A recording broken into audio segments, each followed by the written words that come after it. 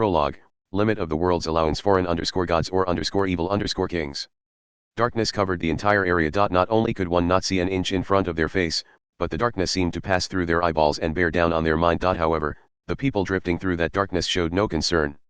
They implicitly said that this was the natural state of the world, or that someone had yet to whisper, "Let there be light." Direction and depth were indistinguishable in that black space, but three distinct presences existed there. "So have we managed to finish in time, Nephthys?" An old man's voice spoke in the darkness. More than simply wrinkled, the voice was better described as dried up. The responding voice sounded like a young and bewitching beauty. "Yes. That zombie girl is useful at times like this. Thanks to her background of actively drawing in a great number of cultures, she has an affinity for most anything. But, High Priest," cut in a girl's voice that sounded even younger and also childish, "Miss Zombie's theory is essentially the same as holding up opposing mirrors, right? By splitting up our power infinitely, we can intentionally weaken ourselves and avoid destroying the world whenever we move an arm or leg. What about it, Niang Niang? I'm just wondering if the symbol infinity will really grow weaker when you split it up. I don't want to smash the world up like stained glass the first step I take. We're not like Uthonus. It doesn't matter if it's a mere deception as long as it works. Just like a Mobius strip or a Klein bottle, some concepts are allowed to exist even if they can't be properly defined, Niang Niang. Yeah, but I prefer practical ideas over theories. You could say I'm the inventor type instead of the scientist type. I have a hard time believing it'll actually work just because the theories all add up. I can't rest easy until I try it out for myself and see that it works. Then how about we try it? Are you sure we should turn the world into our toy so casually?" Despite her comment, the girl called Niang Niang giggled and showed no real sign of hesitation. The three presences intentionally all looked in the same direction. That produced directionality in the all-encompassing and heavy darkness. That directionality took the form of depth and finally defined the entire space. The woman called Nephthys sang in a sweet voice that seemed to enchant the brain of all who heard it. "Hello, world." A heavy metallic crash burst out. "Hello, science side." A vertical line of thin white light appeared in the surface of darkness. "Hello, Academy City." Double doors opened. The three magic gods filled their lungs with the air of Academy City. Academy City did not border the ocean, so the air routes and land routes were crucial. District 11 was a base for the latter. Metal containers were piled up like a mountain there, and the magic gods took a casual step out from the box at the peak. One was the high priest. His body was as skinny and covered in wrinkles as the dried branches of an ancient tree. He wore a purple Buddhist priest's robe that covered that skinny frame and gave him a more voluminous outline. Great greed could be sensed in the sword he pressed to the ground like a staff and the glittering gold rakusu worn over his robe. He was the product of Buddhist self-mummification, where one starved themselves so their human form would transcend the 6 paths and become a Buddha in just one generation. Another was Niang Niang. The girl wore a short white china dress with extremely baggy sleeves, but her utterly pale complexion was even whiter than her clothes. She wore a hat and had a unique charm attached to her forehead. Simply put, she was a Shijian of ancient China. The last was Nephthys. She was a beautiful woman with long silver hair whose chocolate-colored nude body was completely covered by white bandages. Her eye color changed at a whim and she had teardrop tattoos below her eyelids. She was the goddess said in Egyptian mythology to have shed large tears upon the death of Osiris, but strangely enough, no other stories were known about her. For that reason, some speculated her divinity had been built up by human hands based on the crying woman hired to attend funerals. For now, the high priest spoke with his physical voice while moving fingers that looked like they would break off if he so much as bent them, and shaking his head that looked like human skin pasted to a skull. It would seem to have worked. There is no sign of a tornado occurring on the other side of the world as with the butterfly effect or a holistic esper. Then I guess it's about time for us to get started, too. Niang Niang's carefree comment elicited an exasperated warning from Nephthys, whose entire body was bound by bandages. Dealing with the primary issue is fine, but that is going to be taking action soon. Now that we're existing here in the real world, we'll be detected before long. Yeah, we probably do need to keep things in check. In a way, that is even more of a troublemaker than Uthonus. What a pain, said the high priest while massaging his shoulders. Niang Niang pouted her lips as she continued honestly, why did Alistair have to thoughtlessly destroy our hidden world? Maybe we really should have killed him. We are not like Uthonus, replied the high priest. You yourself said so, Niang Niang. Not that we can shamelessly call ourselves harmless. His gentle and soothing voice led Niang Niang to raise both hands. But she was not saying she had been persuaded by his virtuous sermon. Don't act so high and mighty, old man. You're the one that got pissed and tried to kill him first. I have no idea what you are talking about. That's the problem right there. You completely rewrite your definition of what's right based on how you feel at the moment. What could be more dangerous than a god that makes a complete 180 between what he said 5 seconds ago and what he says 5 seconds later? The worst part is that you're not even aware of it, so you really do believe it's all connected by a continuous thread of logic. Anyway, rather than dodging the issue, the high priest truly did change the subject completely. Naturally we have lost our hidden world, so we have no choice but to stand on the game board here in the real world. Alistair, gemstones, and Kamijatuma. We have a lot of work to do. Or rather, a lot of unnecessary work has piled up. But now that we are standing on this board, we cannot just passively watch on. Once our turn arrives, we will be forced to act. We can no longer stand still and entrust ourselves to the flow of time, so we need to pay some attention to where we stand. Yeah. This may be similar to experts working to hinder each other. Part of the blame lies in the fact that we are much too powerful to act as game pieces, but there is a possibility that each seemingly meaningless move will completely alter the situation on the board. However, he did not say they should not move across the board. He was not a man of such great character, so if at all possible, I would like to lend our help whenever someone is going to make a move, but will that be willing to accept that condition and abandon the role of troublemaker? As she listened, Nephthys placed a hand on her hip and looked down on the cityscape that stretched into the distance. The mountain of containers at her feet was reminiscent of the somehow nostalgic graves of the pharaohs. That is, the pyramids. Her captivating lips moved and formed words. If she wanted, a magic god could mold the world like clay and create a perfect paradise, so it was rare for the concept of an enemy to apply. Before even considering whether someone was strong or weak, the very categories of enemy and ally as well as the entire reason for fighting were kindly and coldly eliminated. It may have been that the only possible enemy for a magic god was another magic god. That other magic god could join the struggle for the resource that was the one and only world to bend to one's will. Nevertheless, Nephthys uttered a name and a related legend. Instead of grouping it in with the many others, she clearly singled it out: Queen Anne. Now, what meaning would she attach to that? The god continued speaking. So King Arthur had a twin sister and a shield to match his sword. Chapter 1, Steamed Buns and Diamonds to underscore the underscore Dianoid. Part 0. From the narrow back alley, only a small rectangle of the clear blue sky of winter was visible. A short boy was sprawled out in a collection area piled high with garbage bags. He only appeared to be about 12. He had shoulder-length semi-long brown hair, a black hooded jacket, shorts, and boots. His socks and the innerwear visible within his jacket created a stark contrast. They left a strong impression with their bright sky blue color and the lines drawn on with a highlighter. His face could be described as childlike, so the bright swelling around his eyes and the blue bruises on his cheeks were all the more painful to see. He let out a slow breath. The boy recalled the conversation he had had not long before. You really shouldn't get anywhere near there. It's too reckless, even if you claim you need to rescue some missing friend called Frenda. He was certain his aching head was due to more than just being punched. Those words had torn into his heart. I'm not trying to act tough and look down on you here. I really am trying to help because I feel sorry for you. You can tell the difference, can't you? It had been a stereotypical city delinquent. And not merely someone disguised as one, it truly had been one. I don't know much about the city's dark side and I'm not soaked in it either. That means I'm still on the honest side of the city. You can call it a gray zone, but I still just barely fit in that honest category. But there are times when it's more convenient to use people like that. Like now, for example. If someone from the underside of the city directly silenced someone, it would reveal that the underside was involved. That was why that role fell to the honest people. Of course, they made sure it was impossible to trace the job back to the dark side. Countless middlemen were used and the payment was made through some complex method. Listen, wherever the money gathers, so does the dark side. They aren't all your target, but a lot of them will grow to hate you even if all you do is try to search them out. That's just how it works. You simply don't have anywhere near enough power. Not only will you not even get close to your actual target, you'll make 5 to 10 times as many enemies in the process.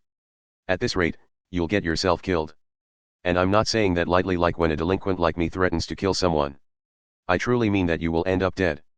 Do you get the difference? The boy sat up on the pile of trash. He had been turned away at the gate. Ads played on TV for that massive complex, so anyone should have been able to freely enter and exit it. However, anyone entering with malicious intent would be searched out before they set foot on the premises and the interception team would head out. Was there something there that required going that far? Was there something hidden there that they could not let anyone see? The boy wanted to know what had happened to his friend who had vanished into the dark side. And he would make sure to rescue her, no matter how deep into the darkness he had to venture. There was a secret worth crushing those desires. No, that required crushing them, but I'm sure you've heard about this. The delinquent had given a heavy sigh while speaking to the boy. If your level of rarity isn't enough, then there's a way of disguising yourself as some well-known person. For example, Academy City's number 6, Ihana Etsu. No one knows that level 5's age or sex. Which means anyone disguised dress up as them and no one can tell the real from the fake, right? No one knows what the original's like in the first place. The boy could not slip past security. He could not access the data. But what if he was not himself? For example, an airport worker could slip past the gate without having his baggage checked and a police officer would not be stopped at a checkpoint. For the president, The White House was literally his home, and an astronaut could take a nap in a space station no one else could hope to reach. What if he did the same? He had nothing and was turned away at the gate, but what if someone else would not be? What if he had the title of level 5, the greatest rarity of Academy City students? You want to know why the person stopping you would tell you that? The delinquent had given a shrug that did not suit him at all. Because your story is just too sad. Stopping you here is the right thing to do, but it's human nature to want to tell you at least one little trick. The short boy rubbed his red cheek with the back of his hand. He sucked in the chilly air and let out a warm breath. He quietly gathered his resolve while sitting on the pile of trash. He would do it. It did not matter how he did it, but he would become Ihan Etsu, Academy City's number 6 level 5. Part 1. Morning came early to Kamijituma's dorm room of District 7. After all, the pointy-haired boy was in high school and yet raised a pet cat and a girl. That prevented him from just throwing some food in the microwave or eating out, because that was too much work. He had to cook for himself.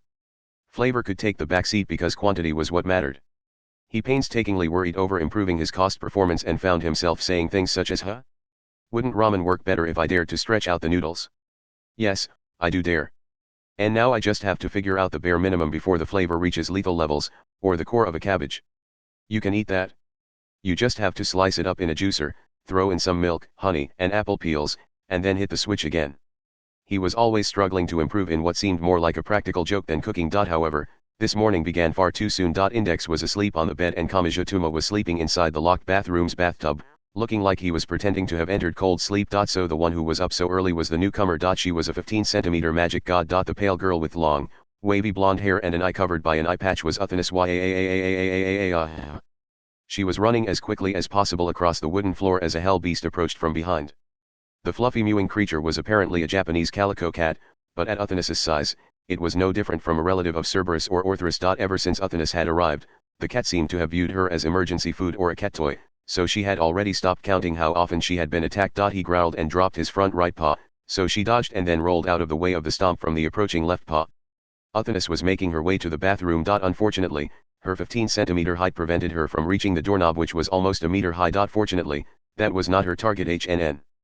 As if making a head slide in baseball, she stretched her arms forward in a crawling pose and threw herself toward the floor. The bathroom door had a 2 or 3 centimeter gap at the bottom and she slipped below it to slide inside. At the same time, she heard a bang on the door behind her. The cat had pounced but lost sight of its target and slammed headfirst into the door. The girl gasped for breath but finally stood up. She heard surprisingly pitiful meowing from behind the door, so she held her hands together, stomped her feet in annoyance, glanced toward the door, and finally crouched down to check through the gap at the bottom. At that exact moment, a paw guillotine dropped down from above. Tch. I knew I shouldn't have worried about you. She frantically pulled her head back in and wholeheartedly cursed the animal. Uthanis, what's with this hell of panties? You're getting lazy with these new worlds now, aren't you? Zzz, the sound of grinding teeth and a ridiculous comment came from the bathtub. They relaxed the thread of tension and symbolized the absolute safety of this place. Now that she had escaped to the bathroom, she would be safe. A mere cat could not hope to open a cultural convenience like a door. Triumph filled Uthanis, but she froze when she heard a clattering from the door. It can't be. It can't be.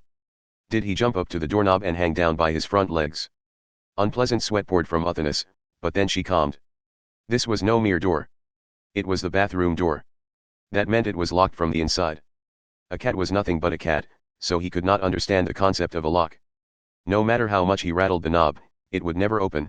Your efforts are wasted. Ahaha. Or so it should have been. Wait.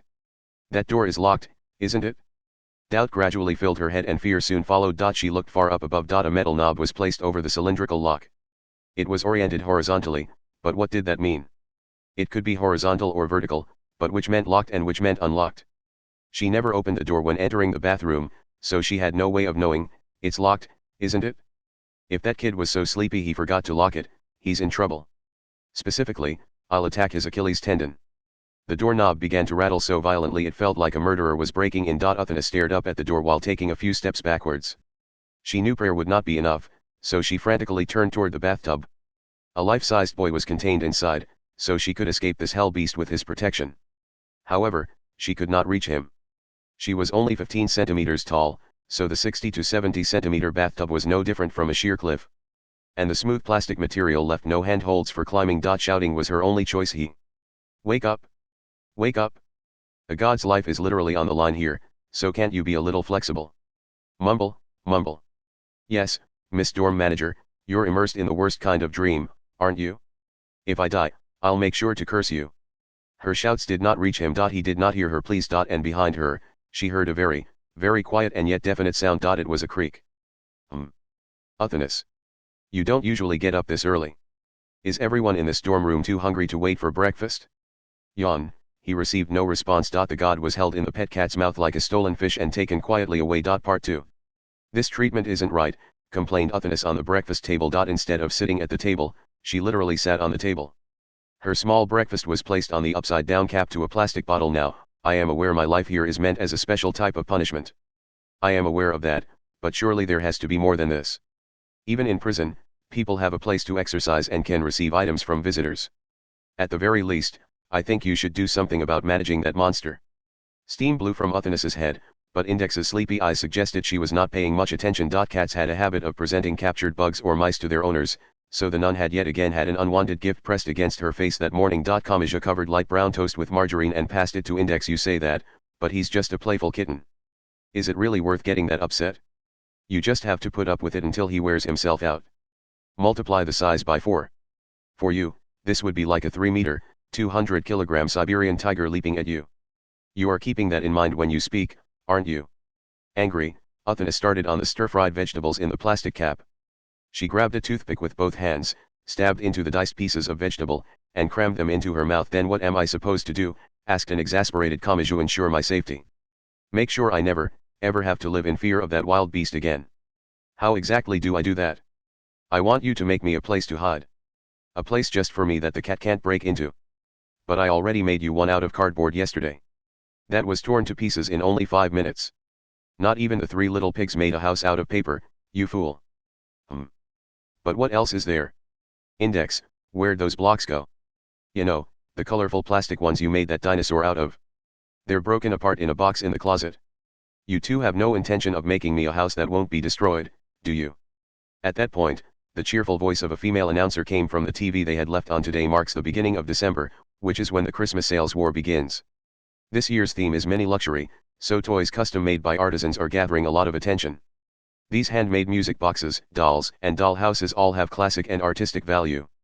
The most popular of them all is this dollhouse from a famous designer. Just look. Each of these pieces is the size of a caramel, but they are real bricks baked in a furnace and mortared together. Only a designer skilled in everything from art restoration to construction could have made this. That's it, muttered Uthanas. The answer is right there. Fine, fine. Later, I'll make you something like that out of empty snack boxes and tape. The answer is right in front of you, so stop trying to avoid it, you fool. I'm telling you to buy me exactly that on the screen there. That thing. Kamachi had a simple reason to be concerned. The cheerful voice filled with Christmas spirit on the TV continued speaking. The dollhouse we introduced just now is available in the Dionoid complex of District 15, Academy City's #1 shopping district. If you are interested, please stop by.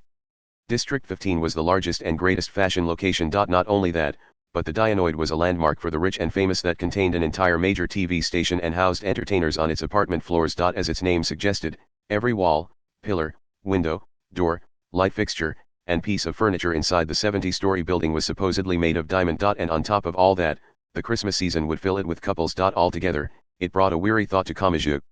To his mind, if I set foot in there, I'll die. My bad mood would kill me. Part 3. December 1. The scenery had changed like a switch had been thrown. Strings of LEDs were wrapped around the roadside trees, stuffed reindeer traveled here and there, and the ladies handing out tissues had transformed into mini-skirt Santa Clauses. Misaka Mikoto let out a white sigh as she walked through all that. She wore a coat over her winter uniform, but the outfit did not look brand new since she had already taken trips to the freezing lands of Russia and Denmark. Things are still pretty quiet around here, but what are they like in the shopping districts? Not long before, the world had been reaching the boiling point over whether they should wage an all-out war against an international armed group, named Gremlin, but everyone was cheerful now that the danger had passed. It was possible the rebound from that fear would make the Christmas celebrations especially lively this year. But at any rate, Christmas, not that it means anything to me. Mikoto attended Tokiwada Middle School, which was known for being a high-class girls' school even in the field of powers development. It was not a mission school that would have a packed schedule on Christmas Day, but they would certainly be banned from leaving in the name of forbidding any inappropriate relationships with the opposite sex. Just like the year before, the students would be locked up in their dorm with no choice but to wait for the storm to pass. I could probably get out with some help from Kuriko's teleportation, but then she would be the greatest barrier standing in my way. As she made her preliminary plans, she suddenly frowned. What exactly did she have set as her ultimate goal? Why was she assuming Kuriko would get in her way? There should not be an issue if she disobeyed the school rules, left the dorm, and met up with Kuriko, Toaru, and Satan for some girl talk. Wait just a second here. I have a bad feeling about continuing on this line of thought, so stop. Just stop. Why am I picturing that idiot in my head? She rubbed her temples with her fingertips like a weary office worker, but, oh. If it isn't Misaka-san. Mikoto froze in place, turned toward the source of the voice, and found a college-aged miniskirt Santa in glasses and with her black hair tied back. She was clearly being controlled, so Mikoto shook her head and quickly walked away. Misaka-san? Misaka-san. Can you hear me? I don't need any tissues and I don't want my palm read. I don't need anything and you look like a fraud. Oh, dear. Is your old lady ability so strong that you're getting hard of hearing? I suppose you do have the aura of someone who's been in middle school for about a decade. What? I could say the exact same thing about you and your suspicious breasts. Only after shouting back did Mikoto realize she had fallen for the girl's trap. The miniskirt Santa brought her index finger to her chin and spoke. I really didn't want to make this decision, but I'm here to discuss something with you. Why me?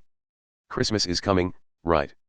Despite knowing she was playing right into the other girl's hands, Mikoto stopped moving. I'm the number 5 and you're the number 3, but neither of us can do anything when Tokiwada bans us from leaving. To be blunt, the teacher's defensive ability is too much. Yeah, the dorm supervisor's defense routine was even directly adopted by the maximum security juvenile hall. Fighting it is hopeless. With level 3s at the bottom and 2 level 5s at the top, Tokiwada contained a total of around 180 espers, so the dorm supervisors needed the ability to manage them all. And those adults had to do so with technology and martial arts instead of esper powers. It made Mikoto shudder to calculate out how much of a monster her dorm supervisor had to be, but, said the person controlling the miniskirt Santa. I think we lost last year because the level 5 ability was separated. The two of us are in different dorms, but that was probably intentionally set up by the adults. Wait. So I think we could break through those solid defenses if we plan things out ahead of time and cover for each other's weakness. The forecast says we'll have a white Christmas this year, so wouldn't it be too boring to spend a second year in a row stuck in our rooms? She had a point. Whether it was direct or long-range support, their freedom of movement would increase dramatically with 2 level 5s working together. It might give them the chance they needed to clear the walls of the impregnable high-class Alcatraz that were the Tokiwada girls' dorms. But, why do you want to enjoy Christmas so much? You mentioned it pretty casually, but it sounded like you tried this last year and failed. What does that matter? And since you brought it up, what is it that's tilting the scales in your mind? BFH. I wasn't thinking about anything. How suspicious. Anti-index V12037.png. Yeah, well, I feel like working with you would be about the same as rescuing someone from a cell only to find out they're some violent criminal. At any rate, no matter how much they disliked it, they had a common goal and joining forces for the time being seemed like a good idea. And after thinking it through that far, both girls had the exact same thought at the exact same time. Yes, but I'd better betray her at the very end. With that, they poured all their strength into smiling and shook hands. At the same time, something else happened. A boy with spiky hair poked his head around the corner of the road. Mikoto and the miniskirt Santa immediately let go of the other's hand. Mikoto focused on the boy like normal, but for some reason, the Santa gently looked away and tried to vanish into their surroundings. Mikoto was curious about that, but she faced Kamiju instead. There was no real reason to call out to him, but it bothered her how his shoulders drooped in contrast to the cheerful lighting. She knew he had an annoying habit of meddling in other people's business while keeping his own problems entirely to himself. What's the matter? What? Why do you look on the verge of tears? What had happened, when he had confronted Academy City's number 1 on his own, when he had not taken Mikoto's hand despite knowing that would mean a fall from Russia's skies, and when he had been surrounded by countless 5-overs and lost to the number 3, he had not shown any tears, so the situation would have to be truly dire for him to be on the verge of giving up. It was possible the moon would fall before Christmas arrived. Mikoto gulped and hesitantly asked again, what has you feeling so cornered? Don't worry. Your big sis Mikoto will help you. There's got to be some way out of whatever it is. You'll listen, Misaka-san. You'll really listen to what I have to say. She had a feeling listening to him would send her straight into some kind of combat space in an alternate dimension, but she could not just ignore this. She gave a small nod to urge him on and sorrow filled his face. His tone of voice made it sound like the world had been destroyed once and he had gone back in time to try and fix it. This time I have to take 2 girls to the Dianoid, that fashionable date spot that stands at the top of District 15, which is already Academy City's number 1 shopping district. I could not be dreading this more than I am. Silence fell for a while. Once Misaka Mikoto's entirely blank mind recovered, she let out the very first word that came to her mind. Eek. I know I'll be completely out of place here, but I have no choice. I have to go there. District 15 is no place for Maine, and the Christmas season only makes it worse. In all seriousness, I'll be crushed. The entire world is going to crush me from all sides. What is this? Are you the kind of person who says he's afraid of steamed buns? That's not it. I really am scared. The people in District 15 are from an entirely different world. I bet they all play guitars and ride motorcycles around. What even is a club, and what do people do there? I doubt I could understand a word they're saying even though they're speaking Japanese. Kamachi trembled and, presumably due to the route he took to school, began walking down a different road from Mikoto. At some point, the miniskirt Santa with a blank expression appeared next to her. Shokahao. Yes, I know more or less what you want to say. They both reached out their hands and exchanged a handshake with far more strength than necessary. If their goal was Christmas Eve, they had 23 days until their escape from Alcatraz. Just like digging a tunnel with a spoon or pouring miso soup on the metal bars each day to induce rust, a long, long battle had begun. Part 4. Hamazura Shiage was in Academy City's District 2. That district was dyed in the colors of heavy industry, especially in vehicles and ammunition. The district's borders were famous for the special soundproofing barrier created by emitting reverse phase sound waves, and, due to its field of research, it was commonly talked about in relation to weapons development. However, Hamazura was not involved in any of that. He was on a racing circuit. As was common in District 2, it was packed in tight like the 18 holes of a golf course. No one was going to complain about the great din of the engine. Traffic laws did not apply on private roads, so a student could drive around without police motorcycles beginning pursuit. A middle-aged man's voice came from the radio built into the full-face helmet. The parameters have stabilized. I'd like for you to make another 2 laps so we can get some averages. Keep up your current pace. Is it just me, or has the fuel efficiency dropped? The sound gets all warped every once in a while. It's supposed to work that way. We aren't building a sports racing machine. It's meant to be used in dirty car chases. Recovery speed matters more than top speed. A smooth and solid black suit covered Hamazura's entire body. What he rode was clearly no normal motorcycle, since it had a jet engine installed. It had no set name. It was the successor of the prototype originally known as the Dragon Rider, but it was intentionally having its specs lowered to bring the cost down enough for mass production. Of course, if that affected its stability, it would all be for naught. There was a simple reason for him to be riding that unannounced prototype. You're the best at getting on its good side. It may have been unofficial, but you're the only test driver who's used the Dragon Rider in battle. That was almost entirely thanks to the suit. Even so, Anari perceives the outside world through you. Just like with the word processor's IME, it's fastest to have the original user do it. Hamazura put the machine through all the requested work by traveling at just above the sound barrier and sliding around the curves more than turning. Doing that for even 2 or 3 minutes meant a lot at those speeds. It was a dense time that was more than enough to end someone's life. Thanks for the hard work. After finishing the set number of laps, crossing the goal line, and slowly coming to a stop, a female voice reached him. If he was remembering correctly, her name was Stephanie Gorgeous Palace. She had short blonde hair and wore white and gray snow camouflage in an extremely casual manner. She was apparently a former anti-skill member, but she was full of mysteries, including how she had ended up here in District 2. Hamazura removed the full-face helmet with both hands and got down from the large motorcycle. He did not put down a kickstand, but the bike did not fall over. It automatically kept its balance using the 2 gyros on either side of the front wheel. I think that went well. The first week is enough to know whether someone will make a good test pilot, and I'd say you've passed as far as that's concerned. I mentioned this before, but isn't this just leaving everything to the suit? I think you would get the same results with anyone. Ahaha. You don't want some great fighter or veteran warrior as your test driver. Are you letting robot anime influence you too much? What you want are communication skills and the ability to ad-lib in case of unexpected trouble. More specifically, you want someone who can objectively explain anything that seems off to them. In other words, a talkative person who says whatever comes to mind is best. Oh. Hamazura nodded despite not really understanding. He had a simple reason for doing this. Mujino Shizuri, Kinyahata Sai, and Taketsubo Rikao still belonged to item, but he did not want them doing any jobs for the dark side. But could he provide a raison d'etre, or rather, a foundation of income in their place? And could he do it without stealing cars or robbing ATMs? He was not very smart, he was hopelessly stuck at level 0, he had no weapons he could put down on a resume, and even his abilities with cars and lockpicking were useless in the adult world without the proper credentials. He had searched for something he could do despite all that, and he had ended up here in District 2. Oh, right. Your phone has been vibrating for a while now, so if you take a break, you should probably check your email. Thanks. I'll do that as soon as I submit the report to Dash.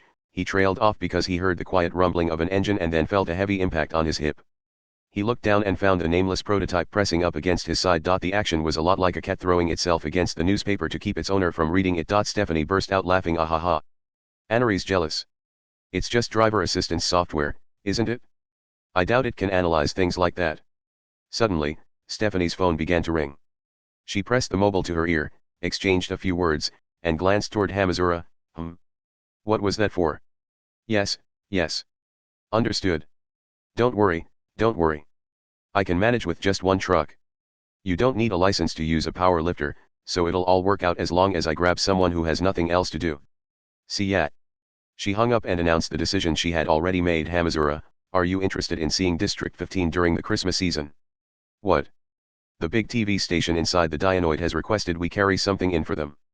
It has to go from District 2 to District 15, but to move the air freight container inside, you have to use the stairs or the elevator, which rules out a forklift.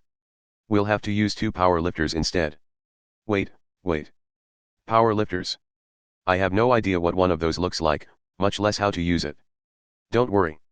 It's mostly just a unit you wear on the back with 2 huge steel arms attached. Add it to your body and it's like having 4 arms. Oh, okay.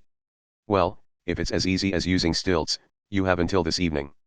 If you learn how to use it now, you won't have to worry about tripping on top of someone and killing them. That's plenty to worry about. You mean this could kill someone? Part 5. Even when lunchtime rolled around, Kamijituma was still in a gloomy mood. Currently, he, Aogame Pierce, and Tsuchimikado Motoharu were surrounding a single desk and engaged in a 3-way death match. However, they were not grappling with each other.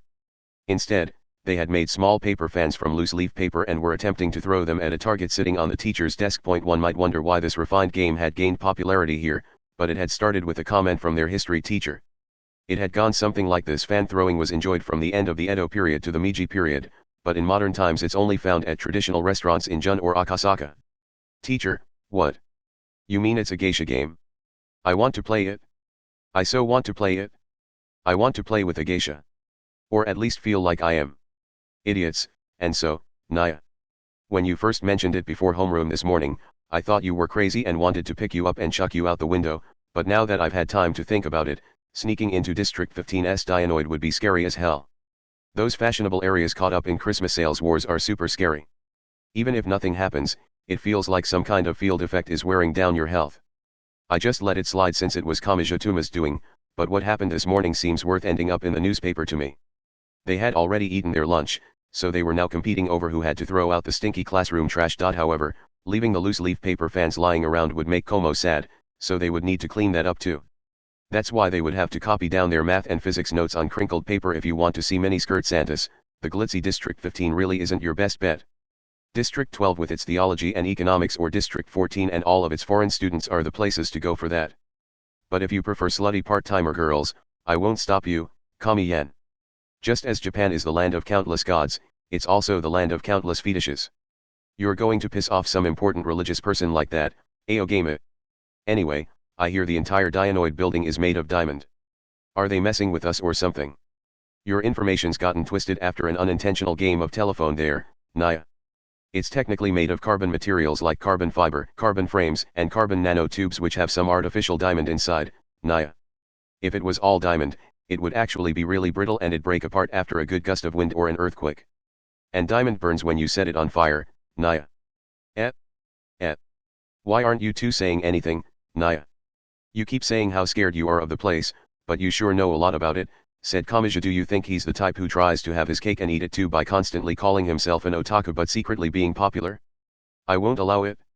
I'll never allow Aogame Pierce stepped outside of Tolerant Society, threw a loose leaf paper fan like a shuriken, and just barely grazed the edge of the target, Tsuchimikado's pencil case, on the teacher's desk. Actual fan throwing apparently had over 50 standards by which to judge a throw, but since these idiots had trouble enough even hitting the target, they simplified it as much as an old folks' cell phone and said whoever hit it first would win. Tsuchimikado then made use of the kind of strength one gains in a crisis. What?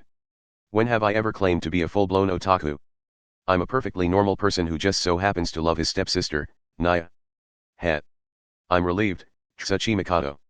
From the moment you claim having a thing for your stepsister is normal, you've proven yourself a proper Japanese otaku who can go anywhere without feeling shame. I'm relieved that you'll never escape that label. You son of a bitch. Are you insulting the world's little sisters? I never put one fetish over another. Even if she has the lower half of a snake or a spider, I say you gladly accept. What's that? You were expecting a girl with cat ears but got a full realistic cat head. So what? Kamijituma had been left out of the conversation for a while, but he was avoiding scattering fans like a submachine gun and instead carefully taking aim like a sniper. And like an assassin hidden in the bushes, he stabbed his friends in the back. You know, you've dyed your hair blonde and wear sunglasses in class while you've dyed your hair blue and pierced your ears. It looks to me like you two want to be popular more than anyone else. What? Don't be ridiculous, Kami-yen. Can you stop changing the Akashic records? You keep calling yourself an otaku, but it feels like you're trying to place yourself higher than others by thinking of yourself as better than those other otaku around you.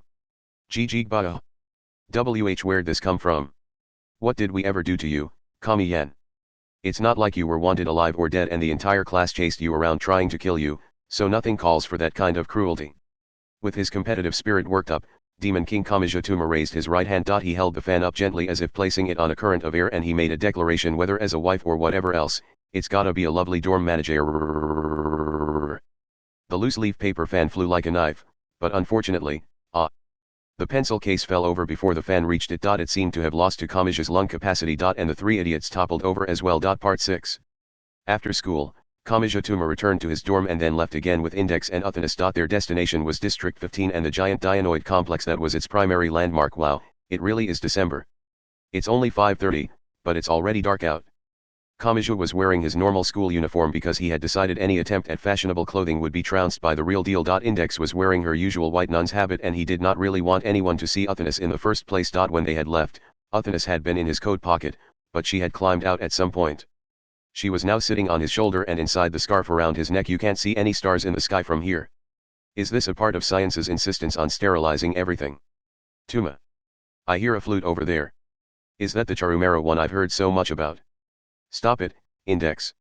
If we take a detour here, I'll definitely lose my nerve to visit the Dianoid. And if we eat ramen at a roadside stand, I can only imagine Uthanas will end up falling right into the bowl when I lean over. They used the subway to reach District 15.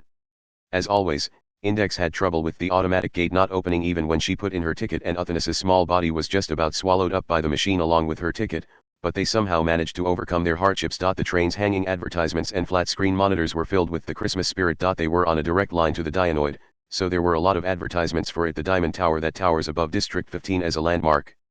The Dianoid is filled with ultra-high-class brand name shops that have all passed our unique selection criteria, so you can find anything here. Whether you want time, space, freedom, or relaxation, you can find what your life is lacking. This is a notification of public live broadcasts. TV Orbit's Dianoid broadcast office is seeking audiences for its programs.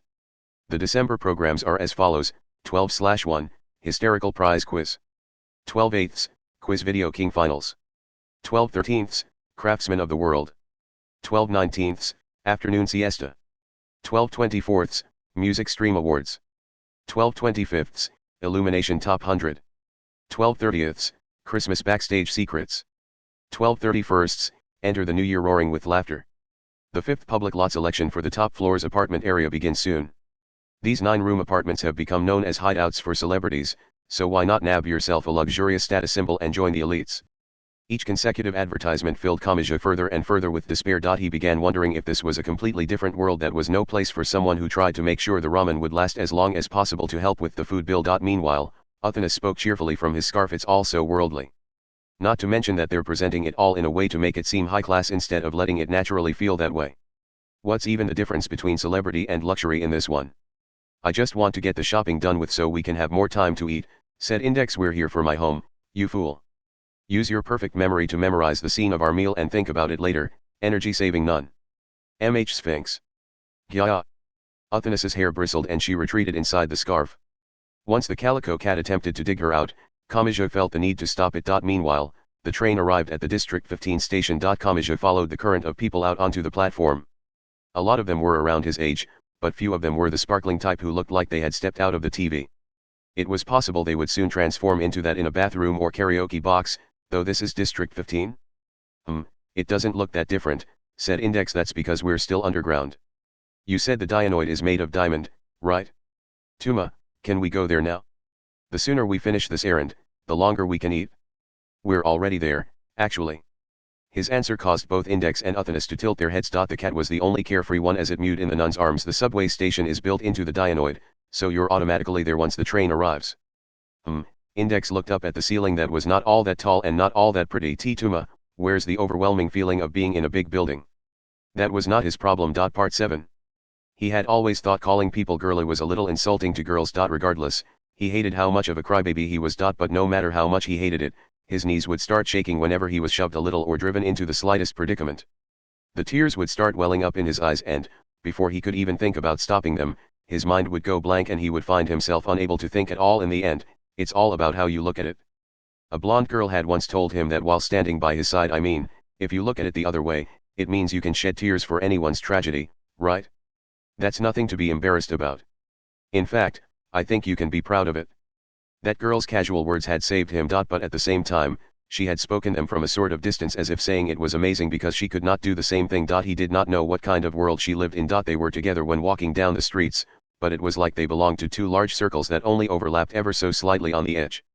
There was an extremely thin yet definite gap between them that gave him that impression. She never mentioned it, so he assumed she did not want to talk about it. She did not reveal the truth, so he assumed she did not want him to know. He had decided to respect her decision. It did not matter what world that blonde girl lived in as long as she would come to visit him. He was certain there was a place for him in her heart. It may have been a tiny place driven far out of the spotlight, but that was enough for him. Until the day she had suddenly vanished, that is. The boy held his hand up toward the purple sky that was shifting from evening to night. He held a small card in that hand. Ihana Etsu. Academy Cities number 6 level 5. That would be his title from now on. Student ID cards had dozens of anti-counterfeiting techniques worked in and not even the currency printed outside Academy City could compare, but he had managed to secure the name Ihana Etsu. The photograph, blood type, and a few other pieces of data had been altered, but the rest was identical to the real one. Then again, the concept of real and fake may not have applied here. Ihana Etsu was a mere student, so he of course did not have the means of producing a card that slipped through those anti-counterfeiting techniques. Even after his very best effort, he could only give it the mere appearance of the real one and any specialized reader would immediately identify it as fake. However, he had torn the card he made into 3 pieces. Currency for example had watermarks and holograms that could not be copied, but if they were torn apart so only those portions were missing, they were indistinguishable from a real one. And if 2/3 of a bill were brought to a bank, it could be exchanged for a real one. With only the torn puzzle pieces, the clerk had no way of telling if it was real or fake. Ihana Etsu had done the same thing. He had intentionally destroyed his incomplete counterfeit card and omitted only the portions he had no way of faking himself. He had gathered the remaining puzzle pieces and boldly sent them to the real Ihana Etsu school with a document saying his school ID card had been destroyed and he needed a new one. Fortunately, that process was automated. If a live clerk had handled it and spoken to the real Ihana Etsu, the jig would have been up. Still, this isn't going to fool them forever. At most, it'll last a day or two after the card was sent out. This is my only chance to use the real one's reputation. I need to make my attack on the Dianoid and find a clue to bringing her back in that time. This was based on something the blonde girl named Frenda Sevlin had said. She apparently had a secret base in a high-class apartment on the upper levels of the Dianoid. She had said it was a truly free space that had no connection to the light or the dark. She had not necessarily vanished there, but it was the one clue Ihana Etsu had. If that was a place where she could reveal her true self, then some information related to her disappearance could remain there. If she had gotten into some trouble in the darkness that he was unaware of, then he might be able to get a look into that darkness through the Dianoid. Whatever he was going to do, that was his first step. No matter what happened, he would bring Frenda back. It did not matter how reckless people said he was being okay. He clenched his small hands. Something switched over within him and he shifted his gaze from the purple sky and to the area directly ahead. Some dangerous people had already slipped into the scenery. Before he had become Ihana Etsu, people much like these had dragged the boy into a back alley, given him more than 10 warning blows, and then thrown him onto a pile of trash. He did not know who they had been hired by or why, but he knew they would wield violence against him. His heart leaped into his throat. Sweat poured down his face. He squeezed a hand against his chest and tried to control himself. The timing was the same as the other day. They were not the exact same people, but that may have been to not rouse suspicions when the same person was sent out again and again. Whatever the case, he could not fool anyone if he did not fool the very first person. If that happened, he would not be able to continue on. He stared ahead. He used all of his strength to restrain his true weak self that threatened to appear on his face. There were more than 10 of them. They pretended to be unrelated passers-by, but they were undoubtedly cruel people working together. In that case, aiming for the weakest one would have the opposite effect. To mentally overpower them all, he had to start with the strongest one. He slowly walked toward a large man in a thick leather jacket who had barbed wire wrapped around his sleeves. Ihana Etsu finally began his fight. Are you the one I was promised? What? I'm Ihana Etsu. I take it you're the commendable professional punching bag who's willing to be my guinea pig for money.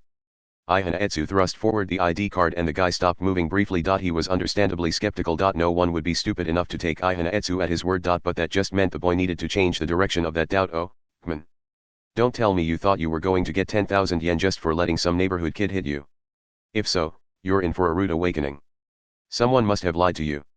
Then again, you've already received the money for becoming a level 5's guinea pig and recovering in the hospital, so I don't want to hear any complaints. His mind very nearly went black. It would have had it not been for his opponent's next comment. You've gotta be kidding me. Ihanetsu? So that's why this seemed like such a good deal. It never developed into an actual conversation. That mass of muscles had seemed like an unpassable wall, but he turned right around as if the wind had blown him. He ran off as quickly as he could. He even ran into a group of illegally parked bicycles and tripped quite spectacularly. When the others saw their mental pillar gasping for breath and crawling away, the confusion and panic spread to them. Ihanetsu held the card between his right hand's index and middle fingers and thrust it forward like a knife. That was enough for the men gathered around a distant wind turbine to fall onto their butts. It was not that they were especially cowardly. He slowly moved the card from one target to the other, which was enough to send those grinning pawns to the ground where they backed away. The next thing he knew, they were all gone. He had eliminated the barrier. His blanking mind, racing heart, and trembling knees had all stopped. Ihanetsu had become Ihanetsu. Heh. Laughter escaped his lips. With only a single card as a weapon, Ihanetsu doubled over. Ahaha. Ahahahahahahahahahahahahahahahaha. He used his index finger to wipe away the tears in his eyes, and he thought as his cheeks flushed, to hell with Academy City. To hell with level 5. To hell with the hierarchy. To hell with the pyramid structure. I overcame it all. I've made it through the first gate. Now no one can stop me. I'll have you show me where you've hidden that girl. He walked toward the Dianoid. He walked toward that carbon labyrinth that contained the hint he needed to rescue his missing friend Evelyn, from the deep darkness. I'm Ihanetsu. Half for practice and half to put himself in the role, he whispered that as he walked down the empty path. I'm Ihanetsu. He was certain he would be saying that more often from now on. When he needed to rely on that, he would be under a great pressure that would threaten to peel back the disguise. I'm Ihanetsu. Suddenly, a dumb-looking girl appeared around a corner. She must not have expected him to be there because she stared at him in surprise. They were within a meter of each other, so they could have easily collided had they been careless. And they both spoke in unison. I'm Ihanetsu. I'm Ihanetsu. Ihanetsu was shocked. As if aiming handguns or knives, their arms crossed each other and held out student ID cards that were identical save for the photo. He doubted this girl was the real one, and she most likely doubted he was. Their minds were synchronized. Their hearts skipped a beat and they both squeezed a hand against their chest. Oh, no. She's the same as me. Oh, no. He's the same as me. The next thing they knew, the two Ihanetsus had scattered in different directions. Both identity thieves complained in their hearts that the distant level 5 needed to guard his or her identity better. Part 8. The city was decorated with lights and the roads were filled with wine red or mustard yellow sports cars, but on that night, a large truck raced through District 15. Stephanie Gorgeous Palace was driving and Hamazura Shiich sat in the passenger seat. Wow. Now that's amazing. You mean the Dianoid? There is that, but also this truck. Isn't this one of those decorated trucks you'd see on Truck Yara or something? And the sides are covered in a huge picture of some singer. It completely ruins the mood. Do you have something against District 15? Heh. Well, I am the representative of single women everywhere. It pisses me off how all these brats use their love lives to escape reality and forget all about being a student. I so want to blast a confiscated dirty song at full volume. Okay, how about you start by apologizing to single women everywhere? You can't just pick yourself as their representative. It doesn't annoy you to see a place filled with so much consumption and couples? Doesn't it make you want to shout, Uriah? We're the ones who are stuck at work on the 24th. Actually, I have Christmas Eve off and I plan to spend it with my girlfriend. Okay then. It looks like someone is about to have a full day, no, 3 full days of consecutive shifts for the 24th and for New Year's. You monster. As he shouted at her, the out-of-place truck approached the Dianoid. It was carrying a 2-meter air freight container meant for transporting art as well as 2 special pieces of heavy machinery called power lifters. This kind of place really scares me. If I ever invited someone here, they'd just assume I was trying to get into their pants and give me a cold look. Oh? You never came here looking for marks during your delinquent days? The amount in a wallet here would have been completely different. If we targeted places like this, the back alleys would have been wiped clean in a heartbeat. The building was a giant hexagonal prism rising 70 stories high. Whether for decoration or reinforcement, several thick wires extended diagonally down from all sides. District 15 was packed full of high-rise buildings, but the wires slipped through the gaps between them all. The central building and the surrounding wires were brilliantly illuminated by the lights on the ground, and its majesty stood out clearly in the dark night. To emphasize that this was a form of optical art and not just illumination, the coloration changed as time passed. It's primarily divided into the upper level, the mid-level, and the lower level. Our delivery spot is TV orbit on the mid-level. After using the delivery entrance, it's a single elevator away, so there shouldn't be any way to get lost. We're taking those on an elevator. Hamazura turned around even though he could not see them from there. Stephanie laughed. The upper level contains a high-class hotel and apartments. They take in plenty of grand pianos and home theater systems, so the elevator is rumored to have a huge weight limit. But if it doesn't work, we'll be stuck using them to carry the container up the stairs. The Dianoid supposedly doubled as District 15's subway station, and the elevated highway and subway line were apparently laid out to cross each other like an intersection. There was a main entrance at all 4 cardinal directions, but the ridiculously decorated truck used a delivery entrance prepared in a more inconspicuous location. While Stephanie rolled down the window at the gate and spoke with the worker there, Hamazura's cell phone beeped. It was an email rather than a call. He checked it and Stephanie asked him about it while humming and turning the steering wheel. Who was that from? Some friends. They're waiting for me on the Dianoid's mid-level. The mid-level? Isn't that entirely taken up by TV Orbit's offices? Part of it's opened up to the public. There's a viewing platform, a pool, a gym, and some other things there. It's of course made so the normal people and the entertainers never cross paths, but they have to be there. I hear they like to go have some fun after finishing a day's work. Eh. I see you're enjoying your youth. Maybe I can go there once soon as Ara wakes up. The gate led to an indoor parking lot. It was surrounded by cold man-made walls, but not from the gray concrete normally found in parking decks or parking garages. The ground, the ceiling, and the thick columns positioned at set intervals all looked like they were made of wood. As a whole, it looks like a misguided attempt at a medieval Japanese building in a Hollywood movie. It may look like that, but it's all made from carbon. I could ram the truck into it and it wouldn't leave a dent. I really don't get fashion. Stephanie parked the truck in a large guest space and they both got out. She spun a key ring around her index finger, but before she could circle behind the truck, Hamazura used 2 wires to open the lock on the container. You know, skills are really in how you use them. A sexy spy and a greasy stalker are really doing the same thing. Hamazura opened the double doors with a confused look on his face. The first thing he saw was a silver die larger than he was. It was actually the artwork container. Beyond it were the power lifters. Several rubber belts stretched down from the ceiling to secure the large metal backpacks, giant arms extending from them, and smaller legs were added for stability control. The arms were so large they nearly reached the ground when dangling down. There were 2 of them. One for Hamazura and one for Stephanie. That was probably also meant to provide a spare in case something happened. How are you with a power lifter? I worked my ass off studying those things for 5 hours. Do you have any idea how often I almost got my flesh caught in the front joint? Anari's assisting you, so you'll be fine. Hamazura roared complaints as he stepped inside and removed the rubber belts. Unlike a military-powered suit, the power lifter did not cover its wearer in armor. Much like the difference between a tank and a power shovel, it was probably an issue of regulations for civilian products instead of a logical decision. They were controlled by 2 joysticks connected by cables and by the foot pedals that attached one's feet to the legs.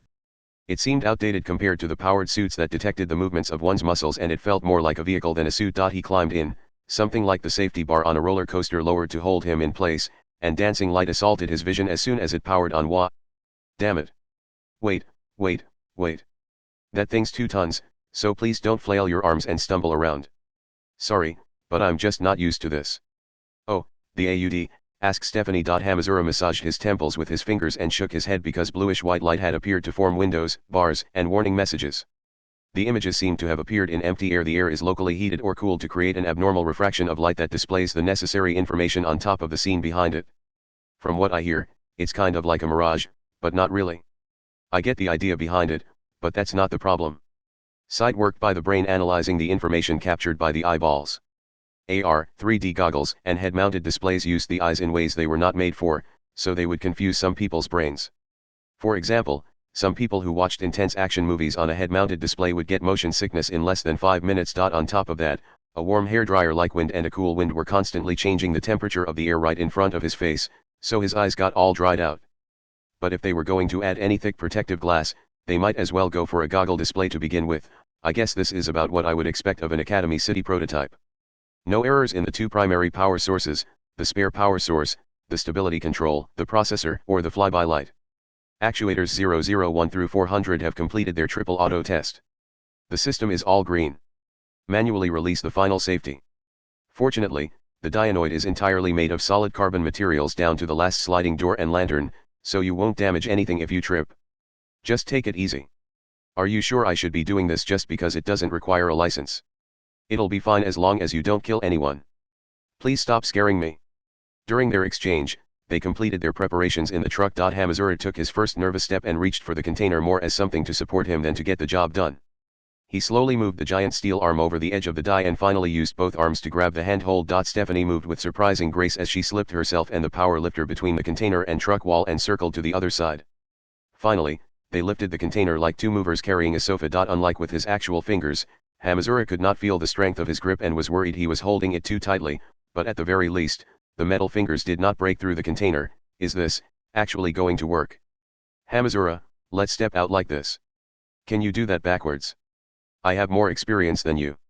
They slipped out of the truck as they chatted, but the power lifter was a 3-meter mass of steel. It was not a military device, but its reinforced arms could still easily lift up a small car. Afraid of having someone caught in its path, Hamazura was being overly attentive to his surroundings, and that may have been why he noticed this. A small form was sneaking between the cars. The person had semi-long brown hair, a hooded jacket, shorts, boots, a bright sky blue shirt, and similarly colored socks. Is that a boy or a girl? Teacher. What? This isn't directly related to our job, but let's say a small child is hanging around near our work truck. If they look like they're about to duck below a car, what should a good worker do? Even if it isn't directly related to our results, anything that could be a risk to our business needs to be eliminated. In other words, hey you. What? Don't let go of the container. Stephanie manipulated the 3-meter body to raise its steel hands. A moment later, a shocked small form jumped up from behind a car. They tried to run away while almost falling over, but they messed up, collapsed into a sitting position, trembled on the ground, and held out what appeared to be a student ID card. I am Academy Cities number 6, Ihana Etsu. Hamazura's throat instantly dried up. He felt a squeezing in his heart. Uncontrollable warning signals filled his entire body. Thanks to his time wandering the back alleys as a level 0, he knew firsthand just how frightening powerful espers were. But Stephanie Gorgeous Palace cut the kid off with another yell. Yeah? Well, I'm a teacher. You'd better not be underestimating athletic Miss Stephanie and her esper containment combat routines. Hiya. Hamazura finally caught on when he saw Ihana Etsu hold up his hands to protect himself from this grown adult's full volume shouting. Wait, teacher. They're just a kid. Now you're pissing me off. You're a kid too, so stop trying to act like an adult. I think you're the one that needs to be contained right now. As the two 3-meter machines finished grappling next to the container, the previous boy, girl, was nowhere to be seen. Assuming one of the steel arms had not scored a home run on the kid at some point, they must have run off. Part 9. Kamijatuma, Index, and Uthanas took an elevator from the subway station and to the shopping area of the lower level. The shopping area covered the 1st to 20th floors, but the center of those floors had been opened into an atrium. Looking up gave one the bizarre sensation of being sucked up into the heavens. Most of the lighting was indirect and filled the building with soft flesh tones. The most notable characteristic was the interior. The structure itself was that of a high-rise building, but each individual part was much more similar to Japanese-style construction. The seemingly wooden flooring was polished to an amber color and the space was divided up by sliding doors and screens rather than Western doors. Even the aforementioned lighting came from square paper lanterns hanging from the ceiling. The Christmas spirit seemed to have vanished the second they set foot inside. Kamiya spoke his general impression aloud. I get the feeling Kanzaki would like this place. If she had heard that, she might have angrily shouted that all this was fake, but he could not help it since it had the same image. The only other notable feature was the decorative flat-screen monitors installed here and there. Some were attached to the walls and columns and others hung from the ceiling on thin arms. When Index saw the footage they displayed, she tilted her head. Tuma, what TV is that? The newspaper didn't list it? I'm not sure whether I should be amazed you've memorized the TV guide or concerned that you have that much free time, groaned Kamiya. That's a behind-the-scenes broadcast from TV Orbit. The mid-level up above is a TV station, so an AD or someone goes around backstage with a small camera. It isn't broadcast over the air, but some idol fans come to the Dianoid just to see it. TV station. Oh, damn. I have to start my explanation there. The flat-screen monitors hanging from the ceiling were currently displaying footage of male idol Hitosui Hajime asleep on his dressing room couch. The clear division between cheers and boos coming from the crowds was just plain cruel. And instead of just one behind-the-scenes video, it switched to a new one every few minutes. Like a DJ choosing songs, the segues between footage seemed to form a single presentation. The viewing platform on the mid-level is known as the Aqua Palace due to its focus on water art, which includes the world's largest indoor fountain. As Kamiya listened to that announcement, he heard Uthana speak from her position on his shoulder and inside his scarf. So where is the store selling the artisan-made dollhouse? Wait. I printed that out at the convenience store. He dug through his pocket, unfolded the map, and checked on the location. Okay, it's on the 5th floor. Taking the escalator would probably be faster than the elevator. Tuma, Sphinx is getting really restless. I wouldn't if I were you, Calico Cat. I know you want to sharpen your claws, but everything here is made of carbon materials and I bet even the sliding doors would stop a bullet. Your claws can't even scratch them. With that, they took the escalator to the 5th floor. Because the center formed a giant atrium, only half the space was usable. Even so, 350 brand name shops had been crammed inside. They were located across from the atrium, which meant on the outside edge, and they ranged from the size of a small convenience store to larger than a tennis court. Once they arrived on the 5th floor, Uthanas spoke from his shoulder. Index also stared blankly ahead while holding the cat in both hands. It looks crowded. Well, it was featured on the morning news, so other people must have decided to stop by just like us. Wait a second. I don't mind if it's popular, but if we miss out on the dollhouse, what happens to my days of peace? Groaned Kamachi while looking up at the ceiling. I guess I could make a box out of cardboard and tape it together. The cat would tear that apart almost immediately. If you don't want it destroyed, then live in something smooth and without joints, said Index. You could put an upside-down wash basin down over yourself. Don't you get that the cat is smart enough to lift up the wash basin? Those two did not understand the threat. Uthanas realized she could not let things continue like this, so she pulled herself from Kamachi's scarf. I refuse, she jumped down from his shoulder, to accept this. As soon as she landed on the wooden-looking floor, she took off running through the crowd's feet and toward the shop. This was a problem for Kamachi and Index. That girl. How does she plan to buy it when she's 15 centimeters tall? In fact, I could see her being mistaken for some new kind of doll and ripped apart to see how she works. This is an emergency, but don't worry, Tuma. Sphinx, go. Ah. That's just adding fuel to the fire. By the time Kamachi cried out, it was already too late. The cat gently landed on the floor and took off after Uthanas like a hunting dog. Crushed underfoot, torn apart, or caught by a feline hunter. Kamachi grew quite blue as he imagined what could happen to Uthanas in the near future. Anyway, we have to find her. Listen, Index. Keep your eyes down. Do not. I repeat, do not step on her. I'm not kidding. Don't you step on Uthanas. Part 10. Even here, Taketsubo Rikau was wearing a pink tracksuit. The Dianoid's mid-level contained a TV orbit office, but that included a viewing platform, indoor pool, gym, and other facilities that were set up so there was no overlap with the entertainers and production team. The lower level was filled by high-class brand-name shops where one bought products, but the mid-level was filled with movie theaters, beauty salons, restaurants, and other services that were consumed on site. Unlike the lower level, the Japanese-style construction included a focus on water here. For example, narrow waterways made from wooden troughs ran along the side of the corridors like the canals of Kyoto. But these girls were inside a cafe that took up the entire perimeter of the floor to provide a view of District 15's dazzling night scenery. It was built to provide a relaxing atmosphere, so the guests could set the aroma, music, light intensity, and light color in each individual partition. They could also rent massage chairs and footbaths. This was the type of cafe that made its money on the extra table fees instead of on their coffee. Currently, Taketsubo spoke while her chair vibrated for a massaging effect. Hamazura says he'll be here in another half hour. Oh. That's super fast for him, replied Kinyahata Sai, a girl with a brown bob cut who sat at the same table. She would occasionally breathe in from a clear mask attached to an oxygen tank and tilt her head as if wondering how it was supposed to be relaxing. However, she did not stop there. She went on to hesitantly turn around. The real problem is all the shopping bags we've super collected already. What? Hamazura was the one who told us to kill time until he got here, said Mujino Shizuri, the culprit, as she crossed her legs. Kinyahata gave an annoyed sigh. He just meant to wander around for a while. Why did you start buying a super lot of stuff all of a sudden? Because I have a card. I super can't see how someone like her managed to work underground jobs. Mujino, Kinyahata, think about the other customers. However, the other two girls were not the type to listen to Taketsubo. And what is this? You have pair after pair of super identical pumps. You can't tell the difference between Elasine and White Snake? Are you my grandmother? Shut up, Miss Celebrity. I'm the one that's super mad right now. No matter what Mujino buys, she always breaks the heels off so she can move better as soon as she gets into a fight. That's why the Elasine twin heels have a hinge. The heels fold down when you need to move. Then you super don't need the heels in the first place. Wear some flat sneakers already. Honestly, if we weren't paying attention, you'd super buy an apartment with that card. Are you trying to say it's all on me? It's all my fault. Mujino, don't use meltdowner here. Yeah, it is your fault. And who's going to carry that pile of bags? What a pain. This is why I super suggested we should go see a movie to kill some time.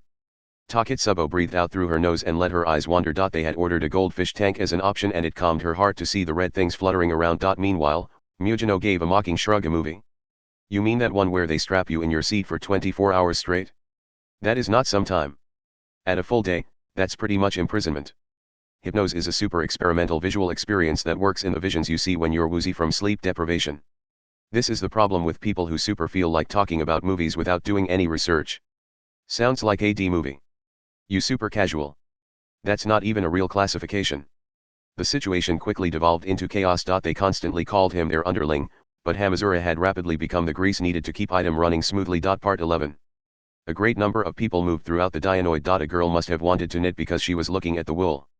A boy was visiting multiple stores to see if he could get the exact same product any cheaper. A wealthy man simply looked lonely. A high school girl had come here for the status but could not find anything to actually do. Among them all, a group faced completely different directions yet communicated their thoughts as if whispering. Saint Germain is about to move. One leaned against the wall. Even a conservative estimate puts it at more than 10 centuries. After the long journey, Saint Germain has finally found it. One passed by the other people in a wood grain corridor. Saint Germain will gain it all before the other magic gods. Two remained back to back. Like a gentle ripple, the power of a gentle thought propagated from person to person. Finally, it gathered in one point of the Dionoid and urged on a certain action. So why not throw in a bit of harassment? Why not destroy his so-called plan? Part 12. Kamijutuma had gotten separated from the others in the crowd. Palm-sized Uthanus and the cat were one thing, but Index stood out like a sore thumb with her nun's habit, and yet there had been no sign of her since the wall of people had blocked the way. Index. Uthanus. He called out for them while making a circuit of the atrium but found nothing. Wondering if they had moved to another floor, he turned toward the escalator. That was when he noticed something. Pant. Someone was leaning up against a column with a hand in the center of their flat chest. Were they a boy or a girl? Either way, the short person's cheeks were red and they were gasping for breath. There were also large beads of sweat on their forehead, suggesting they had just completed some heavy exercise. What was this? Hey, are you okay? If it's too stuffy in here with all the people, you should go rest on the benches over there. Pant.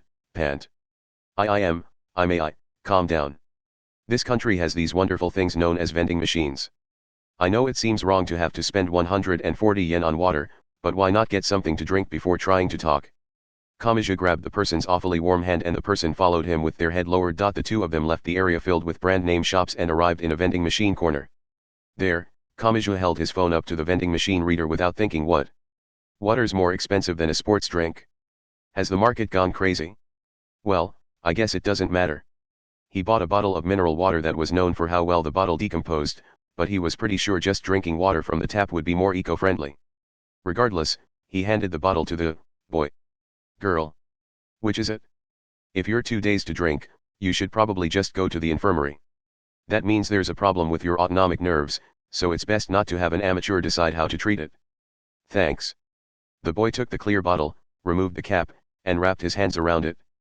Gulping sound soon followed. Phew. He let out a gentle breath. Even after a few gulps, he did not cough anything back up, so Kamija decided it was not too serious. Nt index V12088.png. The short boy held the plastic bottle in both hands and looked over at the line of vending machines in order to avoid looking at Kamija. A few high school girls were gathered there and they spoke shrilly in front of a machine covered in an LCD screen. It used the hesitation in one's finger when choosing what to buy in order to analyze the customer's personality and search for other recommended products. But you don't need to worry about me. I'm not suffering from heat stroke or dehydration. It would be nice if that was something people could be so sure of. It's true. I'm sweating because I was running. Honestly, I have to search out the Dionoid secrets to find a way to rescue that girl, but I ended up having to run away from those weird things right off the bat. That girl? Run away. Kamiji's tone dropped a bit, so the boy frantically waved a hand in front of his face and shook his head. Anyway. That was only because I dislike spilling unnecessary blood and kindly let them have that victory. If I was serious, the world would come to an end. I wasn't serious there at all. You're doubting me, aren't you? I may not look it, but I'm Academy City's number 6, Ihanaetsu. The surrounding air seemed to shake. The boys and girls passing by clearly looked over in shock. That was the frightening power behind the name Ihanaetsu. Some people even hurried away. That was why all the focus on Ihanaetsu could be divided into one of two categories, viewing him as the real deal or concluding he was a fake. However, Kamija soon spoke up. Oh, so you're one of them. Does that mean you know Accelerator or Misaka? What? You don't seem like the type to zap someone as soon as you meet them, so I guess it doesn't matter, More importantly, what was that about running away? Oh, no. This person in front of Ihanaetsu had skipped the stage of debating whether he was real or fake. Even if he was 100% real, this boy was not even remotely afraid of him. That's District 15's Dianoid for you. It's like a den of monsters. Oh, right. I guess it's rude not to introduce myself. I'm Kamijo. Nice to meet you, Ihana-san. Hiya. Ihanaetsu fell onto his butt as soon as he heard that name. Unable to get up, he slid back along the floor. Kamijo-san, he asked in a trembling voice. Why you mean the Kamijo? The boy said to run around the city at night, knocking out even the most mighty warrior with his clenched fist and snatching up every girl in his path no matter how young or old. Oh, God. My head hurts. This is reminding me of that world. This triggered the trauma brought on by magic god Uthanus, who he now realized had been very immature, and the pointy-haired boy was left covering his head in his hands instead of making a snappy comeback. Normally, he would have asked what had become of people's image of him. But the next thing he knew, Ihanaetsu had vanished into the crowd of people. Kamijo could still hear a scream, so he could tell which direction the boy had gone. At the same time, a hard clack reached Kamijo's ears. All of his previous assumptions were thrown out the window. By the time he realized it was the sound of a cane tapping on the floor, the color of his surroundings grew distorted. A man of 40 or 50 stood still, ignoring the flow of people around him. He wore the sort of comical tailcoat found in costume shops and the kind of silk hat worn by stage magicians. He even had a monocle in his right eye. The cane he held made one think of an illusionist's stage costume more than actual ceremonial garb. People were wearing a variety of costumes for the Christmas season, but this man was noticeably different. Rather than changing his outfit to match the surrounding atmosphere seemed to change to match his outfit. Hi. His casual voice pinned Kamijo to the spot. That man's focus had fallen on him. That prevented him from averting his gaze for even a moment. It was a fatal development. His physical body sent out warning signals before his instincts or experience could. All of his previous assumptions had been blown away. He could feel all other sounds receding from his mind. As his senses created a world containing only the two of them, Kamijo hesitantly asked a question. Why was he hesitant? Not even he knew the answer to that. Who are you? I could name myself, but a boy with little knowledge of our side might not know what that means. You negative gap in the lattice.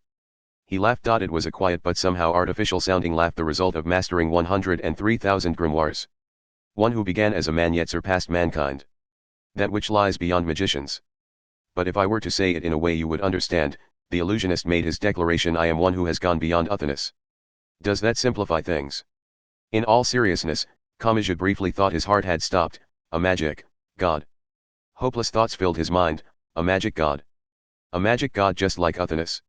A magic god at full power? What do I do? What do I do? What do I do? What do I do? What do I do? What do I do? Uthanus was a good person. She still had some kindness in her that let us settle things after talking it out, but what if he doesn't? What if he really is nothing but a mass of power? What do I do against a magic god? What is he after? Can I settle this by talking it out? If I can't, there's nothing I can do. I never even beat Uthanus. That only ended because she handed victory to me. A strange heat filled his head. Meanwhile, his surroundings were already beginning to change. The scene around him melted and distorted.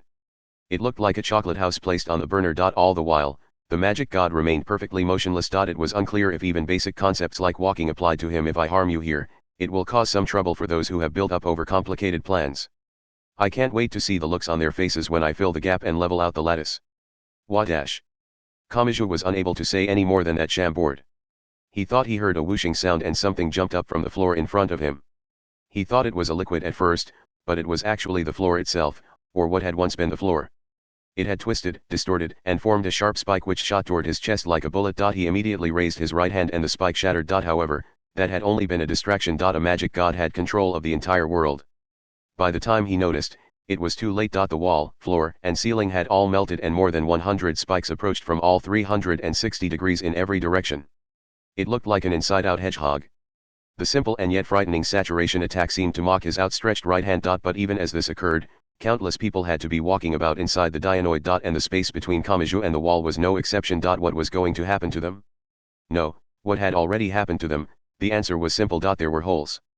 Gaping holes opened. The people had provided cover, but fist-sized holes opened in their chests, sides, legs, or heads, and the sharp spikes passed through them. The spikes never actually tore through the flesh and blood. Instead, the flesh and bone themselves opened a path for the spikes to pass through. Ignoring the organs and skeletons of all those people, tunnels opened for the more than 100 spikes approaching from every direction. On that day, Kamijituma's understanding ground to a halt once more. Between the lines 1. The Dianoid was the primary landmark of Academy City's District 15. The massive hexagonal prism of a building was lit up in a variety of colors and a great commotion had already begun around it. What do you mean we can't get in? I don't know, but the revolving doors won't budge. Oh, crap. The trains are stopped, too. But the last train leaves once the curfew arrives? The doors would not open. Neither would the windows. In a normal building, that would not be too great a problem. In the worst case, one only needed to break the glass to escape. But things were different with the Dianoid. It was made of carbon fiber, carbon frames, and carbon nanotubes which all had artificial diamonds built in. Even if a dump truck crashed into the front entrance at top speed, it would not break through. Even what looked like windows or sliding screens were strong and tough enough to easily stop a handgun bullet. Wait. Are you sure this is just a system error? If someone messed with the air conditioning too, they could set it up so the people inside will suffocate. One of the people in the crowd made that suggestion, but not because he was seriously worried. As proof, he had his cell phone pointed toward the Dianoid building. He would never admit it, but he had to have been filled with the somewhat inappropriate hope of becoming a hero on video sites if that did happen. Nephthys spoke next to him. Well, I doubt this is so simple, but in a way, the lethality of being inside there is probably even greater than that. After all, Saint Germain has begun to move. Eh? What? The boy in the crowd casually glanced to the side and then shouted in absolute shock. One could hardly blame him when the person standing next to him was a silver-haired beauty with nothing but white bandages wrapped around her brown skin. Even if costumes were common during the Christmas season, this was not normal. His modern reflexes caused him to point his phone's lens toward the source of his surprise, but her appearance was enough to make him question whether he should be filming it. And on his other side, the high priest split his dried skin to speak. Yes, but his tastes baffle me. Although it is fortunate that he does not chaotically destroy the world to the extent Uthanas did and that he sees a clear division there. Eek. The boy in the crowd could not help but scream when he saw a corpse or a mummy completely devoid of moisture standing next to him. But by the time he thought about pointing his phone that way and by the time the others turned around to see what he was screaming about, the two magic gods were already gone. The boy who had cried out for a perfectly good reason was left alone to receive those curious gazes like a clown. Chapter 2. Chance meeting between a magic god and a liar. Saint Germain _liar. Part 1. At the time, Hamazura Shiage was looking up overhead. A few seconds after some irregular shaking, the elevator's digital display unnaturally stopped at 29. The lights did not go out and red emergency lights did not activate like in the movies or dramas, but it was obvious something was wrong. It stopped. Looks that way. Hamazura and Stephanie were using the 3-meter steel power lifters to carry an art container, but the elevator was large enough to hold them with room to spare. It was apparently made so it could carry the contents of a small storeroom. That may have been why no acrophobic tremble filled Hamazura's legs. The elevator was so thick and sturdy that it was hard to imagine the entire box was dangling from a wire. Regardless, what are we going to do? We have to get this to the mid-level TV station by the indicated time, right? That's true, but do they have any right to get mad at us if we're slowed by a malfunction in the Dianoid's own facilities? Besides, Stephanie used her cell phone inside the giant machine she wore. I'm not picking up the signal from TV Orbit's broadcast, but that isn't just because we're in this box, is it? You're kidding. You mean there's been a terrorist attack or something? Hamazura was worried about someone else more than himself. Taketsubo, Mujino, and Kinyahata of Item were waiting inside the Dianoid. He doubted there was much that would cause them trouble, but there were always exceptions.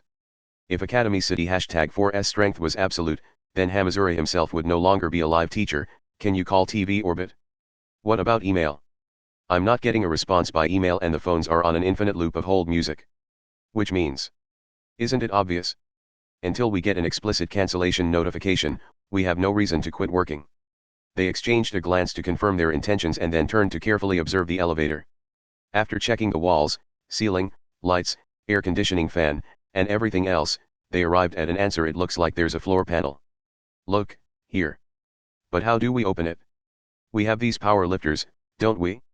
We break through it with the legs. The 3-meter machine stomped on the floor, but the panel did not even dent. The Dianoid is entirely made of carbon materials, isn't it? Hamazura sounded annoyed. They use the same materials in bulletproof vests and space elevator wires. Oh, honestly. Then, why don't we burn it? Messing with a power lifter battery to send a high voltage current through it might work too. I'm pretty sure I've heard lightning is the big weak point of space elevator wires. With a low thunk, Stephanie sank down. Some kind of latch must have broken after the fact because the panel opened and the leg on top fell into empty space. Stephanie frantically recovered her balance. That was close. And wow, this sure is the mid-level. I can't see anything below us. Hamazura peeked down through the rectangular hole and fear of their great height finally reached his legs. He had pictured an elevator as a large box suspended by a wire, but he could see rails on the walls that the sides of the box fit into. He was not sure if this was normal or if it was unique to this heavy-duty elevator, but Stephanie gave an explanation. This is a linear elevator. Do you have any idea how far apart the lower, mid, and upper levels are? A normal pulley system would leave people waiting and cause a ton of congestion. The elevator shaft was surprisingly noisy. It was filled with an intermittent rumbling much like a washing machine. That's probably noise from the pumps. The mid-level is known as the Aqua Palace and it includes indoor pools and one of the world's largest fountains. I see. Then what do we do now? Given the size of the maintenance entrances, we should be able to get out in the power lifters. What about the container? We'll of course be escaping while carrying the thing with us. Is that a problem? The power lifter's legs can grab it just as well as the arms. It doesn't matter if we're upside down or holding it with a single arm or leg, so let's try some tricky acrobatics to get out of here. Are you serious?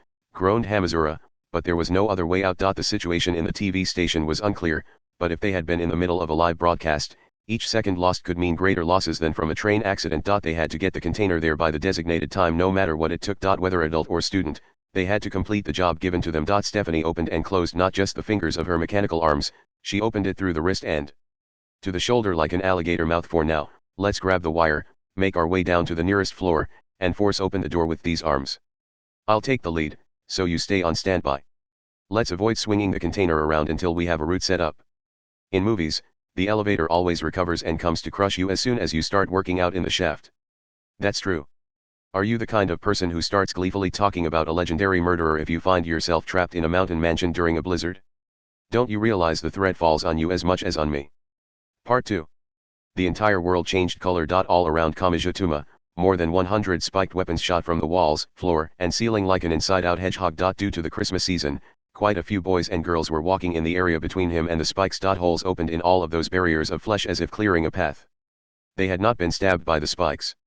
Fist-sized tunnels were created in their chests, stomachs, or in the middle of their faces, but not a single drop of blood was shed. The 100 piercing attacks passed through the center of those tunnels as they approached. Kamijutuma could not help but scream when he saw the overwhelming scene. It was the psychedelically transformed world and not the immediate danger that threatened to shut down his mind. Where was this? Was it really the same place he had been standing just 1 second earlier? Was this the same world that magic god Uthanas had thoroughly destroyed and then brought back?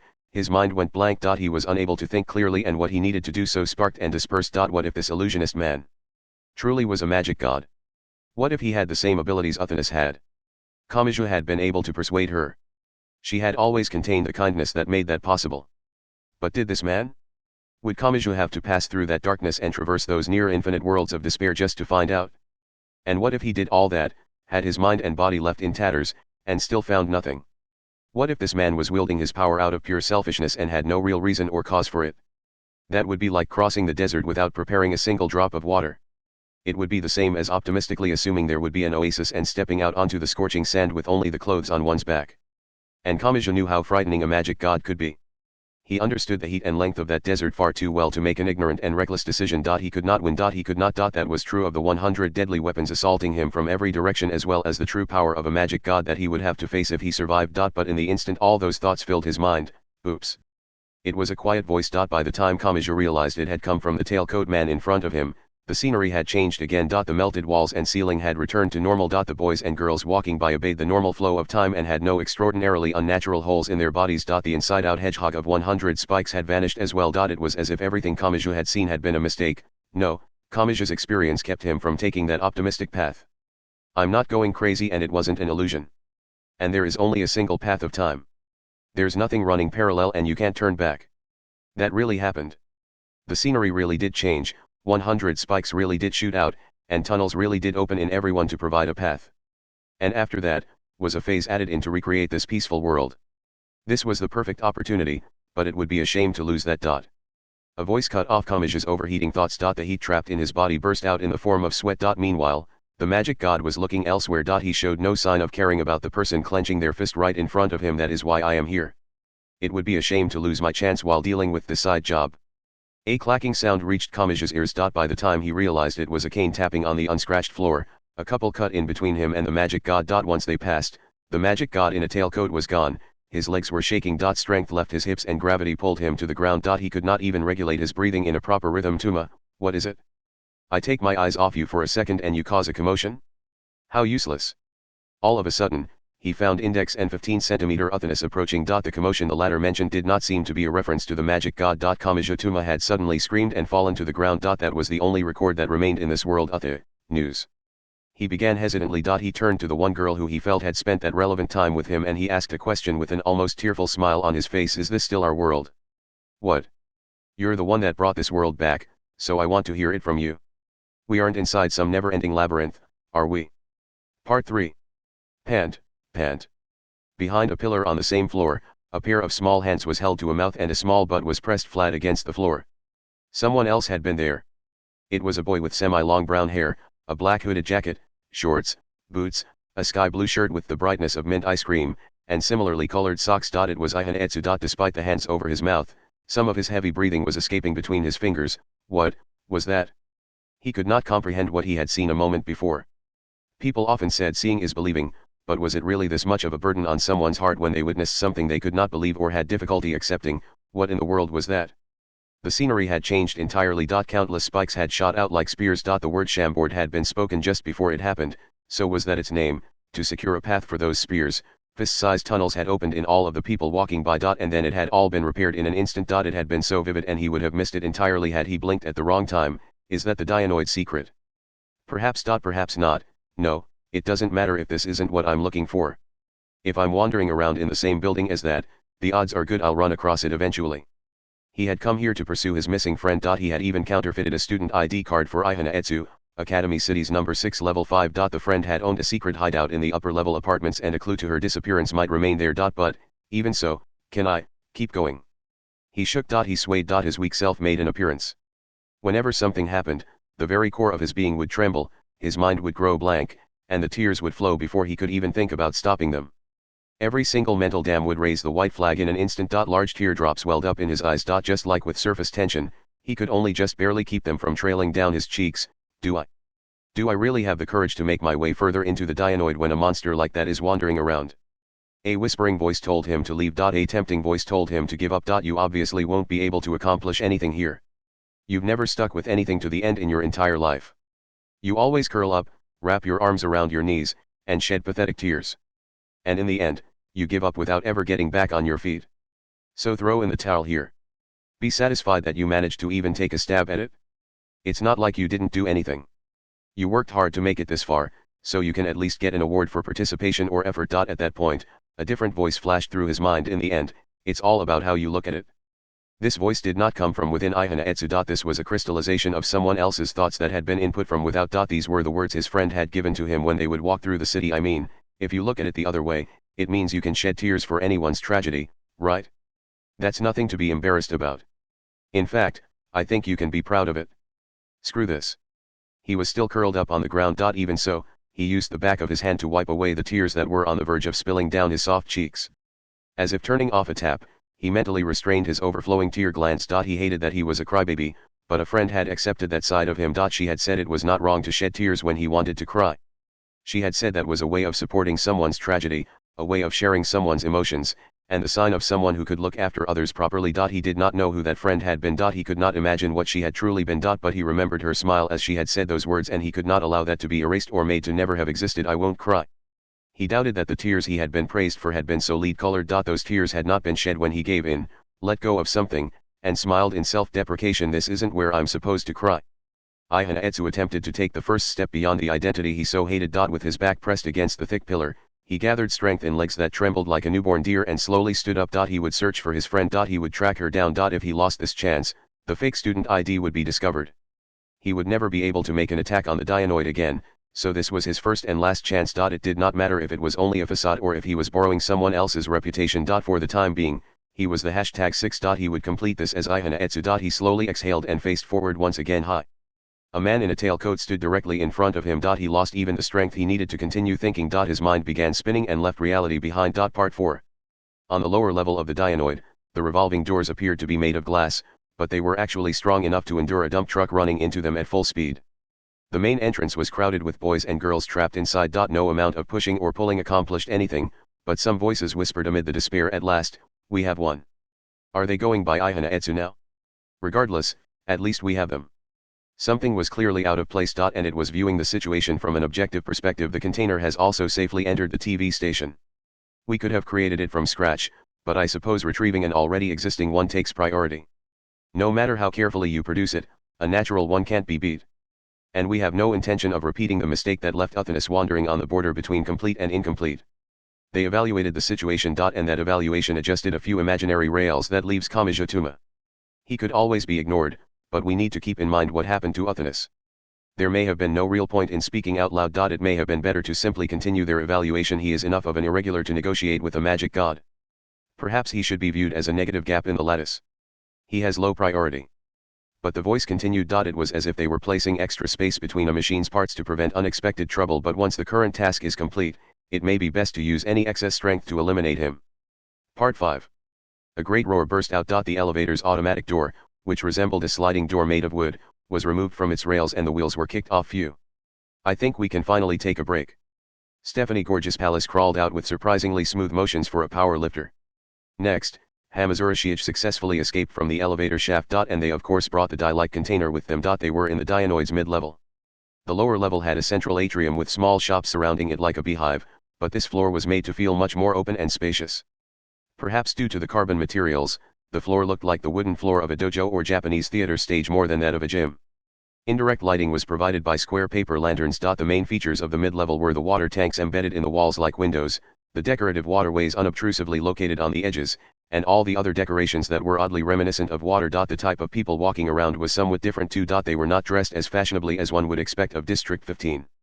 A lot of people were casually dressed in a sweatshirt and jeans or in a long wrinkled skirt and a turtleneck. It looks like we came out in the TV station side. What?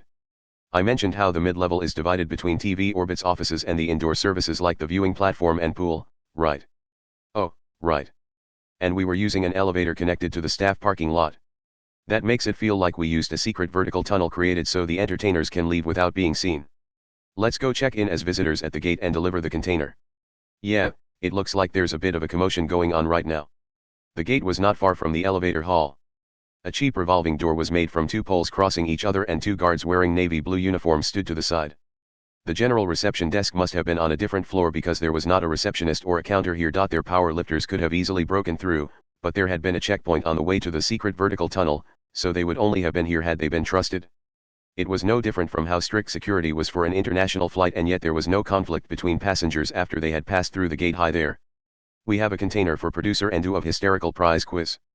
Do you want to scan the contents? After Stephanie spoke with the guards for a bit, they opened the delivery gate located next to the revolving door.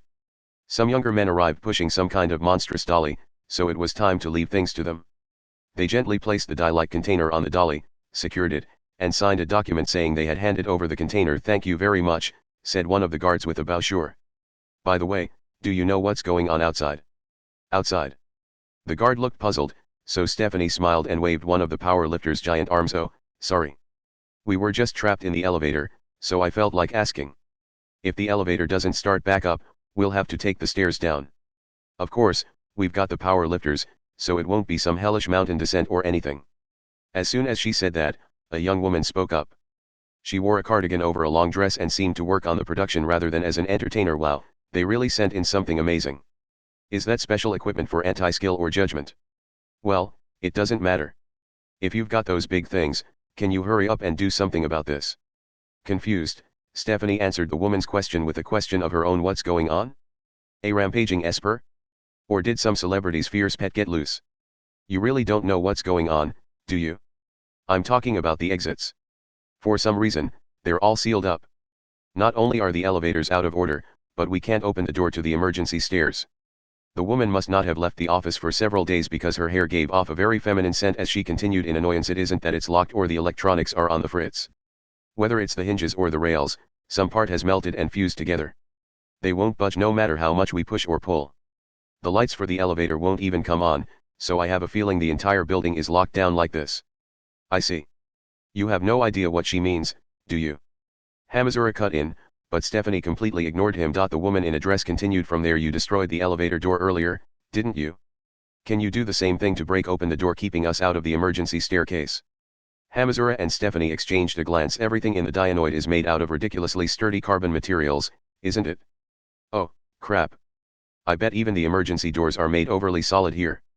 Will these power lifters even be enough to break through? They trudged over in the machines to check. The young men and women clogging up the corridor by the door parted like the Red Sea as they approached. Although that was entirely due to the impressive-looking power lifters.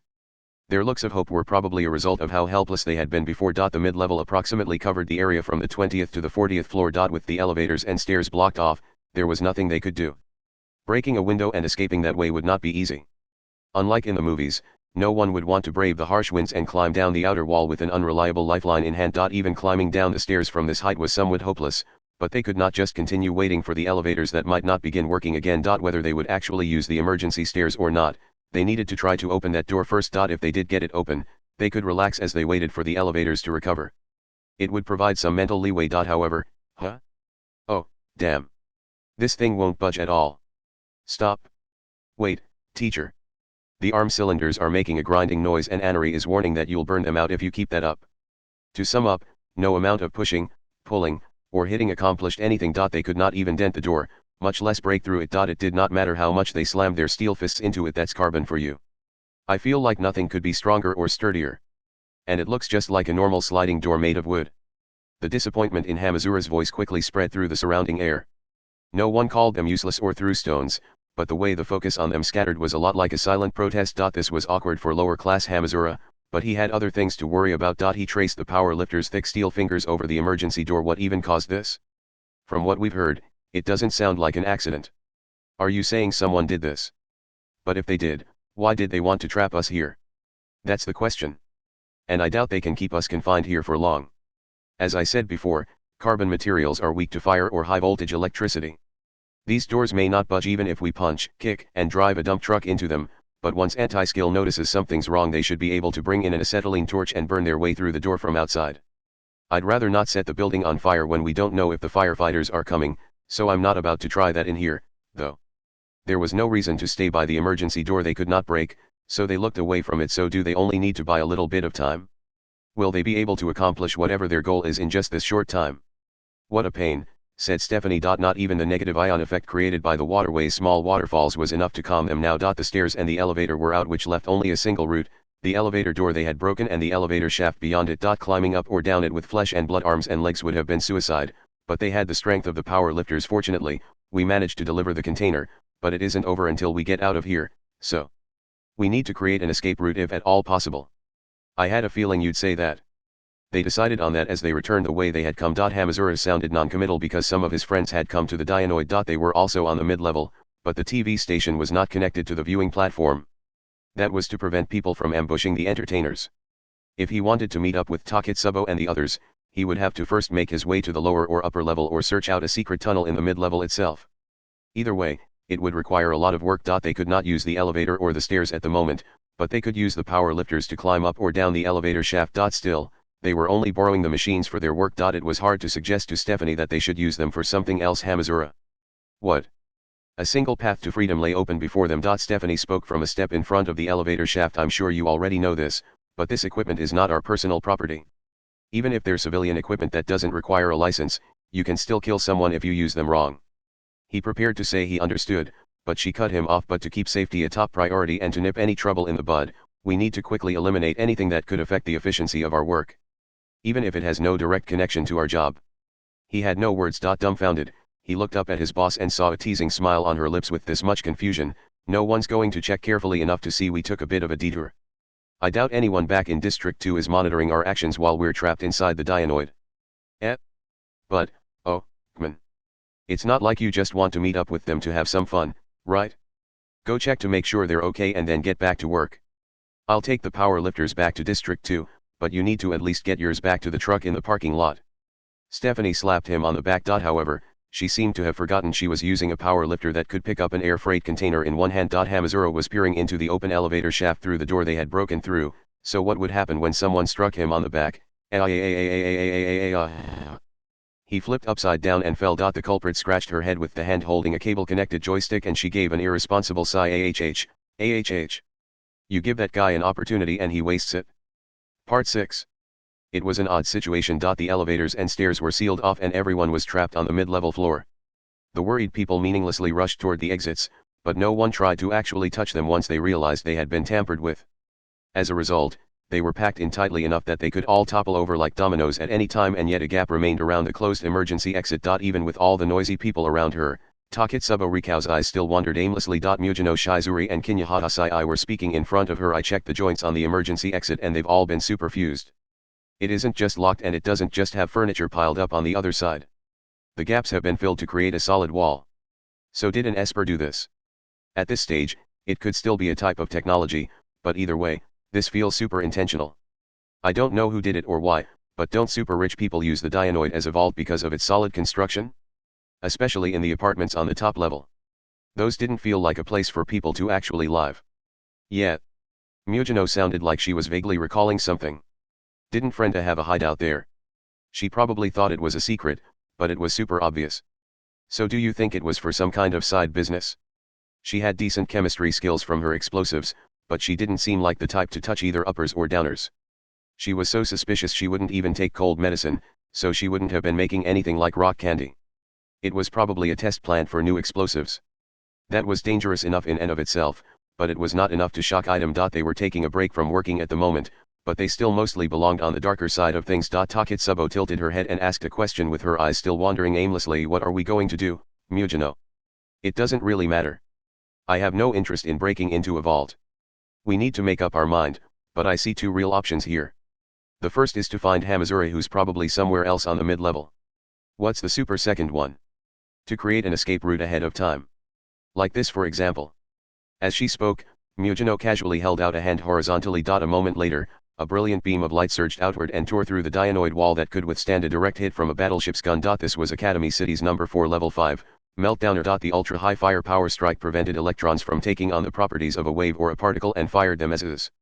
The emergency exit and the surrounding wall were transformed into a perfectly circular hole 2 meters across. The edges were a scorching orange, and there was no hint of what had happened to the materials that had previously formed the inside of the circle. The site almost seemed to ignore the fundamental law of conservation of mass. The surrounding noise had already quieted down. First, the general pressure of being trapped inside a giant building had been overpowered by their direct fear of Mujino Shizuri for having instantly melted the carbon materials. Second, the exit had finally opened, but no one wanted to approach it when the edges of the perfect circle were still heated to orange. And third, with a sound like a rope being stretched until it nearly broke, countless lines shot horizontally and vertically across the still scorching hole to form a lattice. Their path to freedom had not remained open for even 5 seconds. The building materials oozed out and spread further as they began to repair the wall. With a girl tilt of the head, Mujino fired a second shot. From there, she fired a third, fourth, fifth, and sixth. Wait. Mujino, wait. You're shooting way too much. Mujino, that's way too super much. And why do I have to take over Hamazura's role as your brakes? But it regenerated. Mujino, that isn't an excuse. And stop super pouting your lips. Everyone around us is ultra freaked out. Try to read the atmosphere. Nitrogen girl is telling me to read the atmosphere? Hehehe. You're really risking it with that one. AHH. This is getting to be too much for me to handle. Don't you get what's going on here? NT-index V12135.png. Kinyahata's blood vessels bulged out on her face and Mujino grabbed her forehead to hold her back. Tracksuit wearing Taketsubo spoke blankly. What do we do now? We have two options. First, we can give up on escaping. We'll find Hamazura, search for some way out of this, and see if the bastard who caused this is inside the Dianoid somewhere. What's the super second one? That's obvious. Kinyahata regretted her question once she realized this was going the same as last time she asked, but it was too late. She heard multiple sounds much like light filling a neon tube. Yes, multiple 10 to 20 fist-sized lights hovered around a hashtag for we continue trying to make an escape route. For example, we can see just where this thing's saturation level is. A moment later, she provided an encore presentation. One of the Dianoid's walls was left riddled with holes. Part 7. He did not think she had any real allergies, but the friend in his memories had insisted on never taking even cold medicine. No, I'm fine. Sleeping's enough to get over a cold, so I don't need that bitter stuff.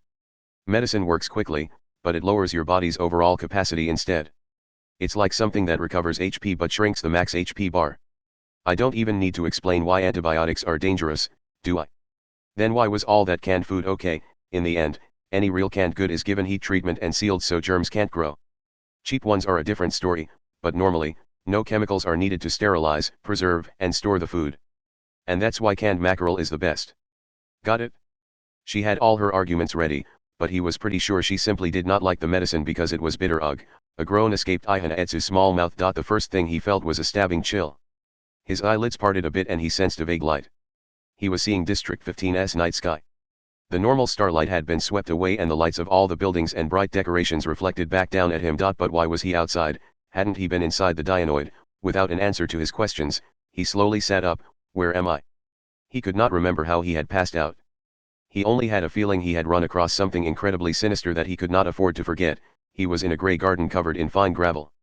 Short pine, maple, and cherry trees were planted there and a vermilion lacquered bridge crossed a small pond. He had been lying on a bench located below a large paper umbrella which looked like the storefront to a Kyoto tea house. This mismatch with high-tech Academy City confused him further, but a certain possibility soon occurred to him. Is this the Dionoid's roof? And a man in a tailcoat sat next to him on the bench high. He frantically tried to move away but only managed to fall from the bench and land on his butt. From there, he tried to scoot himself back with his hands. I remember. I remember, I remember, I remember. The floor, walls, and ceiling had all bent into over 100 blades like an inside-out hedgehog, and this man had used that strange world to skewer a certain boy. To attack with maximum efficiency, this monster had opened fist-sized tunnels in the flesh of the crowd in between and sent the blades through them. The man laughed as he spoke. You certainly are afraid. Is this just like how large jewels are often said to be cursed? Well, I believe I am generous enough to view your fear as towards a higher being. Ihanaetsu placed a hand in the center of his flat chest and trembled. The monster looked down at the small teary-eyed individual, but he maintained his soft gentle smile. You fainted due to mental shock instead of dehydration and you clearly have plenty of energy left, but why not drink something regardless? A 250 ml drink bottle had appeared in the man's hand at some point.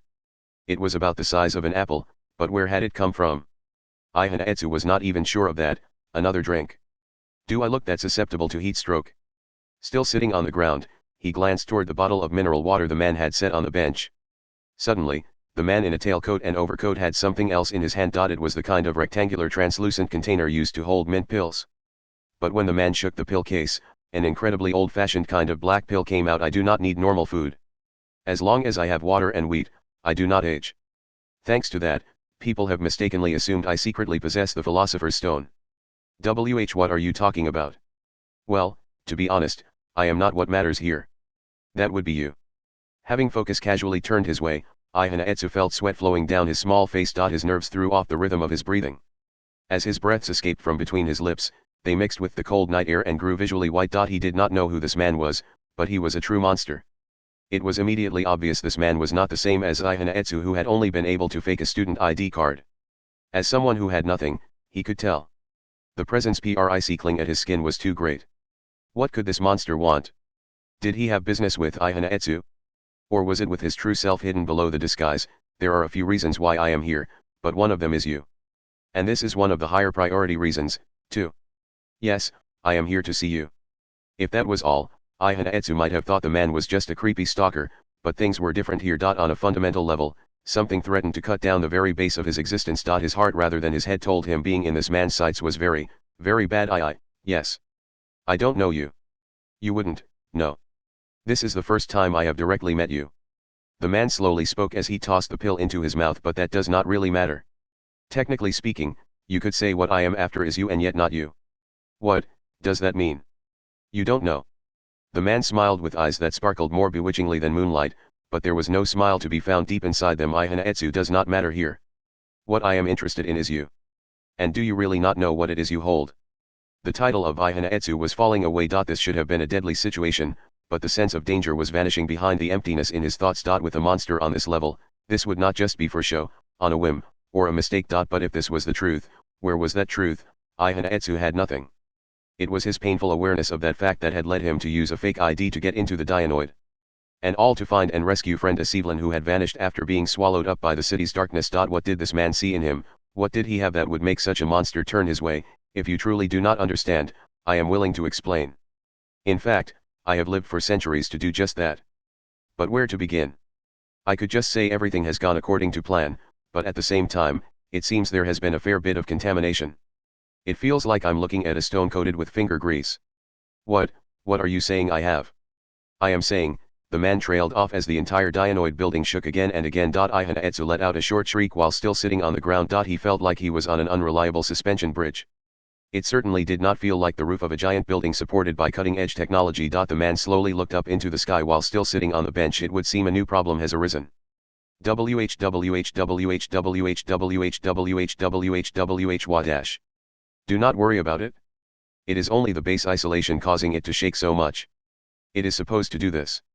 The man's expression remained calm. An explosive roar came from within the building each time it shook, but he showed no sign of caring. He seemed to use his indifference toward each new situation to show off how different he was from Ihanaetsu. Well, I can deal with that one later. First, I need the shield that produces a positive gap.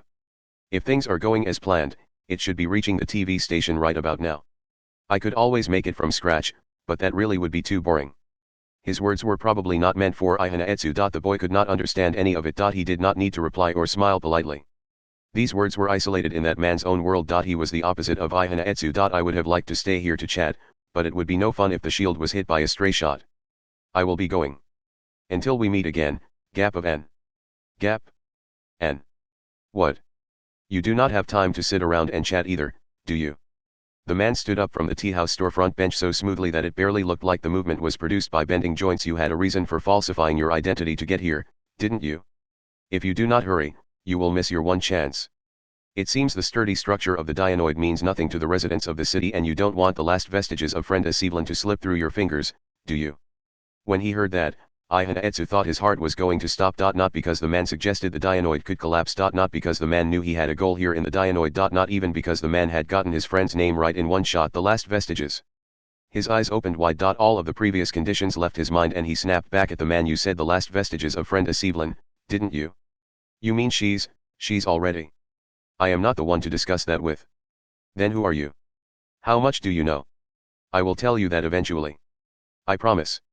The man sounded as casual as someone arranging to eat dinner together sometime. As soon as he finished, a portion of the bench jutted sharply out. With a sticky sound, it twisted, sharpened, split off from the furniture, and formed a spear in the man's hand. This was what the man had called Shamboard. He rested the strange object on his shoulder and turned his back on Ihanaetsu. I will help you just this once. My top priority is retrieving the shield from the TV station, but I will make a detour on the way there. I will make sure the Dianoid does not collapse before you find a certain secret. The rest is up to you. Use your own strength to reach the truth hiding in this labyrinth. Also, the doors and elevators leading outside are sealed, but I will remove that restriction for you. You can move to any floor you want to achieve your goal. The man in a tailcoat continued speaking in return. I must insist you hear me out once this is all over. You can do that much, can't you? You, Ihanaetsu gathered his thoughts even as he opened his mouth to speak, so his question ended up being quite vague. Who even are you? Come to think of it, I never introduced myself. I have been called the one who understands the rules of life and has achieved immortality. I have been called a time traveler. I have been called a technician who can restore broken jewels. I have been called a number of things in legend, but, the man turned back with a truly childish smile on his face. My name is Saint Germain. I am one of those who have surpassed the mere magician. I would appreciate it if you could remember that. Part 8. Kamijatuma sank to the floor in front of Index and 15 cm Uthanas. He worried over the issue for a while. He could not even decide where to begin. The situation was just that unreasonable. He felt overwhelming despair. Finally, he slowly looked up and began. A magic god has shown up. What? I know you're skeptical. But I want to ask something first. Uthanas, are there other magic gods besides you? Or did you stand at the top of the world? Well, theoretically, there could be more than one. Uthanas let out a small breath. It's nothing more than a final destination reachable by human means. It could be Indian mythology, Buddhism, Greek mythology, Maya, Voodoo, or in this country, Shinto or Shugendo. If people mastered those paths to the very end, it could lead to a few different magic gods. Uthanas's hand looked delicate enough to break if someone touched it, but she used it to point her thumb at Index. Yes, the 103,000 grimoires inside Index's head had the additional value of allowing one to reach the position of a magic god if used properly. Whether that was true or not, the entire magic side viewed a magic god as an elusive position, much like grasping a cloud, but it was also a realistic enough dream that someone was sure to pull it off eventually. In that case, what was that man in a tailcoat? Was he really a magic god who had bloomed some other way than Uthanas? Kamaji's face was pale, but Uthanas did not hesitate to speak to him. But have you forgotten? How many digits worth of worlds do you think I made and remade when I was settling things with you? If an equal magic god existed in this world and this age, they would have interfered back then. You mean? At the very least, there wasn't a magic god in this world. Doesn't that seem like a reasonable conclusion? Uthanas was right. She should have been right. But some uneasiness lingered in Kamaji's heart. He felt an intense refusal toward thinking the colorful hell that man had demonstrated was only an illusion meant to look like the world was being bent to his will. His deepest thoughts were telling him it would come back to bite him if he conveniently and optimistically averted his gaze from that harsh reality. That may have been a sense he alone possessed after learning firsthand what a true magic god was like, but, if he had not stopped himself, he might have started chewing on his thumbnail. What if that is real? What do I do then? Do I have to go through all that again? Do I have to wait for him to break? But this magic god might not have a single speck of kindness inside him. That's no different from being told to search Mars's deserts for a single grain of gold dust that might not even be there. If that man truly was a full-power magic god, he could remake the world even faster than snapping his fingers. In fact, this world that Kamachi thought was real might have already been replaced by a very similar world. He had to neutralize this opponent no matter what, but he could not afford to provoke him either. It was as unreasonable as being told to remove the very bottom layer of a pyramid of cards because it was in the way. Was destruction the only option remaining? This was the same path as before. Would he have to smash the world to pieces and redo everything from that pitch-black place? Still sitting on the floor, Kamachi glanced around. He felt the heated air and saw the soft Japanese lights. Normal boys and girls walked around. The calico cat, Uthanus, and Index stood nearby. After looking at each of them in turn, he silently and slowly shook his head. He could not do it. He could not allow it to happen. But at the same time, he could not ignore this. At the very least, that man in the tailcoat was hostile towards Kamachi. Everything had been preserved by some fluke, but that man would surely attack again after finishing whatever task he had to complete. And if they clashed one-on-one, the magic god would mercilessly destroy the world. He would create a world convenient to his purposes and slaughter Kamachi in a perfect game. Kamachi did not know if it was possible, but he had to settle this before the magic god could snap his fingers. If he did not switch this off in an instant, the world would end. Until he could find a way to do that, even a careless attack would be a crime. What should I do? In Denmark, when the world had attacked to finish off Uthanus in her weakened state, the unfairness of it all had enraged him. But when looking at it from the outside, he could understand. The earth, the universe, and the world were nothing but a giant balloon. And a magic god was a potted cactus wobbling on top of the balloon. That would cause anyone to panic. Once one learned of its existence, they would be worried around the clock that the cactus would eventually topple over as it moved freely about. Unrealistic ideals don't matter. What exactly are you supposed to do against a monster like that? It was absolute overkill. It went far beyond an overflow error. Meanwhile, Kamachi merely knew the magic god named Uthanus. Just because you could brag that you were friends with an entertainer did not mean you could put on a show in front of the camera. If he confronted this man, he would lose. He had to deal with this as quickly as possible, but the situation was so bleak that eternally putting it off until later almost seemed like the best option. What are you thinking about? Asked the small Uthanus. Are you trying to keep everything to yourself like usual? I wish I could, he spat back with a weight to his voice. But I can't. This time, I really can't. Uthanus, I know it's cruel to ask a former magic god this, but how do you defeat a magic god? I'm not talking about tearfully begging them to stop. Is there a specific way to truly defeat one? She seemed annoyed that he was still talking about that. She answered him regardless, but that may have been like a parent teaching some magic words to a child who had just had a bad dream. Olorus used a fairy spell. It was slow, but it conflicted with Gungnir and began destroying my body from within. Used right, it could be transformed into a technique to kill a magic god. But during that time, she had destroyed the world more times than she had bothered to count. That method would still require a confrontation in that pitch-black hell. Anything else? Is there any way to end this without the world being destroyed even once? That's a tall order. You're basically asking for a way to rampage around an elaborate setup of dominoes without knocking even one of them over. With someone on the level of a magic god, a fight that doesn't destroy the world would be the exception. Those words filled his vision with darkness. But he could not afford to stop here. This man was already his enemy, and allowing the man to attack first would only make matters worse. That remained true even with the astronomical difference between human and magic god. He could not imagine how attacking first would allow him to win, but if that man attacked first, the odds of his victory dropped to exactly 0.00%. This could not be worse, he muttered while slowly standing. He felt entirely unmotivated, but he knew he would ultimately end up in tears if he did not take the initiative. No matter how reckless it was, he had to take action. He grabbed the atrium railing for support and faced the two girls. Index. What? I know this won't be easy, but I want you to analyze him as much as possible. Help me out with your memory. And Uthanus. Tell me what you want, human. You've rejected the possibility, but it's possible the 103,000 grimoires won't be enough for this opponent. So you come with me. You actually became a magic god, so the odds are good you'll be able to tell if he's the real deal, right? Slowly but surely, he put his mind to work and figured out what he needed to do. The situation was no different than with the normal magicians he had faced in the past. He forced himself to assume that He temporarily set aside how far beyond that this went. He would covertly observe the magic god and have specialists analyze the spells and spiritual items he was using. If that turned up a weakness, that was great. At the very least, he wanted to know if he could use Imagine Breaker here and what he had to destroy to improve the situation. Of course, there was a definite chance that they would investigate everything and reach the hopeless answer of he doesn't have a single weakness. Okay. He forced the situation into that pattern and tried to fall into his usual routine. If he did not, he was sure he would simply fall to his knees and laugh uncontrollably. At that moment, he did something. Not even he knew why. He suddenly glanced upwards while still holding the atrium railing. One of the decorative flat-screen monitors of the Dianoid's lower level was installed there, and it was playing a TV orbit behind-the-scenes video that had been filmed after the trouble began.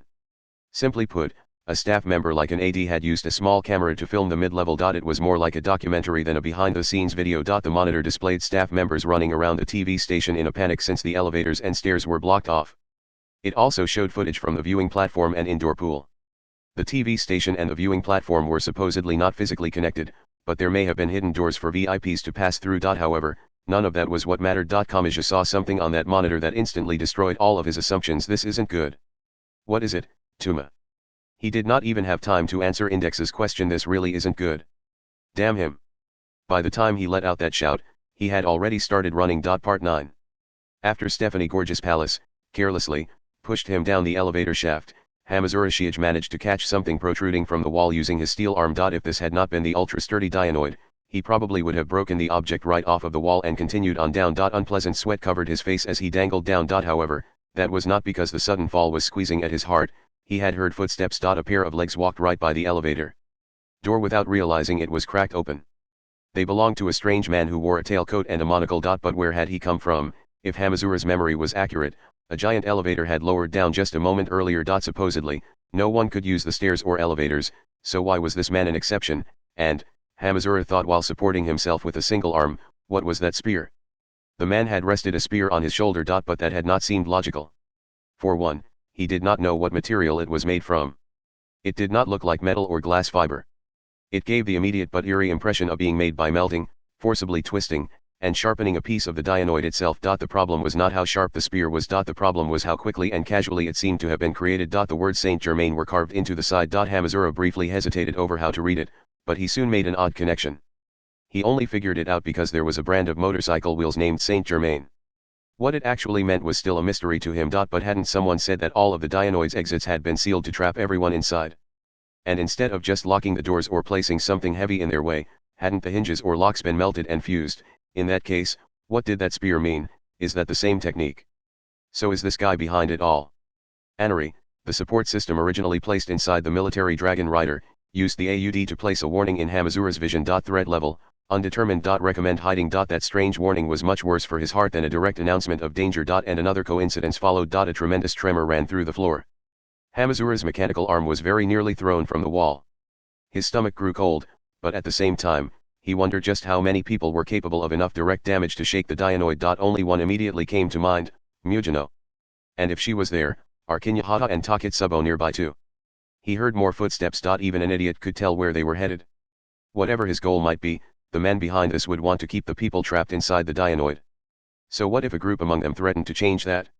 He would obviously want to silence them immediately. Hamazura knew Mujino Shizuri was not easily defeated. Takitsubo Rikao might not be able to help with her full power, but Kinyahata Sai was formidable too. However, there were no absolutes. Hamazura himself had been saved by that kind of unreasonable miracle on more than one occasion. But before that, this isn't about how strong or weak anyone is. He tightened his steel grip on the wall. I'm sick of having all these dangerous people go after them. He prepared to use the two cable-connected joysticks and the two foot pedals in order to jump upwards. The man was defenseless at the moment, so Hamazura might be able to knock him out with a surprise attack using the steel arms. Or so he thought. It turned out he was being naive. A deafening sound reached his ears. A moment later, a pointy-haired boy fell from directly above, poured his full weight into a flying kick at the back-worn unit of the power lifter, and finally tore Hamazura's steel arm from the elevator shaft wall. He did not even have time to cry out. In no time, he was bound by gravity and the two boys fell together. Part 10. Stepping back in time a bit, Kamaji Tuma saw Hamazura and the magic god on the behind-the-scenes video displayed on a flat-screen monitor. Immediately afterwards, he took off running. If Hamazura carelessly contacted that magic god, the world truly could come to an end. To ensure that did not happen, Kamaji had to prevent them from meeting. He began by checking on the general situation. He pressed the elevator button and ran to the emergency staircase door, but there was nothing he could do. There. He touched the melted and fused rails and lock for the sliding door, but they had already solidified and Imagine Breaker did nothing, damn it. I had a feeling that wouldn't work. He let out a shout without thinking, but he was still surrounded by unhappy boys and girls. His shout of displeasure was drowned out by all the other complaints. Keeping at this would not help, so he switched over to a new train of thought. He ran to a magazine stand and roughly grabbed a pamphlet on the Dionoid. He glanced through it, but the structure of the building was kept vague enough to not provide any hints to terrorists. The mid-level's viewing platform was known as the Aqua Palace. It had a lot of water art and contained one of the world's largest fountains. I guess that's the only option. He glanced around, looked down through the atrium, and spotted the shop he wanted. Tuma. What are you doing? I don't have time to explain. Just come with me. He placed Uthanus on his shoulder and dragged Index with him as he ran to a sporting goods store. With all the brand name shops, he had been worried, but the item he needed had a surprisingly normal price. What are you going to do with that? Asked the small Uthanus. I need to get to the mid-level's viewing platform somehow and I need this to do it. He already knew where he had to go. The elevators and emergency stairs were sealed, but the doors to the indoor shops and the escalators were fine. He ran down the stopped escalators until he reached the lowest level he could. He finally arrived in the Dionoid's pump room. The wooden-looking sliding door opened surprisingly easily and he found a large group of throbbing machines inside. With the previous purchase in hand, he let out a groan. This is really a bad idea. Hey, explain yourself already, demanded Uthanus from his shoulder. He answered while searching around and finding a toolbox. I saw that magic god on some footage of the Dionoid's mid-level. Even worse, he's about to run into a guy I know. We may have our doubts about him, but if he is a magic god, this is really bad. I don't want to provoke him until we know for sure, so I have to stop the guy about to run into him. But you can't use the stairs or the elevators and the escalators are isolated to the lower level. If you know there's no way up there, why are you in the pump room?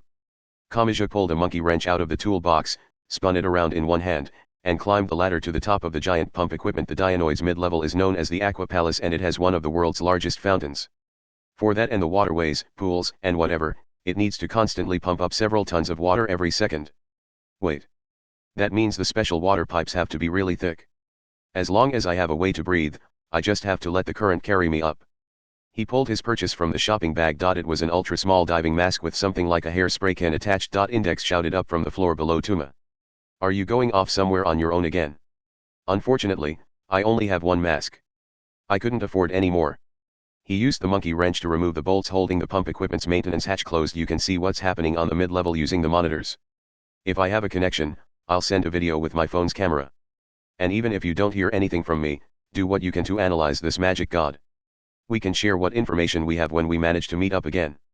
The manhole-like maintenance hatch opened with a dull sound. A massive amount of water rushed by just below and it had the same ominous roar as a ditch on an especially rainy day. He put on the diving mask and wrapped the rubber strap around his head. He then lowered Uthanus from his shoulder. To be honest, I don't see how I can do anything on my own. Index, Uthanus, you're the main players here. Can I put my life in your hands? Umph. I'm just glad you didn't say you had to do this yourself. Uthanus crossed her arms and maintained her haughty tone. But are you sure you want to do this?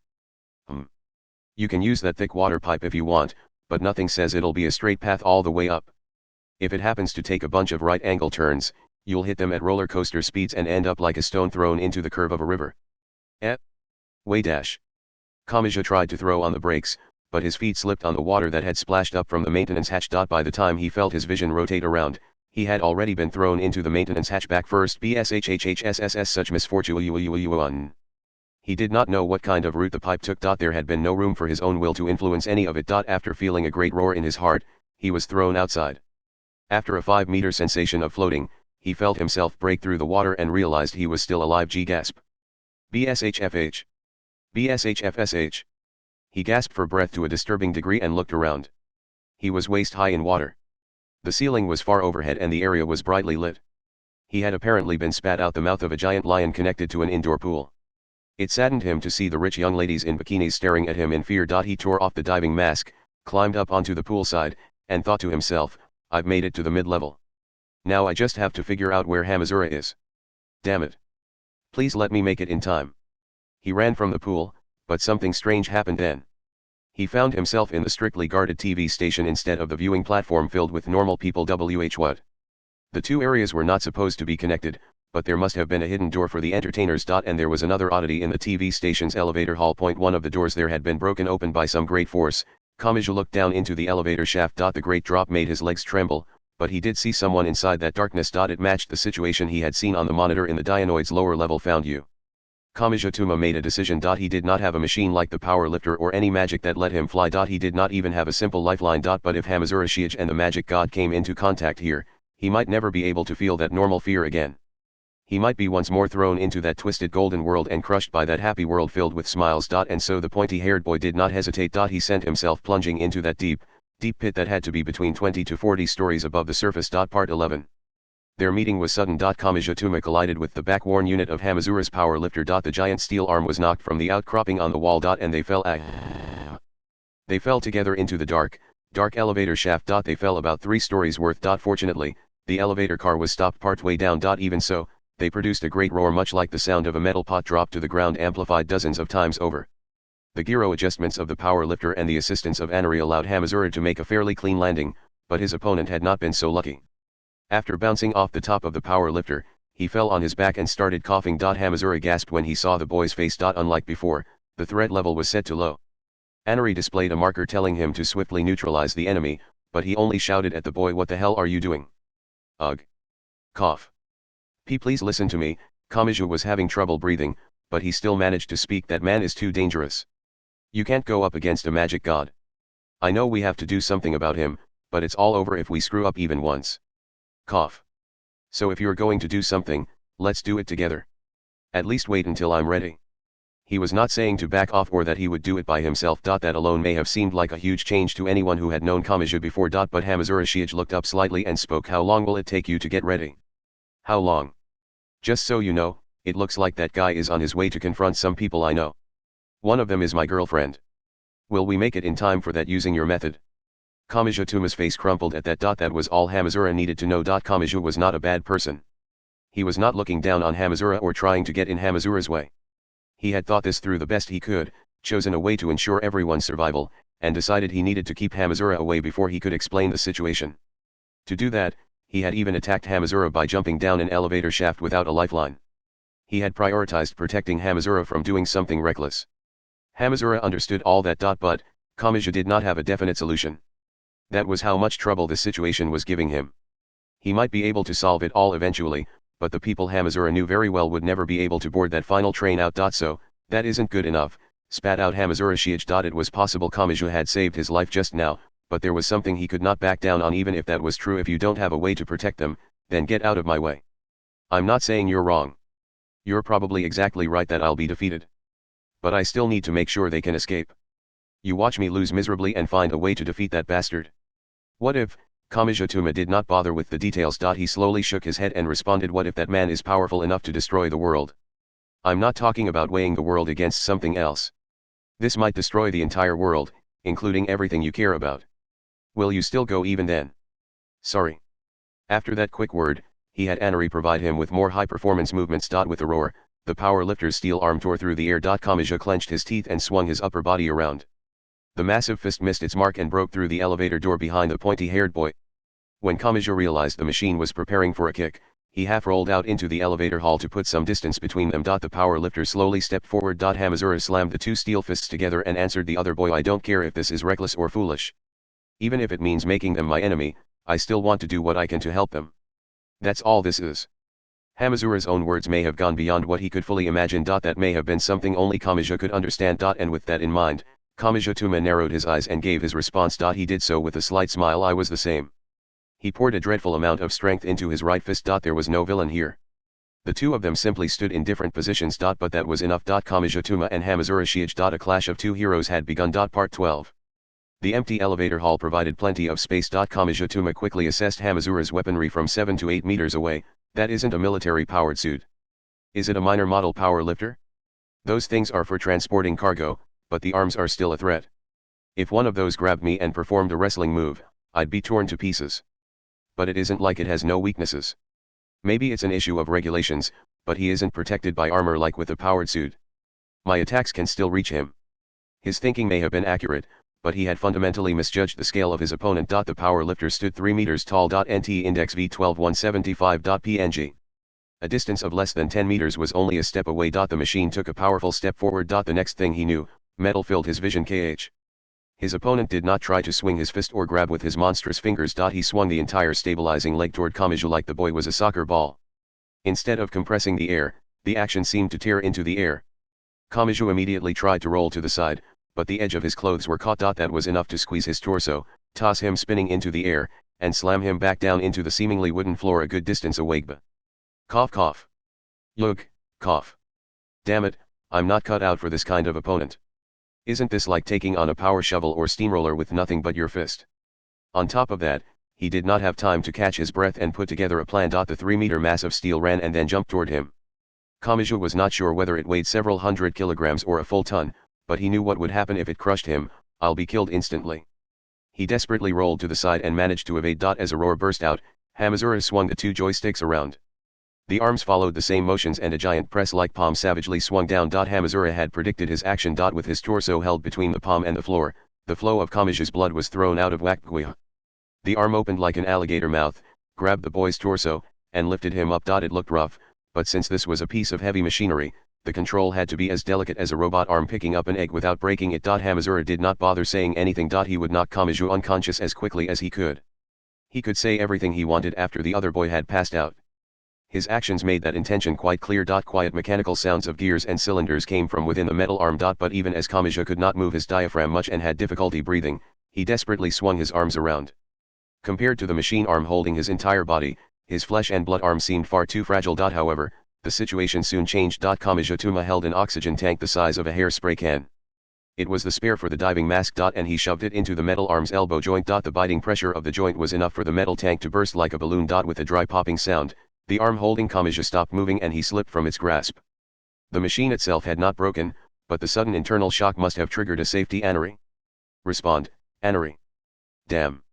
Once he realized the one arm would not move in the slightest, Hamazura swung the other one. However, Kamachi already knew what to do next. He removed his jacket and, like a bullfighter, dodged to the side at the last possible second.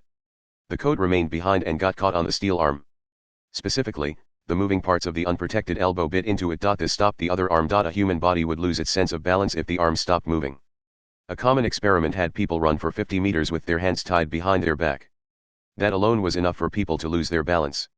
So what would happen when it was a heavy power lifter that had thrown off its center of gravity by swinging its fists with all its might? A tremendous crash reached Kamachi's ears. Hamazura and the power lifter had fallen to the floor as if from a martial arts throw. The machine lay on its side and Kamachi quickly circled to the stomach side where Hamazura was visible. He did not even have time to think about getting back at the other boy. He simply planned on kicking Hamazura's solar plexus like a soccer ball to render him unconscious as quickly as possible. However, that never panned out. Just before the kick struck, Hamazura blocked with his flesh and blood arm. Ignoring the dull sound, the roller coaster-like safety bar shot up, freeing Hamazura and sweeping away Kamachi's leg. Kamachi was knocked onto his back and Hamazura climbed on top of him. They rolled along the floor and swung their fists down on each other. A dull sensation filled their fists, their visions flashed in and out, the insides of their mouths split open, an iron flavor spread through their mouths, and an intense heat gathered in the ends of their noses. They continued the anaerobic exercise without time to catch their breath and their awareness of the inside and outsides of their bodies filled with the color white. Like I said, your way isn't enough to beat a magic god. That doesn't matter. It doesn't. If I just stick with your way, we won't make it in time for Taketsubo and the others. They're about to run into that dangerous guy. Right now. Don't try to take on a magic god when you don't even know what one is. Do that and you'll end up like me. I don't care. I really don't care what happens as long as I can save them. Most likely, neither Kamachi Tuma nor Hamazura Shiage understood what they were saying anymore. They did not have the luxury of choosing another option and their thoughts leaked out like they had been injected with a truth serum. They rolled over again and again, punching all the while. I'm sorry, Hamazura. I know you feel responsible for something important here. And it's something important enough to piss you off when someone tells you to back down. Kamachi was on top. He clenched his right fist as hard as rock, clenched his teeth, and aimed for the center of Hamazura's face, but leave this one to me. I can't let you end up in that pitch black hell. That was when an impact reached his thigh. Hamazura held a skinny metal part that resembled a pen. It may have been a component of the power lifter and the round end was buried in Kamachi's thigh. It did not draw blood, but dull yet intense pain raced through him. Kamachi's upper body collapsed to bear with the pain, but that proved to be a mistake. Once their heads approached, he lost the advantage of being on top. Hamazura grabbed his collar and pulled him even closer. Then his other fist gave a howl. Even though Hamazura could not put his hips into the blow, the direct hit to the bridge of the nose was enough to darken Kamachi's vision. Kamaji lost his balance, so Hamazura pushed him off and began his counter-attack. And, even if, at the very end, Hamazura Shiage had the upper hand. His own face was beaten, swollen, and dripping with blood from the many cuts. Even if you're the hero who ended World War III and the double scorer who also ended the fight with Gremlin, he raised a fist dripping with blood. Was it his or his opponent's? He did not know, but a smile appeared on his battered face. That Saint Germain bastard is after the girl I fell in love with, so it's my job to save her. The sound of a dreadful impact rang out. Part 13. Kamijatuma let out a weak breath while lying sprawled out on the floor. He had been punched all over and a groaning pain reached him whenever he moved a joint. Hamazura and the power lifter were gone. Only the jacket he had used for defense remained. After the system recovered from the errors, Hamazura had likely climbed back on and gone off to save his friends. Unable to even cover his swollen face with his hands, Kamija spoke blankly into the air. I really am weak. He was simply complaining. He had not meant for anyone to hear him. Nevertheless, someone responded, you should have known that from the beginning. I may have survived due to a few coincidences working in our favor, but that wasn't because you're especially strong. Uthanis. The doll-sized girl struck a daunting pose on the Dianoid's floor and pointed out Kamija's foolishness. Why are you here? He asked. How did you get here? Have you already forgotten? Nothing is impossible for a god. He knew that could not be the answer, so he thought about it rationally. He had made it up to the mid-level by slipping, panicking, and being sucked up and tossed around by the giant water pipe. He had not had time to focus on his senses during all that, so was it possible Uthanis had used her miniature size to slip inside his diving mask just before he fell in the water? Wait a second. Wait just a second, Uthanis. Are you saying I'm a pervert who only survived by breathing in a girl sent through that diving mask? Yeah. Can we get back on topic, human? With that low comment, Uthanis buried her small fist in Kamija's torso. Despite being a Norse god, she seemed to know a lot about Eastern acupuncture points.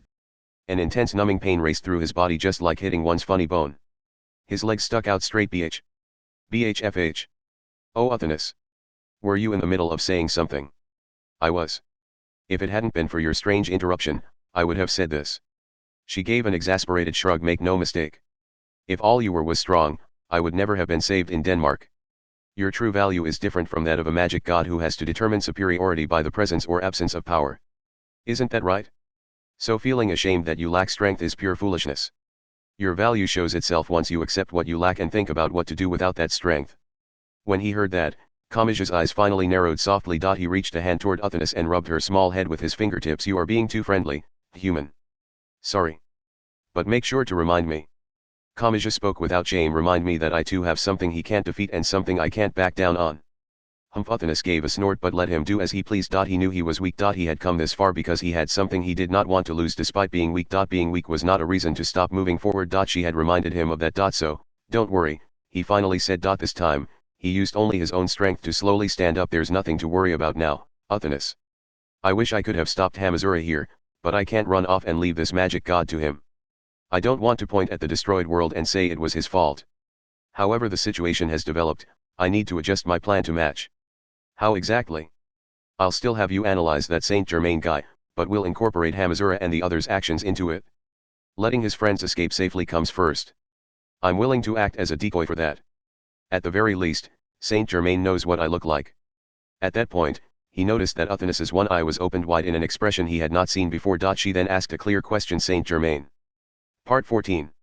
It was said that he had acquired a secret technique of immortality, that he ate nothing but water, wheat, and pills, and that he never aged. It was said that he was a mysterious noble who had made his way throughout medieval Europe's high society and that the strange frequency of his appearances led to rumors that he had a technique of traveling through time. It was said that he possessed many magical techniques related to jewels and that he was highly prized by the other nobles for his ability to perfectly repair scratched diamonds. It was said he was an enigmatic individual who wrote a grimoire owned by Cagliostro. It was said there was no accurate record of his birth. It was said there was no accurate record of his death. In other words, the legend of Saint Germain was not a thing of the past, it continued into the present. With examples such as Russia's Rasputin or ancient China's Daji, mysterious people would occasionally appear in a place of politics or high society and bring chaos to that nation or the world. It would be no exaggeration to say Saint Germain was the world's greatest example. After troubling nation after nation, the legends of most others would end when they were defeated by a well-known magician or soldier.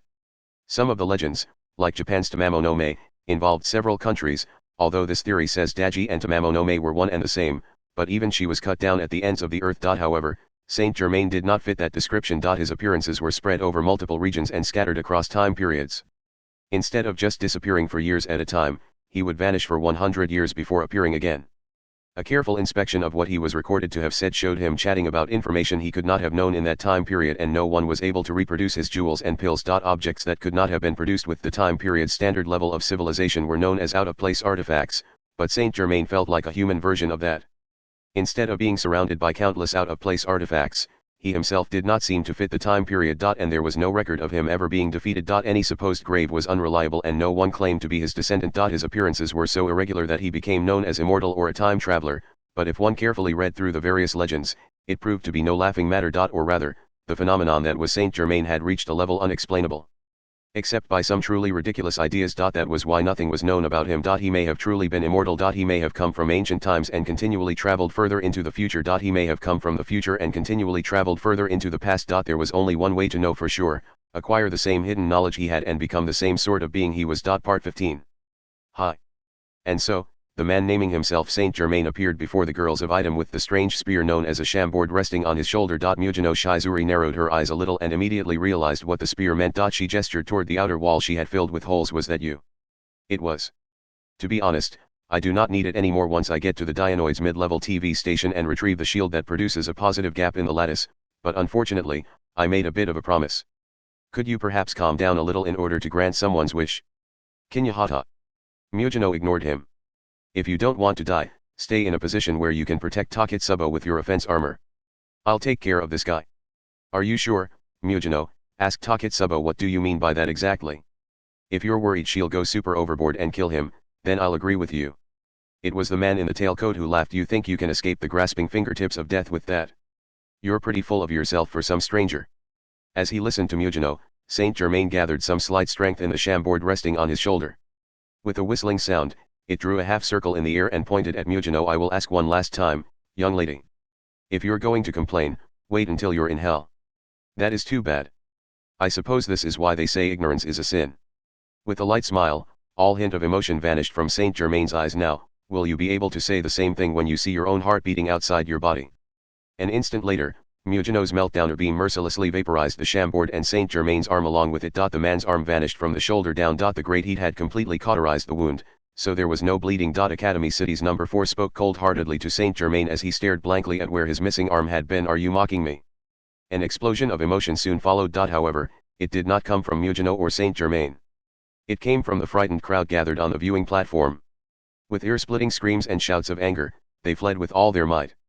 They moved with such force that they sometimes very nearly all toppled over like dominoes. The people vanished, the area was left completely empty, and Saint Germain spoke. Despite the lost arm, he was smiling. By the way, young lady. Do you have anyone you would like to protect? What? If so, you should take this more seriously. Especially when you still have time to be so considerate. Perhaps done in by the heat, a few of his tailcoat buttons fell to the floor. The tailcoat opened up to reveal something like clay strapped to his stomach. Mujino immediately realized what that clay was. The man had shown no sign of caring about the loss of his arm, and the loss of his life seemed to be no different. Let me tell you one thing. The man moved the situation along while smiling. Even if an individual Saint Germain dies, this Saint Germain ideology shall not perish, it shall never perish. It did not even take a full second. A tremendous explosion assaulted Item as it filled that corner of the floor. Part 16. Ugh. Ihanaetsu held his head on the Dianoid's roof. He had come here to pursue his missing friend and rescue her from the darkness. He could not rely on normal methods of searching for her secret, so using the help of an irregular element like Saint Germain seemed like it would improve his odds of success. But a horrific vision flitted through the back of his mind. Countless shamboard spears had protruded from the walls and floor. Just like casually pushing aside an obstacle, fist-sized tunnels had appeared in the bodies and faces of the people passing by. That nightmarish scene still did not feel real, and a floating sensation came over him every time he recalled it. Could he really use something like that? Was that really something one could control? In the end, if you're weak, you have to do things the weak way. Another voice suddenly entered his mind, which was trapped in that colorful nightmare. He consciously controlled his breathing. Even if it was just a mental image, he focused on breaking free of those self-made bonds. Of course, being strong is best, but as long as you know how much you can do and how far you can reach, you won't go wrong. What's scary are the people who don't know their own reach. That's like making a gamble with your own life. When she had said that, he had not known what she was talking about. But now he did. St. Germain was too great an unknown. If he relied on that, he would have his feet swept out from under him. He would still search for his friend's secret in the Dianoid, but he had to gather his own cards to succeed. He could not leave it all up to luck and just wait for the trump card to come to him. He had a plan now. He looked around and started toward the door leading inside from the roof, Saint Germain said the doors would unlock for me. He tried the knob and found he could easily turn it. It opened without any resistance and the heated air gently blew out at him. Instead of passing through the door or closing it, he placed a stone from the garden between the door and door frame as a doorstop, and now, this time, he ran to the edge of the roof. The Dionoid created a 70-story cliff, so it was hopeless. He could not climb down or even drop something to communicate with someone below. If he wrote a note and threw it, he would have no idea where it would end up, but if I could let them know the roof's door is open, Anti-Skill could come by helicopter to rescue everyone. He walked along the edge of the roof. Whether to strengthen the Dionoid or for decoration, thick wires were strung diagonally between the building's walls and the surface. He of course had no intention of climbing down one of those, but if he slid something down it, he could drop something while softening its landing. He found one of the wires on the edge of the roof. He removed the thin wire holding one of the garden's pine trees in place and tied it into a small loop around the thick wire.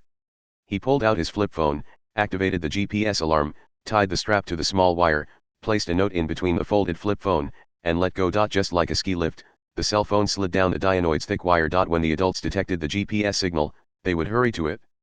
If they found the note, they would hopefully learn that the door on the Dionoid's roof was open, but that's all the help I can give. Ihanetsu turned his back on the nighttime city down below. He made his way to the open door into the Dionoid. I have to take action too. Part 17. You idiot. I was wondering what had you so worried, but you really are stupid. The small Uthanus was so angry she seemed about to erupt. Kamachi was confused by her sudden rage. What? Listen. Uthanus pressed her index finger against her own temple. The legend of Saint Germain is famous. It's even leaked out of the magic side and reached normal society. If you grabbed a random magician and asked them to name 10 famous people, Saint Germain's name is sure to come up alongside Rosencruz and Mathers. That's how high up there he is. Kamachi frowned because he had no idea how major a name Rosen whatever was. Doesn't that mean Saint Germain is ridiculously famous, ridiculously powerful, and the protagonist of some ridiculous mythology? But, forcefully cut in Uthanus. Saint Germain is nothing but a name. Kamachi did not even slightly understand what she meant on the magic side. He was probably known as a rare sort of con man. It wasn't uncommon to take on a famous name when sneaking into a party of nobles, but the identity of Saint Germain was built from the ground up. At first, it was a free pass that let you sneak into the most formal of events and acquire any investment you wanted. You could say it was like an appraiser's report calling a glass ball the highest quality of diamond. Immortality. Time travel. Those things aren't even worth calling tricks. Wait. You're kidding, right? I mean, creating legends of immortality or time travel is a simple matter. He talked about times and places he had never been to or seen. He could have letters sent as proof that he had been there. He probably sometimes added in a time delay like with a time capsule. That throws any alibi out the window. Please wait. He really did bend the entire world before my eyes. It was like this.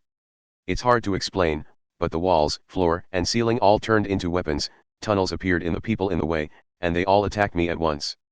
Have you forgotten? Uthanus sounded almost utterly exasperated. This is the Dionoid. The entire building is made of carbon materials. That means you don't need control over every phase, every dimension, and every element to manipulate everything around you. A magician with control over carbon and nothing else can pull that one off.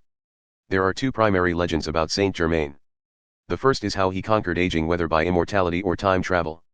His predictions of the future and knowledge of great secrets are derived from the time travel. The second is his ability to control jewels and restore scratched diamonds. Doesn't that seem to fit with the cliched situation we have now? Diamonds were carbon. The building was made of carbon. The human body was organic matter and thus also made of carbon. What did that mean? But, he knew. Knew what? What a magic god is. Uthanus, without you, the idea of a magic god would just be a fantasy. Even the knowledge of the 103,000 grimoires isn't quite enough to know about that. How could he pretend to be one so accurately? Don't be stupid, spat out Uthanus. Have you forgotten what happened in Denmark? Due to America's interference, all of that was broadcast around the world. It may not have been enough to know the details of a magic god's inner workings or how to use the magic of one, but anyone could have figured out what one looks and how one acts. This person going by the name Saint Germain could have checked any video site to find what he needed for his act. As embarrassing as that is to admit. Then what was he? If Saint Germain was not a magic god like Uthanus, was he just a normal, if that even meant anything at this point, magician who had not reached that level? But, said Uthanus, if we are up against Saint Germain here, it creates a problem much different from a magic god that is concentrated on a single point. What do you mean? Saint Germain did not just well up on its own like spring water from the earth. Do you know what created him and allowed him to spread? She answered his question with one of her own: "The legend is a fake. It began as a free pass and had no credibility. But someone must have given it life. They used existing legends and magic to see if they could make the legend real. The same process has been seen with the Necronomicon. And using a vast sea of knowledge, they intentionally stimulated the small core and created a real crystal.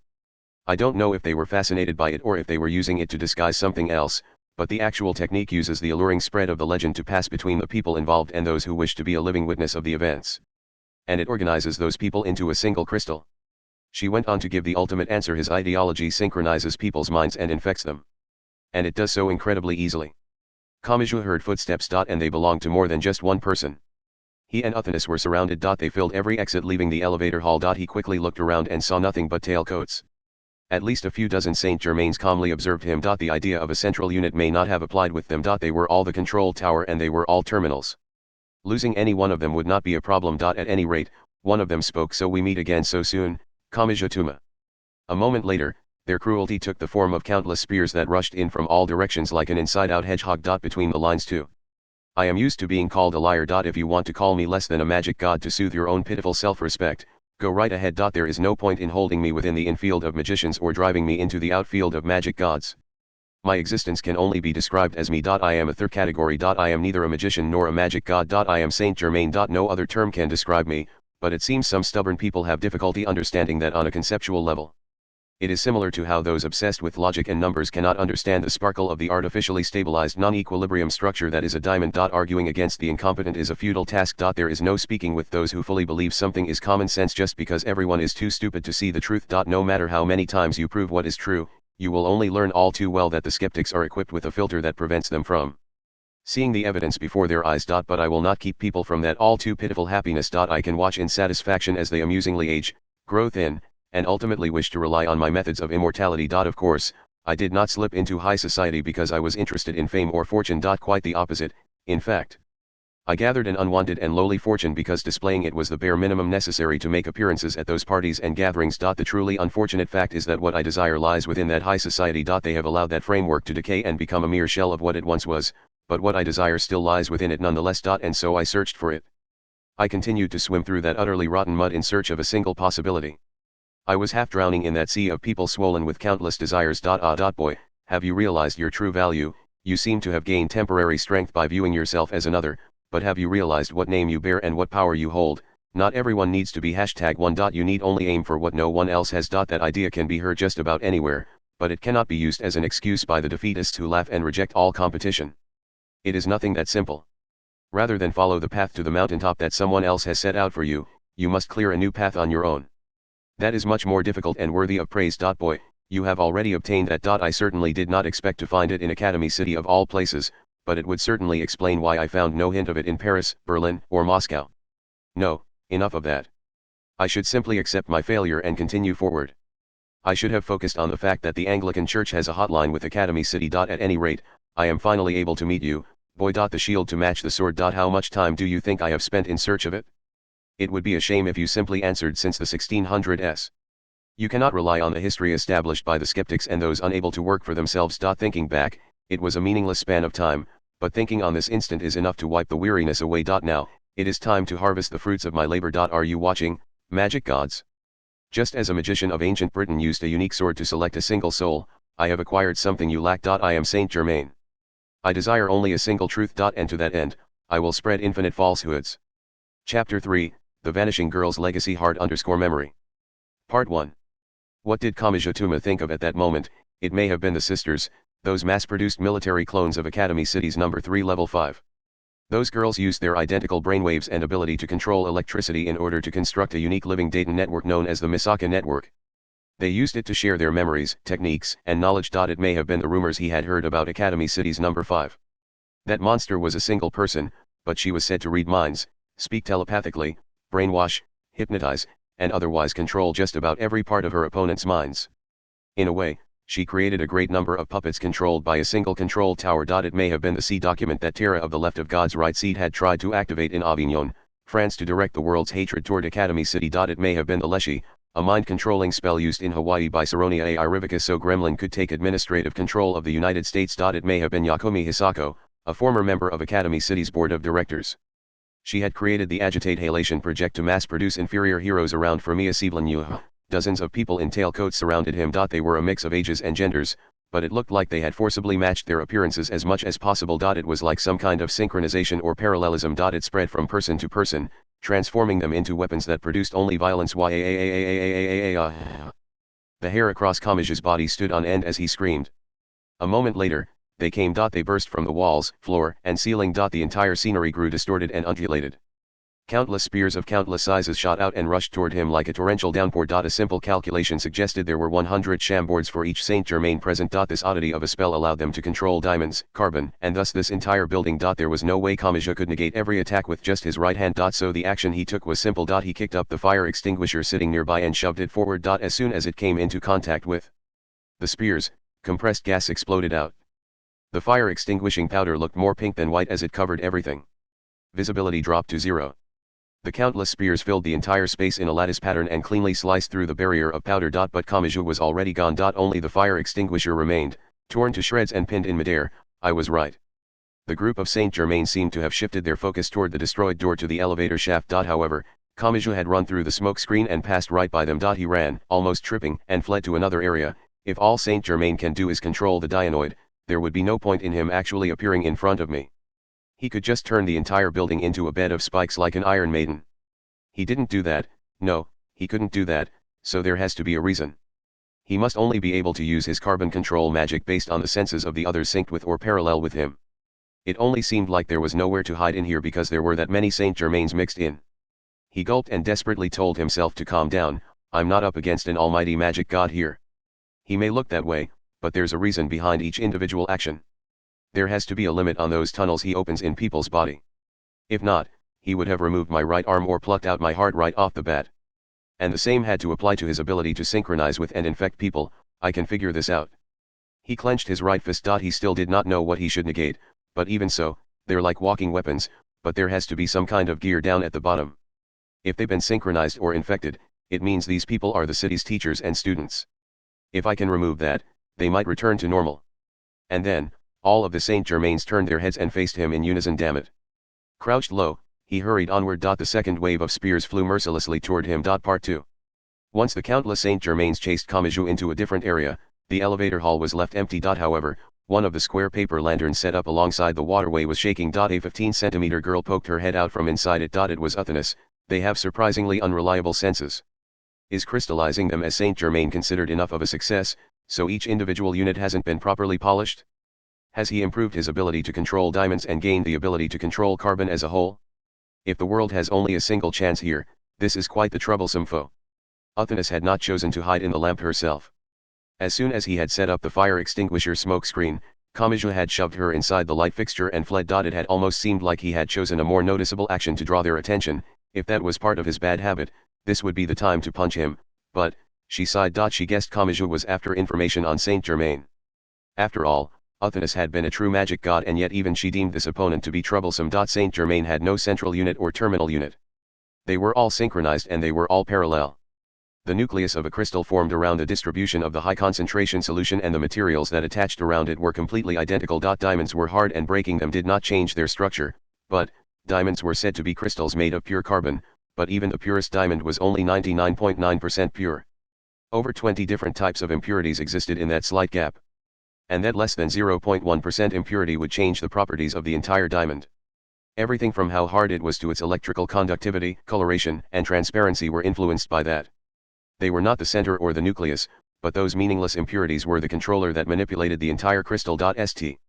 Germain had to have something similar. He was a magician that controlled diamonds. He was a life form who could control even his own body as carbon-based organic matter.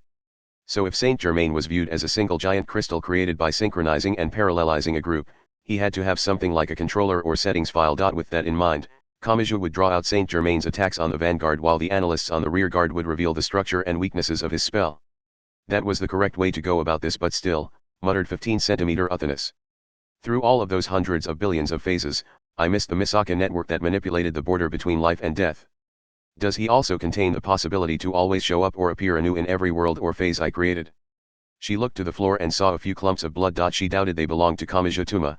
To him, using up personnel must be the same as using impurities to create gaps in the otherwise even crystalline structure. Maintaining his overall properties even when an individual is crushed would make him a first-class diamond. I'm sure he knew what would happen when he forced Academy City's espers to use magic. Athenis was surprised to find that displeased her. From an efficiency standpoint, Saint Germain was right. There was no reason to worry about their enemies in the Science Side's Academy City. All lives were not of equal value during battle. Was it that pointy-haired boy's influence that would not let her allow it? What a pain. I guess I was fundamentally broken, too. She shook her head and focused on analysis once more. If she was going to search for the optimal answer, come to think of it, we left the Index Librorum Prohibitorum behind. Well, if she had been here, Kamijituma might have chosen a different course of action. Her 15 centimeters stature was not always a bad thing. There were limits to what she could do, but Saint Germain could only search for enemies by sealing off all routes that someone human-sized could pass through. At 15 centimeters, she could take paths unavailable to others. And that went beyond simply crawling below a vending machine and traveling through that slight gap. A cat could jump down from a height of 2 or 3 stories, but that was not just because of its body structure and athletic ability. Its light weight reduced the impact of landing. Now, my first priority is contacting the Index Librorum Prohibitorum. Whether I manage that or not, I need to figure out where Kamijituma and Saint Germain are, observe them, and find a way to break Saint Germain's crystalline structure. She sounded irritated, but she had summed up what she had to do. Those were the necessary steps to achieve victory. She was, after all, an individual who had become known as a god of war. Part 3. Then again, Kamija could not continue dodging the Saint Germain's attacks forever. Their magic surrounded him with a set of 100 spears like an inside-out hedgehog, making it a simple yet effective countermeasure to Imagine Breaker. Not to mention that dozens of people were using that same magic at once, and more Saint Germains were mixed into the people not currently chasing him. His odds of survival were rapidly declining. This would not have been easy under normal circumstances, but this added further irregularities into the mix. There were only so many ways he could block their sight. Also, this was only the preliminary encounter. The true battle began once Index or Athenis analyzed Saint Germain and found a weakness. All he could do was run around corner after corner, trying to escape from the Saint Germain side. And he was so focused on the enemies behind him that he ran right into someone else turning the corner ahead. This way. The person pulled on his hand and dragged him behind the reception counter to what seemed to be a gym. He could hear several sets of footsteps passing by the corridor beyond the counter. The other person was practically embracing him, but once he pulled himself free and checked who it was, he found he recognized them. What? You're that Ihana guy, right? Well, I suppose. You wouldn't be wrong to call me Ihana Etsu. It was the boy with semi-long brown hair. Kamija gently sighed. Well, you saved me regardless. Listen, I'm heading back out when the time is right, but you stay here. If you are going to leave, wait a bit and go in the opposite direction. You haven't been spotted yet, but if you are, they'll fill you with holes. I'm not sure I can cover for you. No, cut in Ihana Etsu. When he shook his head, a sweet aroma was shaken from his hair. I don't know who they are, but I doubt it's anything that simple. They knew we were here, but they overlooked us because they don't want to get me caught up in this. What? For some reason, this Saint Germain guy is obsessed with me. He seems to have given me alone the ability to use the sealed elevators and doors. That's how I got to the mid-level. I figured out these Saint Germain people were after you from the behind-the-scenes videos, he explained. They're all dressed the same, so maybe they all think the same. That means having you head out isn't the best plan here. I should go right into the middle of them. If I'm in the center of things, they'll have a harder time fighting. That thought shocked Kamiju, but when he reflexively tried to argue, Ihana Etsu placed his index finger on his lips. The sensation of the boy's slender finger silenced him. Whatever his goal is, Saint Germain won't kill me right away. He'll want to talk. That's our chance. If I can loosen his lips and get some information out of him, we might find a way out of this. That would obviously be better than sitting around waiting to be killed, and it's something only I can do. The boy's words were logical, but his face was deathly pale. His shoulders were trembling and they looked so skinny they would break if someone grabbed them too roughly. He had to be scared. It was not clear what Saint Germain wanted, and he could change his mind at any time. The odds were good he would bare his fangs the instant it was revealed Ihana Etsu was hiding something. And if that happened, there was no escape. If their positions had been reversed and Kamiju was asked to play that role, he honestly doubted he could have done it. And if Saint Germain had noticed what they were doing, Ihana Etsu's suggestion was not even an undercover mission.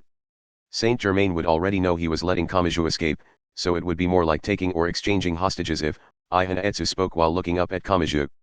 He grabbed Kamiju's coat at the chest and his self-made fear brought tears to the corners of his eyes. Nevertheless, if I don't make it back, can you do one thing for me? A girl named Frenda Sievlin has an apartment in the upper level of the Dianoid. There might be something there to tell me what happened to my missing friend. If I have that, I might find a clue to saving her. Saint Germain said something ominous about the last vestiges of her, but I don't know if that's true.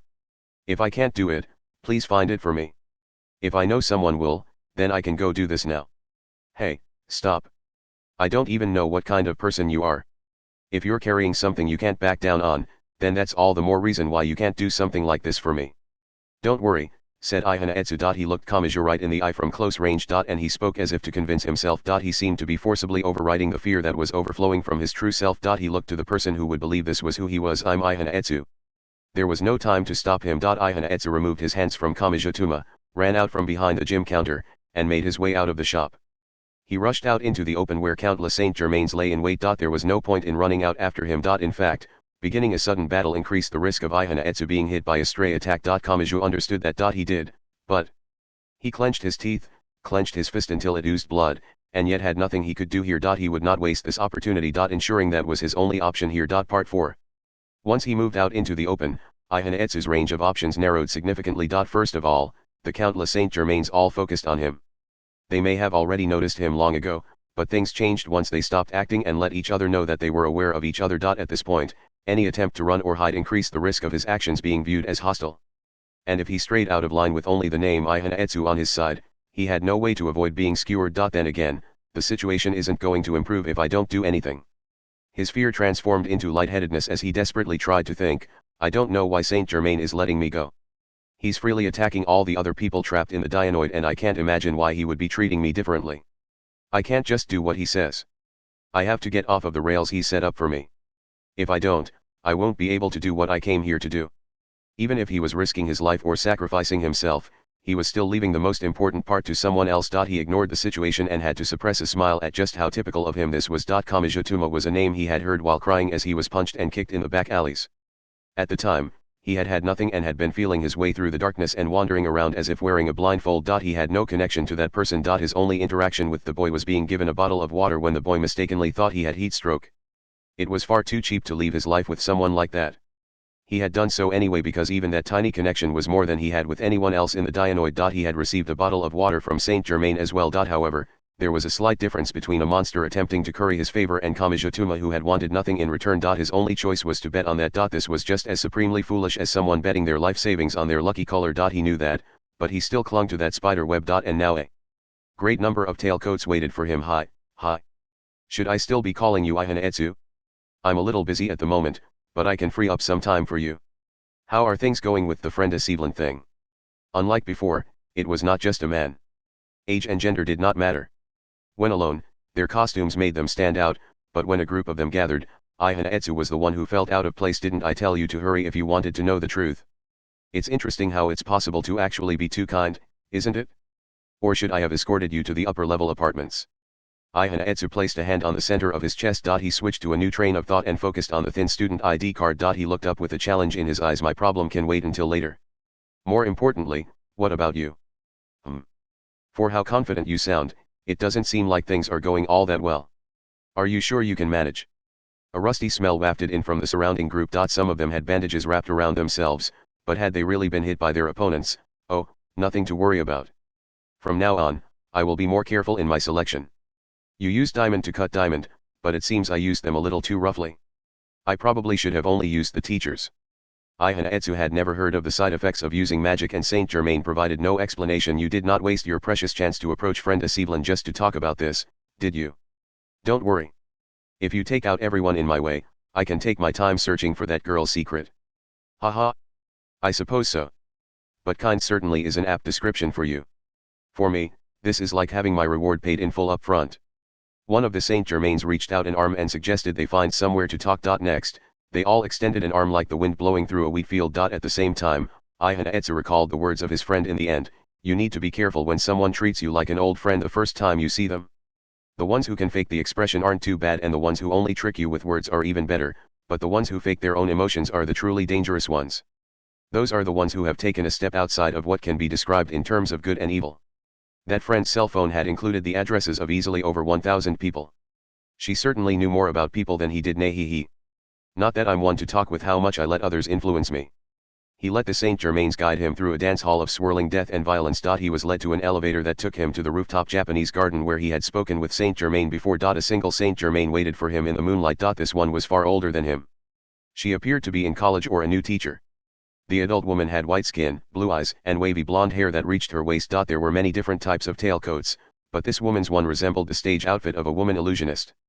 It was something like a jacket and bunny suit combination. She wore a monocle that resembled a butterfly wing and her face looked somehow familiar. She almost looked like Ihana Etsu's friend if she had grown into a beautiful woman. The carbon making up any diamond is nothing but carbon, but the impurities making up less than 0.1% create countless varieties of colored diamonds.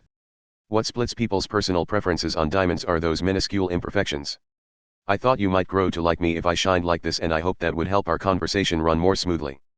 The blonde Saint Germain laughed casually. That woman had to have had her own life, personality, respect, and happiness. But just knowing this was unreasonable was not enough to break free of it. This was not a situation in which the mask of Ihana Etsu was enough. Now. Where to begin? My mind is filled with things I would like to say, but where should I begin to confuse you the least? Oh, it has been so long. It has been far too long since I came across such a delightful proposition. I want you to promise me just one thing first. No need to limit yourself to just one.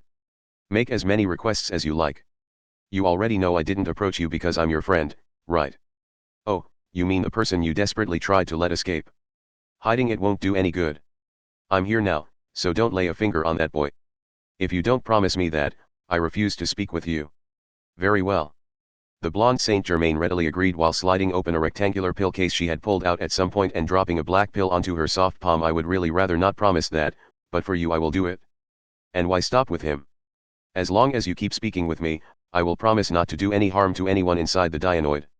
When he heard that, Ihana Etsu carelessly bared his true face before this obvious enemy. He gave a sigh of relief. A heated breath flowed white into the night wind. St. Germain smiled quietly as she watched that expression that could only be described as inexperienced. Yes. St. Germain was interested only in a single truth. With anything else, she was willing to tell billions of lies with a smile on her lips. Part 5. He heard a tremendous explosion and felt the building shake, but that was not the most ominous thing Hamazura sensed while searching the Dianoid's mid-level in the power lifter. More than his sight and hearing, it was his sense of smell that got to him. It smelled like fireworks and there was a hint of rust thrown in. Anari's analysis said it was a nitrogen oxide reaction which pointed to a certain possibility. Don't tell me there's a bomb. The word naturally came to mind, but his brain did everything it could to reject the idea. That could not be. It just could not. Then what was that strange smell? Where had the person named Saint Germain gone after trapping so many people in the Dianoid? What had he done to item who could possibly open up an elevator shaft or emergency staircase with the hashtag 4S meltdowner? How did all that lead to the same scent he had sensed on the burning snowy plains of Russia? Pant.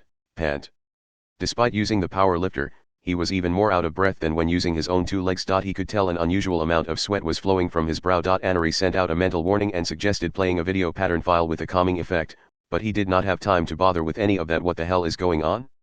God damn it. The closer he got to the scene, the more difficult it was to keep going. The reason for this was obvious. Boys and girls were rushing toward him while screaming in terror or anger. They were not focused on him. They were simply trying to escape the scene of the blast as quickly as possible. His desire to know what happened naturally sent him in the opposite direction, but he could not exactly use the power lifter's strength to knock them out of the way. His slowed pace and the sensation that the dangerous truth was slipping from his fingers was enough to wear on his nerves. What had happened to the girls who had been waiting for him in the Dianoid? Where was Mujino Shizuri? Where was Kinyahata Sai? And where was Taketsubo Rikao? He just about cried out, but then he spotted something strange. He was not the only one working against the sudden crowd of people. Far away, a boy's eyes opened wide as if he had run into an invisible wall. It was Kamijotuma, him. The boy looked at the confused crowd of people once more and then turned around. A moment later, a flesh-colored hell opened up. First, an undulation ran through the floor and walls. Next, a large group of spears flew toward Kamijotuma. Finally, fist-sized tunnels opened in the bodies and faces of the boys and girls and the spears passed through them. It was an inescapably evil scene. No matter what the reason, he could not understand how a vision like that could be allowed. Like an inside-out hedgehog, 100 spears all rushed toward Kamijotuma. Without watching it through to the end, Hamazura Shiich took action while still screaming. Anari picked up on his intention and swiftly provided assistance. The power lifter's giant steel arm opened like an alligator mouth and grabbed several of the infinitely extending spears. He used all of his strength to crush them. This created a spear-less gap in one direction of the spherical attack. Kamaji ran in that direction to put some distance between himself and the other spears. The countless spear tips came together like a complex Iron Maiden. Get out of here, shouted Hamazura. Hurry. This was no time to worry about regulations. He grabbed the 2 joysticks and used the mechanical legs for a mighty leap. By landing on or grabbing pillars or objects sticking out from the wall, he passed over the crowd, that was riddled with tunnels, and landed next to the struggling Kamijutuma. That had not been Hamazura's own skill. Those acrobatics were thanks to the calculations performed by Anari. Sparks flew as the legs scraped across the carbon floor. I thought I'd settled things with you. You did. But do you really think they're going to listen to what we have to say? Kamija pointed his thumb backwards. Hamazura looked back and his eyes opened wide. He saw a man in a tailcoat. And the man was not alone. There were 5 or 10 of them walking their way. Just like a diamond, even heat seemed to spread between them in an instant, so they burned with a mad passion. You're kidding. You have got to be kidding. And when I have so many other things to deal with. It's all over if you die. You've gotten caught up in this, so you should probably run away for now. I still don't know if my girlfriend's safe. It would tear my heart to pieces if I left her alone now. Damn. I see. Kamija briefly squeezed his eyes shut and seemed to shake something off. He turned around and faced the Saint Germains before speaking. Then we'll share the burden. You go do what you have to do and I'll hold them off. How? I'll figure it out. You said you'd settled things with me, remember? Then it's only natural for you to get the best spot. So go. It was Hamazura's turn to rub his brow and shake his head. It would be easy to abandon this boy. If he ordered everything according to priority, there was no way this boy's life would rank higher than Taketsubo. But would Taketsubo and the others accept him if he made that choice? Had he fallen in love with someone like that? Damn it. He spat out the curse from the very bottom of his heart. The power lifter's giant arms then grabbed the pointy-haired boy by the back of the neck. Wait. What are you? There was no time to explain. Still holding Kamija, he had the power lifter's leg bite into a thick pillar. The machine bounced around like a pinball. He would occasionally use the walls or even the ceiling as footing, occasionally grab objects on the wall, and cross the entire floor by irregularly jumping around without ever touching the ground. The countless Saint Germains turned his way. A moment later, countless spears extended from the floor and flew toward the power lifter like a group of surface-to-air missiles. Anari, ballistic prediction. And you can switch off the inertial GS limiter. He made his way to an area not yet infected by Saint Germain. He leaped to a theater, jumped straight up, and tried to use the second or third story seats to reach another floor. However, Saint Germain was faster. A few sets of eyes looked up at him from the bottom seats. The seats and walls twisted into countless spears and approached as another solid surface. The open space of the theater was working against him. The power lifter was nimble, but it could not bounce around like a pinball without anything to use as footing. His movements grew simpler while in midair. The enemy could perfectly aim for him and skewer him. But just before that happened, a great roar filled the air. Another machine came from the theater's third-story seats. Like a shooting star, the other power lifter performed a flying kick and forcibly broke the approaching spears. Even if it was not a military weapon, the power lifter was not the kind of heavy machinery that had spread to the general public quite yet. There were only 2 of them in the Dionoid, so there could only be one person operating this other one, Stephanie. Teacher. He cried out without thinking, but his grasp of the situation could not keep up with the passage of time. After breaking the pursuing spears, Stephanie's power lifter swung its arms and legs in midair to balance itself and fell to where the countless Saint Germains waited. Hamazura did not know if Mujino, Kinyahata, or Taketsubo were safe. And now Stephanie had jumped into danger. His steel hand grabbed the railing to the third-story seats and he climbed up while taking a breath. After that, a groan escaped his mouth. It quickly grew into a scream. Part 6. In that moment, Stephanie Gorgeous Palace had to have had a few different options. She had spotted Hamazura Shiage on one of the flat-screen monitors. He had run across, was running away from something using strange technology to skewer people. As he flew through the air, countless spears had pursued him from behind. She should have abandoned him. She should have feigned ignorance and focused on her own safety. But for some reason, she had suddenly remembered something. She remembered a time before turning on Academy City because of Tsunazara Chimitsu, her teacher as a soldier, and before leaving to see the world as a mercenary. It was a time when she was still in Academy City. Back then, she had been a teacher. She had been an anti-skill member who protected children's lives. So, I don't really have much choice, do I? Sparks flew and she tore into the floor as she landed before the enemy and smiled a bit. I'm the adult here. You fall into the category of children, too. The violence reached her immediately afterwards. All at once, hundreds of spears rushed in. She swung her steel arms about, but that was nowhere near enough for this. Her flying kick had broken them, so they were likely not much of a threat when hit anywhere except for the very tip. However, they provided a fearsome impact if the tip scored a direct hit, if only. She gave up on clearing them all away. She tried to protect herself with the metal arms, but the countless spears smashed, tore, and broke the power lifter to pieces. If only I could have gotten that information to someone else. The steel-smashing fangs would reach her soft flesh in just a few seconds more, but Hamazura Shiage would be able to escape in that time. That was enough for her to remember the slight smile on her sweat-covered face. However, a brilliant beam of light shot in from the side and overturned the assumption of her death. Every last spear was instantly vaporized. A swirl of scorching heat melted the door leading to the theater's first-story seats as well as the surrounding wall. A crackling charge filled The air. Time seemed to stop and extreme violence ruled the scene. Hi there. The owner of that violence stepped into the theater. It was Mujino Shizuri. She was Meltdowner, Academy City's number 4 level 5. Her beautiful feminine bodyline was surrounded by countless spherical swirls of electrons that heated her surroundings to the limit. If you're after that desperate bomber man, he's over there. Make sure to clean up after him. He's causing everyone trouble with the absolute mess he made of the place. The Saint Germains all turned toward Mujino. Their deadly sights were trained on her, but the number 4 showed no sign of caring. Not only that, but a girl in a knit dress and a girl in a pink tracksuit spoke up from behind her. Just to be super sure you're aware, these guys are a little strange for being our enemies. If you mercilessly genocide them, it might lead to some annoying attempts at revenge later. Being the target of some hackneyed sob story is the most dangerous part of working for the dark side. Shut the hell up. It's their fault for being controlled. And Mujino, added the tracksuit girl. Can I make one request? There's an atrium there, right? Fire a shot straight up into it. Oh. Mujino sounded like she barely cared, but she still raised a palm and released a deadly beam of light up into the atrium. Now, time to get down to business. Were you even listening? If you super genocide what are technically innocent people, we'll end up chased around by some righteous heroes or something.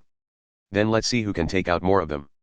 If you can safely knock them all out with your offense armor, I won't have to use my meltdowner at all. No fair. You're just making it super easy for yourself. The Saint Germains did not wait for the girls to finish yelling at each other. They launched countless spears at the two of them as a surprise attack. Mujino did not even have time to release meltdowner. However, are you serious? She sounded exasperated. First, she lightly swung her head. Next, her perfectly normal slender arm easily grabbed a spear thrust toward her face. No, it was actually, I told you your bomber man failed, didn't I? Kinyahata and I tore the bombs from him and threw them away. Thanks to that, no one died and you didn't get what you wanted. With a dull crunch, she mercilessly crushed the carbon spear in her grasp. The smooth motion was accompanied by a quiet mechanical whirring. It was a prosthetic hand. During Mujino Shizuri's many battles, she had traded an eye, an arm, and all her skin for artificial replacements. Rather than viewing it negatively, she had modified her own body to match her belligerent tendencies. Don't just assume a level 5 is nothing but her power. I'll kill you. With those words, the monsters named Mujino Shizuri and Kinyahata Sai mercilessly charged into the group of Saint Germains. Part 7. Among the third-story seats, Kamaja cried out when he saw the thick beam of light pierce vertically through the dianoid. Anari gave a high heat warning. What? What? On the other hand, all of the tension bled away from Hamazura. That was the signal. It was an extremely unreasonable announcement saying that all of the danger would be swept away by brute force. Haha. That's right. They aren't the type to die so easily. What do you mean? Hamazura heard something like a hiccup come from himself. At the same time, some slight tears welled up in his eyes. He both cried and smiled. Just talking to myself. It means they didn't need reinforcements. Of course they didn't. Why in the hell did a level 0 think he needed to help 2 level 4s and a level 5? Ha ha ha ha ha. Kamaja was utterly confused, but Hamazura had apparently settled something in his heart. He now had the leeway to focus on Kamaja instead of his own issues. He left the third-story seats and found a corridor untouched by Saint Germain's infection. What are you going to do now? I want to rescue the kid named Ihana Etsu. He ran right into the Saint Germains, those people in tailcoats, to let me escape. Now it's my turn to return the favor. Ihana. Hamazura frowned and pictured the child of indeterminate gender who had been sneaking around the Dianoid's parking lot. Is he the real deal? Are you sure he isn't a fake just using the name? It doesn't matter. He risked himself to save my life, so he's a true hero either way. Kamaja continued speaking, and I'm curious about Saint Germain's actions. He's apparently obsessed with Ihana, but doesn't that seem inconsistent with the other things he's been doing? What? Can you dumb it down a little? If all he wants to do is contact Ihana, he wouldn't need to try to kill us. In fact, he wouldn't need to seal all the Dianoid's exits or even do it today. He could have just waited in a dark alleyway and abducted Ihana. Now that you mention it, he didn't take all these unrelated hostages just to speak with Ihana. But that raises some fundamental questions. Is Saint Germain even interested in Ihana Etsu? Is that really his final objective? Still, he's using some of his resources to help Ihana. That would mean, he might be using Ihana for some other goal. Or he's pushing Ihana to do something for him. Kamaja chose his words carefully. That makes me curious about the last thing Ihana said. He said something's hidden in the Dianoid that might help him save a missing friend of his. If he can't, he wanted me to search for Frenda Sieblin's secret in his place. Frenda? Asked Hamazura without thinking. Anari automatically began a search for the name, but they either had no signal or the records on the dark side were sealed off because the window froze up. However, the correct answer was in his head. The girl's fate flashed through the back of his mind. Her torso had been torn apart in a frenzy and her upper body had been dragged around while spilling its organs like a torn stuffed animal. There was no saving that life. Did you just say Frenda? Yeah. Do you know her? Well, yes, her fate was not an easy thing to explain, but Kamachi did not stick with the issue. If Ihana is manipulated into doing something, this Frenda girl's secret is what we need to break him free. We can apparently find it if we search the apartments on the upper level, so we need to do that. I don't know if Ihana is Saint Germain's goal or just something he's doing for fun, but don't you think we could catch Saint Germain off guard if we did remove Ihana from his control? That's enough, cut in Hamazura. If Friend is a part of all this, then I'm in. That's enough reason for me to see this through to the end. With the power lifter, traveling between floors was not difficult. They only had to break through the elevator door and use the elevator shaft. If they climbed that tunnel toward the heavens, they would reach the high-class apartments on the Dianoid's upper level. The truth they desired was there. Part 8. She had long wavy blonde hair and white skin. The college-aged woman in a tailcoat sat on the tea house storefront bench and Ihana Etsu sat next to her. They were in the moonlit garden. On the Dianoid's roof, Saint Germain took a black pill from her pill case and tossed it into her mouth. Saint Germain's name became widely known during the 1600s. He was known as an alchemist who knew the art of immortality, or a man from the future with a technique to travel through time. However, I have actually been active since around the year 500. Of course, I haven't used a single individual from beginning to end. Instead, my primary meaning multiplies without end. Why do you think that is? Asked Saint Germain with a soft smile. What do you think I have lived so long for? Ihana Etsu shook his head. How could I know that? How honest of you. But there is no need to make this complicated. Saint Germain is known as a mysterious individual who appears in the high societies of countless nations during countless time periods, but my goal is something you would find in a children's picture book. At some point, the rectangular pill case had vanished from her hand. A closer inspection showed that was due to sleight of hand, not the supernatural Ihana. How much do you know about the legend of King Arthur? Arthur? You know, the man who became king after pulling out the sword in the stone. Of course, most people only know the first part of the legend and know none of the details about what kind of life the man lived. At that point, Ihana Etsu finally recalled the sword named Excalibur. Then again, he only knew of it as the name of a weapon in a 3D RPG he had played. He pointlessly remembered it had been the third strongest sword in the game and that it let you attack 4 times in a single turn. By the way, do you know who the strongest knight was in that long legend? Eh? You mean it wasn't the king? No. Saint Germain shook her index finger. In fact, the king himself was not all that strong. He was chosen by the sword, but he became king of Britain thanks to the knights surrounding him. The king is not necessarily the main character of every story. I see. It's also technically incorrect to say the Knights of the Round Table were the ultimate team. That system was only introduced later and it did not include any of the old knights who had initially supported the king. So if you look through all of the legends, who is truly the strongest knight? She stopped her shaking finger and continued on. Nt index v12249.png. The answer is Galahad. He was the ultimate knight born to Lancelot and Elaine, princess of the Holy Grail castle. He was a pure knight who surpassed the king and improved upon Lancelot's imperfections. King Arthur became king of Britain by drawing a sword, but Galahad is said to have possessed both a holy sword and a holy shield and to have finally acquired the Holy Grail with his purity and strength. On the other hand, he was so perfect he lacked any humanity, so he was something like a combat machine. What did that have to do with anything? Ihana Etsu was confused and it must have shown on his face because Saint Germain smiled softly once more. Did it go in one ear and out the other since it's outside your field of expertise? The king acquired a sword, but Galahad outdid him by acquiring both a sword and a shield. However, that raises a question. Wouldn't the king have originally had 2 issues to deal with? Wouldn't there have been a shield somewhere in the world powerful enough to act as Excalibur's counterpart? If he had the title of king, King Arthur would have been on the upper levels of society. And a lot of people would have wanted to get their hands on anything he had owned. Information on the shield could easily have been hidden in those high society parties and gatherings. Was that why Saint Germain had blended in as a noble? Ihana Etsu wondered that like he was thinking about a fairy tale, but, and have you heard another rumor, boy? That king had a twin sister. Her name was Anne, Queen Anne. She never appears in the legends as a knight or as a princess and no one knows what happened to her. For that reason, she is treated like a false addition to the story. But what if it were true? Some strange kind of sweetness entered her smile. The legend ends when the king and his son Mordred kill each other. Some of his blood remained in distant relatives like Constantine, but the direct line ended there. Yet Queen Anne's presence would overturn that entirely. King Arthur's blood may have been passed on. If that was true, it would indeed be a big deal. It would breathe new life into an ancient legend. But, did you actually believe me? The blonde Saint Germain laughed. Queen Anne's existence isn't the issue. I searched and searched but never found anything. She was probably a fabrication after all. But what matters, Ihana, is that there is a loophole in the legend of the sword. There is still a possibility of a twin sister and room for whispers of a shield to match the sword. The king and traitor were slain together and it ended there. Except it didn't. It isn't a dead end and it isn't over. Yes, the shield is what I wanted. That and the person who was chosen by the shield. I wanted to meet the one who would travel the world with Excalibur's counterpart in hand. Saint Germain laughed again. For that, she was willing to be called a liar behind her back. She was willing to be called a con man as she slipped into the money-obsessed high society. She was willing to do it all again and again. And she said it all with a reminiscent look on her face. But if that's the case, why are you in Academy City? I don't entirely understand, but shouldn't you be searching in European countries like, England or France? I did. I searched and searched and searched for about 1,500 years without finding a thing. And then I realized something. I could not find it no matter how thoroughly I scoured the world, so I asked myself where I had yet to search.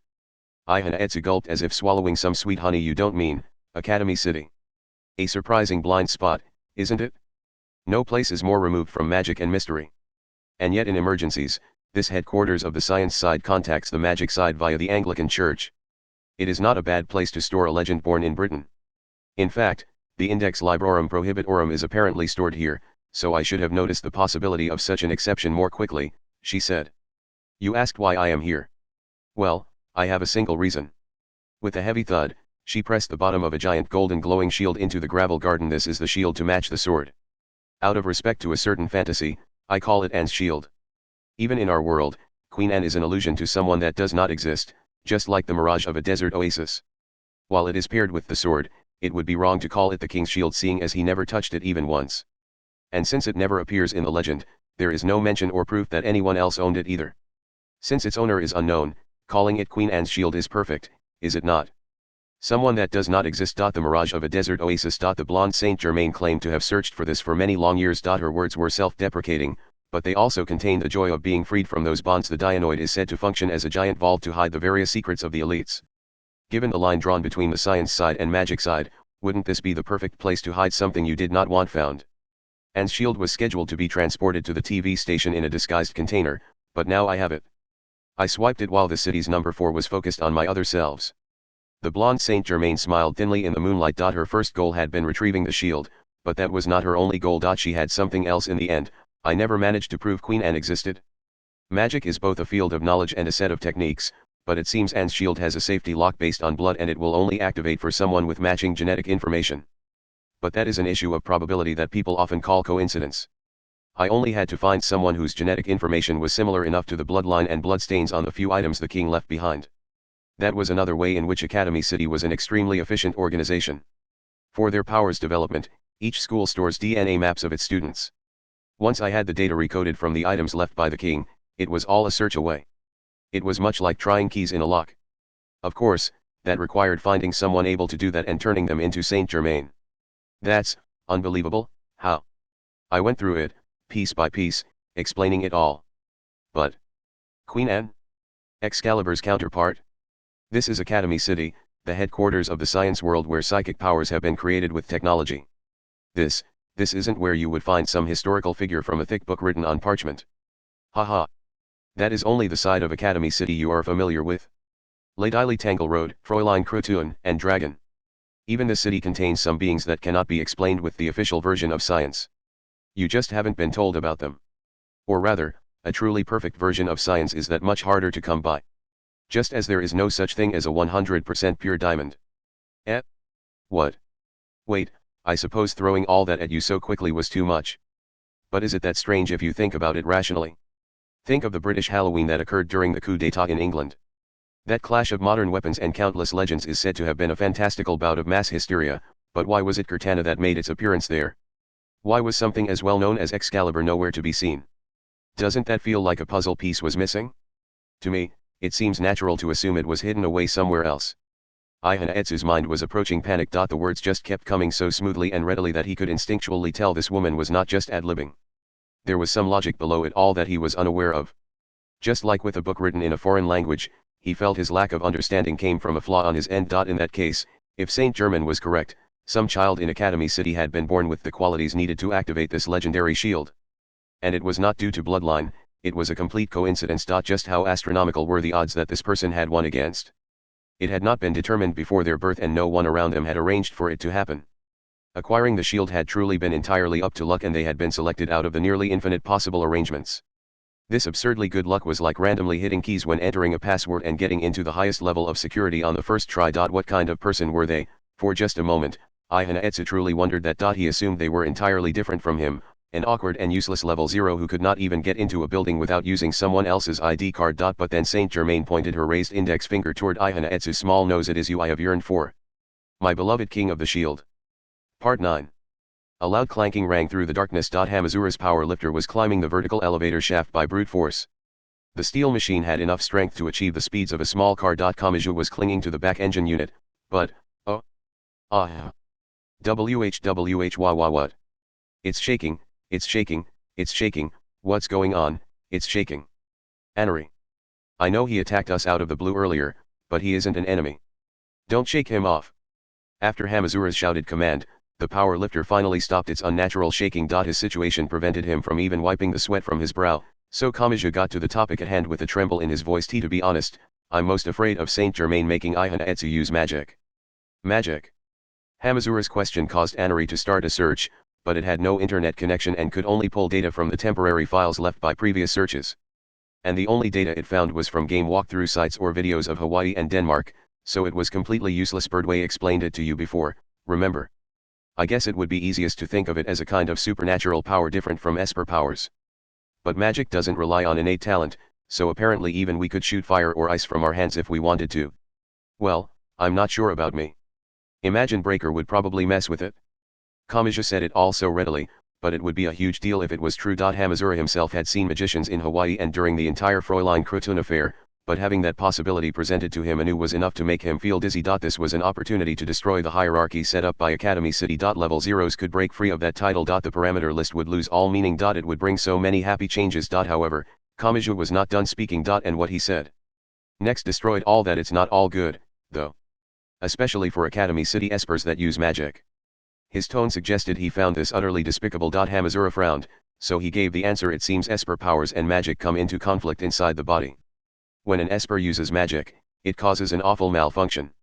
It damages the body's blood vessels and nerves. In the worst case, they just die. Seriously. Seriously. Of course, this is all known from failed experiments. It's probably only useful as a way to bind a far too powerful magician. Kamaji sounded annoyed with the possibility that came to mind. So if Saint Germain convinces Ihana to oppose us, it creates two dangers. The first is obviously the threat to our lives, but the second is that he'll be forced to unwittingly play Russian roulette. The damage was not something that accumulated. The side effect of using magic simply caused damage in some random part of the body, so it was entirely possible the carotid artery would be taken out the very first time. This isn't good, muttered Hamazura while operating the power lifter. This definitely isn't good. It's just cruel and I can't stand that. That's why we're going to do something about it. And that's why we need to find Frenda's real secret. With a loud bang, Hamazura kicked through the wooden-looking elevator door and entered the elevator hall with Kamaji. It was not an issue of a specific location or object. As soon as they breathed in, they could tell they were horribly out of place here. It was like finding you had wandered into a silent art museum while playing loud music on a handheld music player. They were in the upper-level apartment area. The rooms themselves were valuable enough without even thinking about what was inside. And they apparently functioned as vaults to hide secrets instead of as a place to live, so VIPs with too much money would buy them for peace of mind. Unlike normal dorms or apartments, the entrances were sliding double doors. At this height, a piano could not be brought in through the window using a crane, so the front entrance needed to be large enough for most anything. Of course, those doors would be made to prevent any kind of forced entry. Anari began a search to gather information on the entire high-class apartment area. Communications were very nearly cut off, but there may have been a local system accessible within the building. Based on the gathered information, the place was just like the secret banks in Switzerland or the Cayman Islands. As soon as the secret was out, it lost all value. If just one room was broken into, every client would begin to question the peace of mind that was the biggest selling point. Despite knowing that, Hamazura readily spoke up. I'll handle the lock. I'm counting on you. But first we have to figure out which room belongs to that Frenda girl. Part 10. He did not understand it. What? What?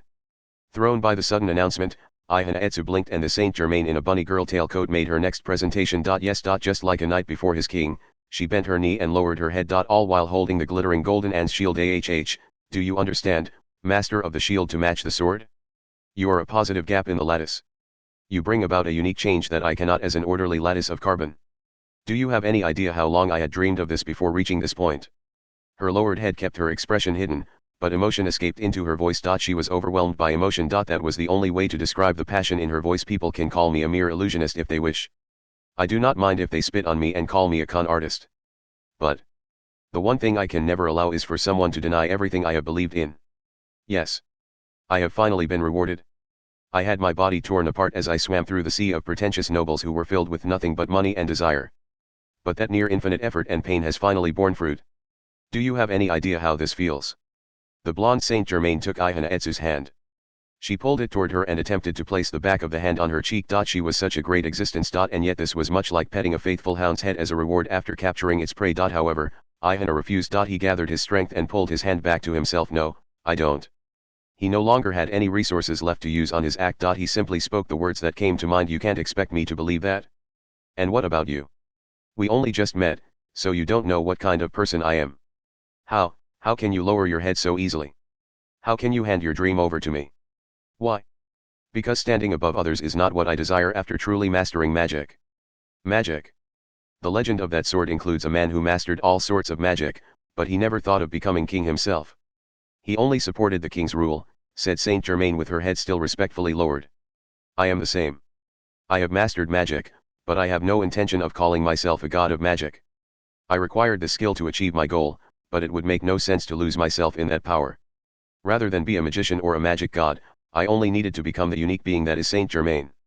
I wish to be a third category that can only be described with the term St. Germain, just as people do not refer to diamonds as charcoal. That is why I placed myself to the side of the legend's peak. I wished to meet the true king who was worthy of my service. But when Saint Germain came into being, that king no longer lived. And the value of the sword piercing the earth was not its sharp edge, it was its ability to select a ruler capable of resolving a great problem. The legend had come to an end and the king was dead, but as long as I had the sword, it was possible I could select a new king for each coming age. But the sword too had been lost. And so I searched. I searched and searched and searched. The scales of Anubis and the spear of the Valkyrie. There are plenty of legends concerning the judgment of people's souls and the deeds they have committed, but the only legend that matched my goal was Anne's shield. And the answer that shield chose, was you. Ihana Etsu gasped. Bloodline is certainly important in the king's legend, but it is not absolute. It may be due to an incidental similarity, but Anne's shield has chosen you, just as machine oil finds the diamond among the rocks. The minuscule odds of this meeting are a sign that the age itself desires the arrival of a new king. He placed a hand on his chest and thought about what he was being told. And he spoke in a trembling voice as if hesitantly reaching toward the head of a new hound. Are you really, not planning anything else? Do you really only want to serve me? It is because they do not see what I gain that people fail to understand me and view me as a con artist. That fact has allowed me to find the king, and it is the single trump card that could overpower even those magic gods. I overpower magicians and spurn the magic gods as they urge me to join their ranks. I remain the truly stable crystal that is Saint Germain. They arrogantly call themselves magic gods, but they are nothing more than counselors without a king. They are a foolish group that has yet to realize that true power cannot be obtained as an individual. On the other hand, I have obtained you as a nucleus. If Athanas had only come to understand Kamijatuma before losing her power, she might have walked a different path. My king, if I am not mistaken, that look on your face says you do not believe you have any power or that anyone would serve you. Still kneeling, Saint Germain continued talking as if to unravel the mystery one piece at a time. But if you think about it, that is only natural. England left a rare form of magical talent in Academy City. It would have been a waste to destroy that talent by rudely developing Esper powers over it. Simply put, you were given placebos identical to the proper curriculum. That is why you have no power. They had no choice but to label you a level 0. It was also your true ability could emerge at this moment. Each individual piece of information linked together. That shield had seemed as distant as the other side of the planet or even Pluto, but it was gradually falling within reach.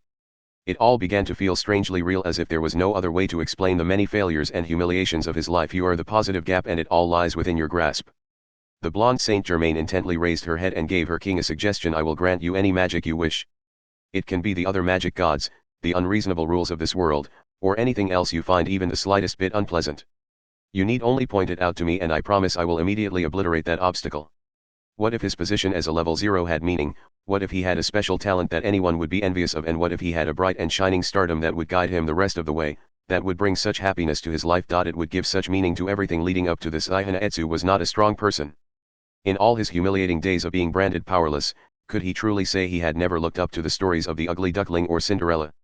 Could he truly say he had never wished he would not share the fate of the little match girl, but, that, Ihanaetsu shook his head, sending a sweet aroma scattering from his semi-long hair. He had no intention of touching the golden shield held before him. That isn't what I want. It's true I'm small. It's true I've always regretfully wished I had some convenient hidden talent or true power no one had ever noticed. It's true I couldn't even get in here without faking my identity.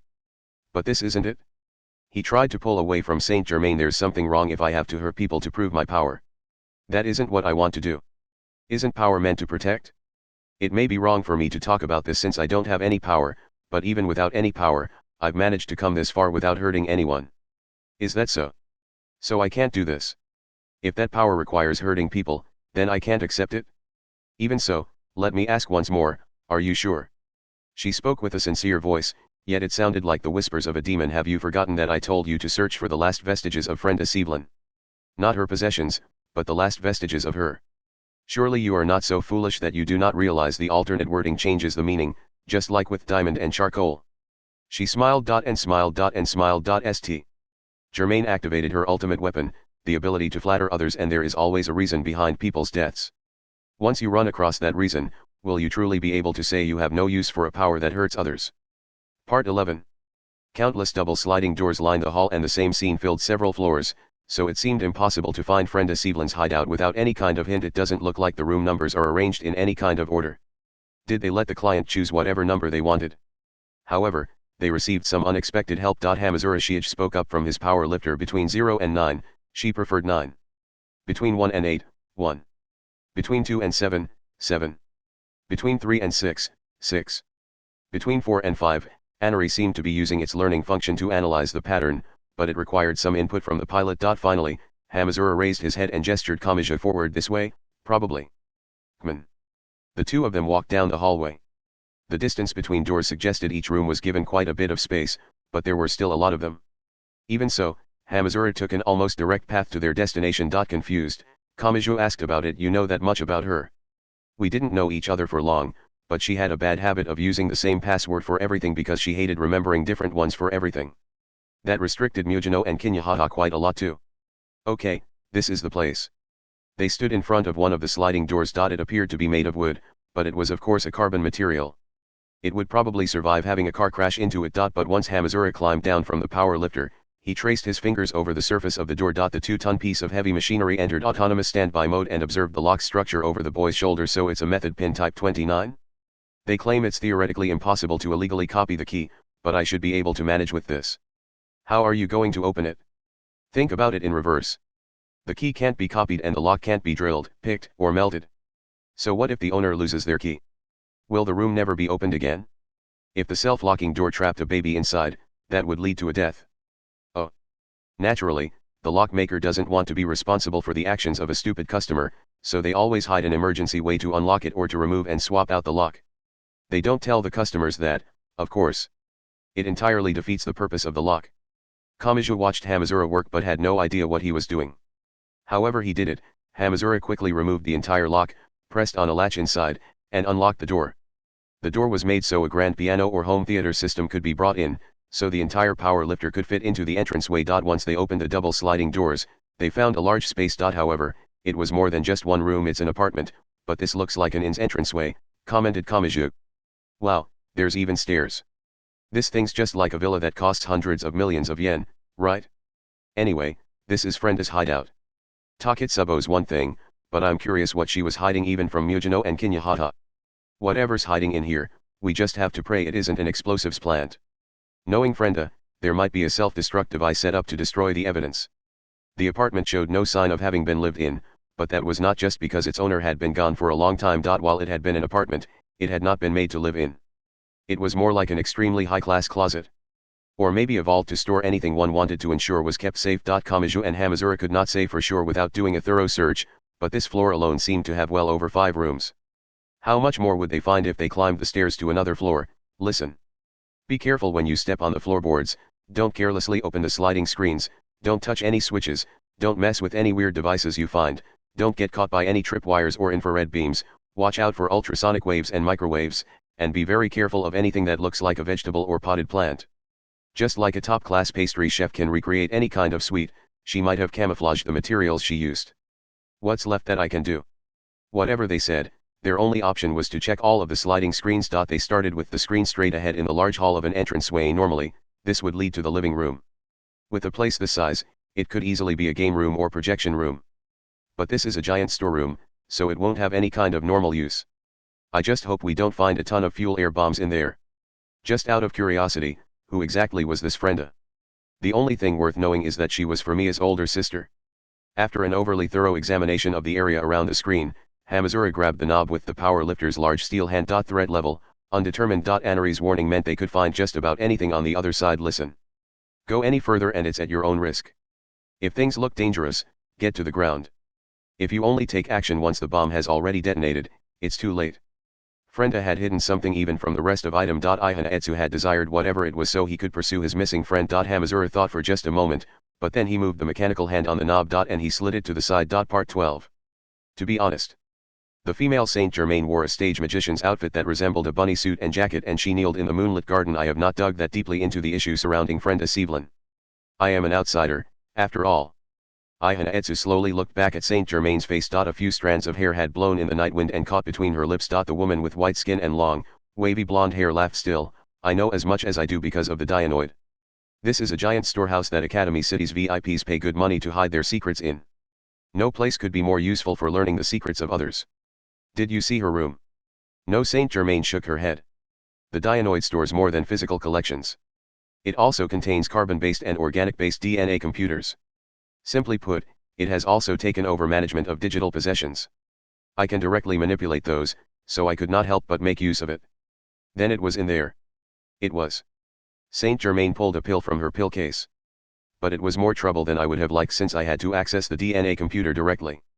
Even if the machine itself is carbon-based, it still uses fiber optic cables. I can control the machine, but I cannot touch the cables. That means I cannot use the extensive security camera network. Such a shame. That doesn't matter, cut in Ihanaetsu. He no longer observed her expression or feared the changes in her waves of emotion, but was that because the submissiveness of this powerful monster was producing a change inside him, or were his brakes no longer functioning now that his goal had been placed right before his eyes? A somehow dangerous relaxation came over him. He moved his darkened eyes and half-opened lips as he continued. You said before that her room contains the last vestiges of her. How much do you know? What did you learn in the Dianoid? Do you want to know, my king? Answer me. Even if it will cause you to regret every last one of your decisions. Answer me, Saint Germain. The blonde woman snapped her fingers. Another of those playing the role of Saint Germain held a notebook-sized tablet toward Ihanaetsu. Without even thinking, he took it and listened to the Saint Germain who resembled a grown friend. And now see for yourself, King of the Shield. This is the regret you have chosen. Whether he heard those words or not, he definitely saw what that screen displayed. In an instant, his mind was filled by several images. An overpass with a subway track running below. A boy and a girl speaking together. The object that girl dragged in one hand like a burst stuffed animal. A familiar friend. Red and black. Far too much missing. A torso. Torn apart and disturbing colors. Long, wavy blonde hair and white skin had lost all life and looked more like dried papier-mâché. Empty eyes reflected nothing, the color red trailed down from the corner of the mouth, the long body was missing everything from the lower torso and below, something soft and colorful dangled stickily down from the violently torn edge.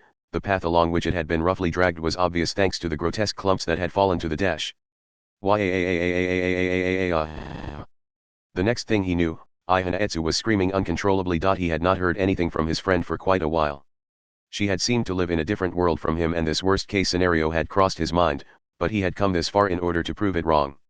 If he could clear away all of the gathering darkness and let the light in, he had hoped to eliminate his fears. He had thought the usual scenery would return and he could smile with his friend once more. But, what was this? This went beyond a stabbing, a strangling, or a bullet to the head. His tear glands let loose. All that remained after screaming was a despondency much like deterioration and an absolutely empty mind. His limbs hung limply and his eyes stayed open like a broken doll. His resolve and determination had been crushed. His torrent of emotions had nowhere else to go, so they took the form of tears. This was awful. It was horrible. It was too much. There may have been no fundamental difference in people's deaths. Whether the corpse was perfectly preserved or torn to pieces, they were still just as dead. But then what was this he saw on the screen? Just what kind of sins did one have to bear to deserve a death like that? Her body had been torn in two, dragged along the ground, and shown off like a present. He had always thought it was over once someone died. That was why he had refused to accept this death and taken a step into the city's darkness. But he had been wrong. There was more after their death. Would they have a proper burial to preserve their dignity, or would they be dug up and crushed underfoot? Have you heard of this, my king? Saint Germain gave a ripple-like laugh and spoke further. A new type of bomb lies hidden in the Dianoid. And surely you had at least somewhat suspected that friend Evelyn had strayed from the proper path. Are you saying that's what she left behind? That is hard for me to say. At that point, a rumble reached them and the entire rooftop shook violently. Ihana Etsu looked overhead without thinking, and Saint Germain whispered to him, I suppose that would be Mujino Shizuri. Who's that? The girl in that footage. She is currently taking out Saint Germain's just like me. A strange trembling and numb sensation reached the tips of Ihana Etsu's fingers. That was the person who had done this. And it was not just isolated to the past. The monster was producing violence even now. Make no mistake, my king. Mujino Shizuri is not what matters here. She doesn't matter. He was left speechless. After all, she had done this. If not for her, that would never have happened to his friend. But Saint Germain explained as a hypothetical example, what if a deadly fight broke out over a single scrap of bread in a war-torn nation? Whose responsibility is that? The rules of the world had been distorted, so shouldn't the crimes of those directly involved only be weighed after the distorted system was judged? That story was a tragedy, said Saint Germain. But the saddest part of all is that the story did not have all the necessary elements. If a single gear had been in its proper place, that horrific event never would have happened. What are you talking about? Shrilly shouted Ihana Etsu. What else is there? Saint Germain answered her. King Kamijituma was not present in that story. At first, that comment may have seemed nonsensical. But when it was someone with true strength, that changed entirely. That is all it was. That alone turned everything around by 180 degrees. So there is no real meaning in taking your complaints to Mujino Shizuri, Keikinti Itoku, or anyone else directly involved. Not to start with anyway. First, you judge the system, remove the filter that system placed on the situation, and then weigh the crimes of those involved. If you still find excess fat, then you can scrape it away until everything has been settled. I am not trying to protect Mujino Shizuri. But if crimes are not judged properly, you cannot take pride in your revenge. It did not feel real to Ihana Etsu. He had occasionally heard the name Kamijituma while wandering the back alleys, but this was far too extreme and he could not decide how much of it he could believe. And so he asked yes. If Kamijituma had made it there, what would have happened to my friend? It may have been a meaningless question. What good were hypotheticals about the past, but, he would of course have saved someone with that fist of his. He may have the body of a fragile human child, but at this very moment, he is gaining the upper hand against a higher being such as myself. She made it sound obvious. She made it sound like having her plans ruined had been part of her plan. She made it sound like one needed to allow for that much when dealing with him. It was possible that pointy-haired boy had walked a path like that. But, why didn't anyone make it in time? Judge the system. Do not hate the madness, expose the conditions that had led to it. It didn't matter who, so why wasn't there a single person there to hear her scream? A grinding came from Ihana Etsu's mouth as he clenched his back teeth. He could tell something in his heart was turning in a strange direction. What will you do? Saint Germain held the golden shield once more. Mujino Shizuri is undoubtedly more evil than good. If you kill her, you could call your revenge a success. But is that enough? Making a judgment without bringing all the evil to light is no more than cancelling out the crime. Killing 2 people and killing 200 people receive the exact same death penalty, but you would never accept it if a killer of 200 was executed for just 2 of those deaths, would you? And as things are, what friend Evelyn left behind will eventually be brought to light. If it is misused, it will posthumously sully her name.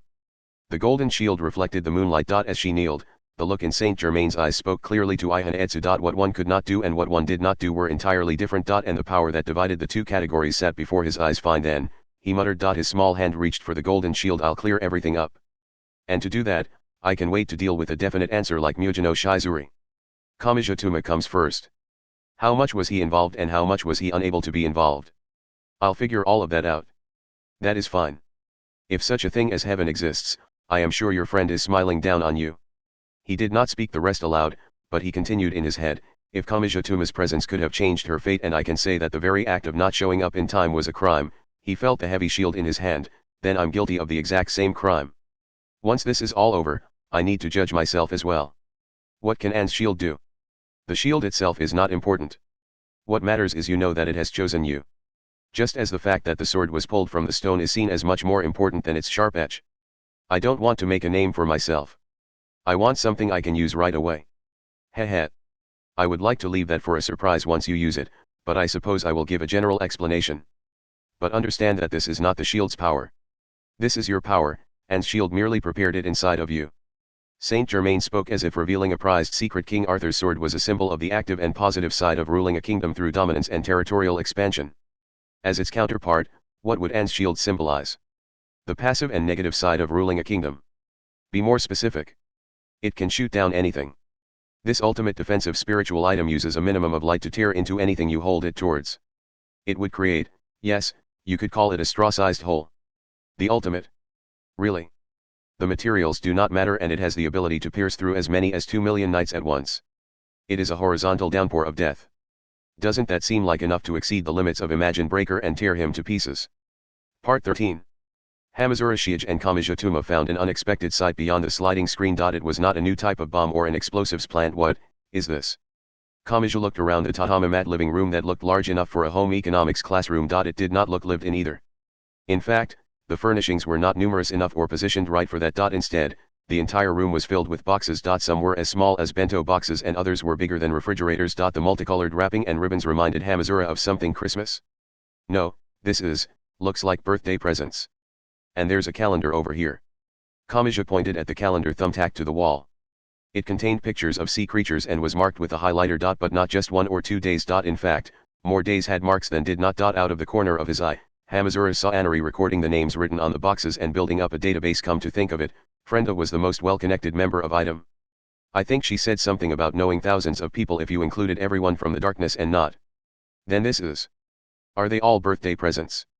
This looks like when a company prepares year-end gifts for everyone. Kamija flipped through the calendar while listening to Hamazura's almost shocked voice. The calendar had not been updated for a few months now, but all of the birthdays had been written in ahead of time. He stopped after flipping through a few months. December 1. That was today's date. The name written there was nothing like Ihana Etsu, but he recognized the face on the small photo sticker placed there. I can see why she didn't want Mujino or Kinyahata to see this. Hamazura muttered to himself while looking around the room again. Anari's scan picked up a few familiar names on the many boxes. There were no traps, no weapons, and no ulterior motives. This was Frenda's most defenseless side. This would have been where she sealed her softest side that was different from the side she showed in the normal world and the one she showed in the underground world. Here, she did not have to behave just right as Fermia's sister or polish her deadly skills for underground work. This was her tiny shelter. Everyone had multiple sides. They were all real and none of them were fake. If one were to judge Frenda Sevelin's humanity based on every part of her, she would likely be judged an evil girl. There was no excuse for everything she had blown up and all the lives she had taken. When she won, she did not give the slightest thought to the feelings of those she had taken away. And if she was about to lose, she would suddenly start talking at length about the sanctity of life. When she killed, she enjoyed it. When she was going to be killed, she would sell out her teammates and desperately beg for her life. She was that kind of selfish and convenient girl. But that fact did not wholly invalidate what they had found here. A few remote controls were lined up on the edge of the table. What they belonged to was written on the color tape attached: TV, air conditioner, digital recorder, projector, curtains, etc. When Hamazura picked one up and hit the power button, the lines of a spreadsheet program appeared on the one wall left clear of presents. It was apparently a list of what she had discovered the different people wanted. Jaka Jaka Jan. No, that's not right. Jaka Jaka Jaka Jan. Is that it? The digital recorder contained a few videos Frenda had recorded of herself dancing. Hamazura assumed she was practicing for some kind of entertainment at a birthday party, but, Jaka Jaka Jan Jan. There. In the end, it has to be that one. Hehehe. Mujino's gonna be so surprised. Hamazura watched that carefree smile. She clearly did not have a single clue what was going to happen to her. He quietly used the digital recorder's remote to switch off the footage. NT index V12291.png. Deep in his heart, he told himself he could never let Mujino see that. Kamija finally looked away from the calendar. Ihana said we would find the reason Frenda Sevelin disappeared here, but should we just assume he was wrong about that? Yeah. I doubt she left anything like that here, spat out Hamazura before adding something else. But it wasn't entirely meaningless. That was when they noticed something flashing behind a pile of presents. It was attached to the wall. Kamija noticed it first and Hamazura noticed him turn toward it. They checked and found a flat panel touchscreen and an attached phone receiver. They initially thought it was an intercom, but it was not. What is this? The screen displayed a floor plan of the apartment and the main entrance was flashing red. Oh, I get it. It's a security alert because I forced open the front door. Hamazura leaned forward from the power lifter and touched the screen. What the hell? He may have used it wrong because the displayed floor plan flew from the screen. And it instead displayed more than just the one apartment. The entire Dianoid was shown in wireframe. Dozens or even hundreds of photograph thumbnails popped up here and there. They showed footage from near the building's many entrances, inside the lower level shops, in front of the elevators and escalators, and inside the mid-level TV station. Kamachi spoke aloud. The impression it gave him: security cameras. But why? This clearly goes beyond her room. Maybe it's a special privilege for the VIPs. To sell peace of mind, they handed over the other customers' privacy. Anari was not attached by any cables, but observations of the screen were enough to make some detailed predictions about how to operate the device. This time, Hamazura controlled it like he wanted. He checked the login history and found nothing except once right after the lease was signed. Frenda had likely noticed the device while checking through the apartment's security and never touched it since. That meant she had not had it installed and it had come with the apartment. During her underground jobs, she might have gladly used it. The more information she had, the more advantageous her position. And she had not been the type to worry about the privacy of others. But her time in here had been different. There had been no light or dark and no acting or truth. She had simply put together kind plans to give birthday presents to everyone she knew, so anything that might remind her of the rotten truth was only in the way. Annoyed, Hamazura removed his finger from the screen, but Kamachi reached in from the side. He touched one of the countless thumbnails. Hey. Wait a second. Look here. He interrupted Hamazura and expanded the security camera window. It displayed a moonlit garden on the roof. A boy stood surrounded by dozens of men in tailcoats. He was speaking with a blonde woman wearing what looked like a bunny suit and jacket combination. That's Ihana Etsu. Good, he's still okay. That's him. He doesn't look like the number 6 to me. Not that a level 0 is one to talk. Unlike normal video footage, security cameras did not provide sound. Fortunately, Anari displayed intermittent pieces of text at the bottom of the screen like movie subtitles. Come with me, my king of the shield. How can you do so much? I've only ever heard of Kamachi in rumors, but you know what his true power is, don't you? Didn't I tell you? I have been searching for the king I can truly serve. And he is an excellent opponent to test the king's power on. It is normal to take revenge and reclaim your rightful place. Is this, really revenge? If he had arrived in time, Frenda Sevelin would not have died. Isn't that true? It may sound like a wild leap in logic, but anyone who knows him would certainly agree. Kamachi. The term magic god may not mean much to you, but I assume you have at least heard the news and seen the videos from the incident in Denmark. That was a war waged against a single magic god who had earned the entire world's hatred. Even when faced with the deadly desires of 6 billion people, Kamachi protected that magic god to the very end. If he could do that, why did he have so much trouble against an element or two of Academy City's darkness? I went out of the way to break into the TV station and steal the container, so use that shield as much as you want. So Kamachi could hear, Hamazura read aloud the information Anari gave him. They only received bits and pieces of the conversation, so it was nearly impossible to accurately understand it all. But they could make some guesses based on the ominous terms that got through. I don't know what she's talking about, muttered Hamazura Shiage. His confusion soon lifted his voice to a shout. We did transport a container to TV orbit, but that wasn't a shield. That container was for a show using cutting-edge technology to see just how accurately an antique German grandfather clock can keep time. Kamachi narrowed his eyes. Someone was lying. Was it the person who had made the order with Hamazura, or was it Saint Germain who insisted he had acquired the shield from that container? Hamazura looked utterly confused. And what's this about King Arthur? Isn't that the king who shows up in RPGs? That just shows how well known he is. On the magic side, he might have been a real magician or saint, spat out Kamachi. But Ihan is from the science side, so would a name like that really be enough to convince him to act? I kind of understand. Hamazura thought for a moment. Academy City is all about science, but the morning news still does the horoscope. It isn't about logic. Everyone watches it even though they know it's meaningless. If you only believe in Academy City's rules, a level 0 is a level 0. The laws of physics seem pretty cruel when you're weak. So you'd panic if you found out there was an entirely different set of rules out there, wouldn't you? If there's a loophole, everyone wants to use it. Saying you have hidden talent or haven't gotten serious yet are worn-out cliches for a reason. And with some great historical figure or famous weapon, it's all prepared in advance, so gaining that for yourself would be like a dream come true. It would be like finding out you're a blood relative of one of the 7 level 5s and have powerful genetic information hidden inside you. Hamazura had tried to give a calm answer, but he could tell the anger that had long burned deep in his gut was welling up as he spoke. Cinderella and the Ugly Duckling may have been nothing but convenient fairy tales. The heroes in children's picture books did not put in any work themselves. They had special talent from the beginning and they only had to let some special person guide them the rest of the way. In a way, they could be called lazy.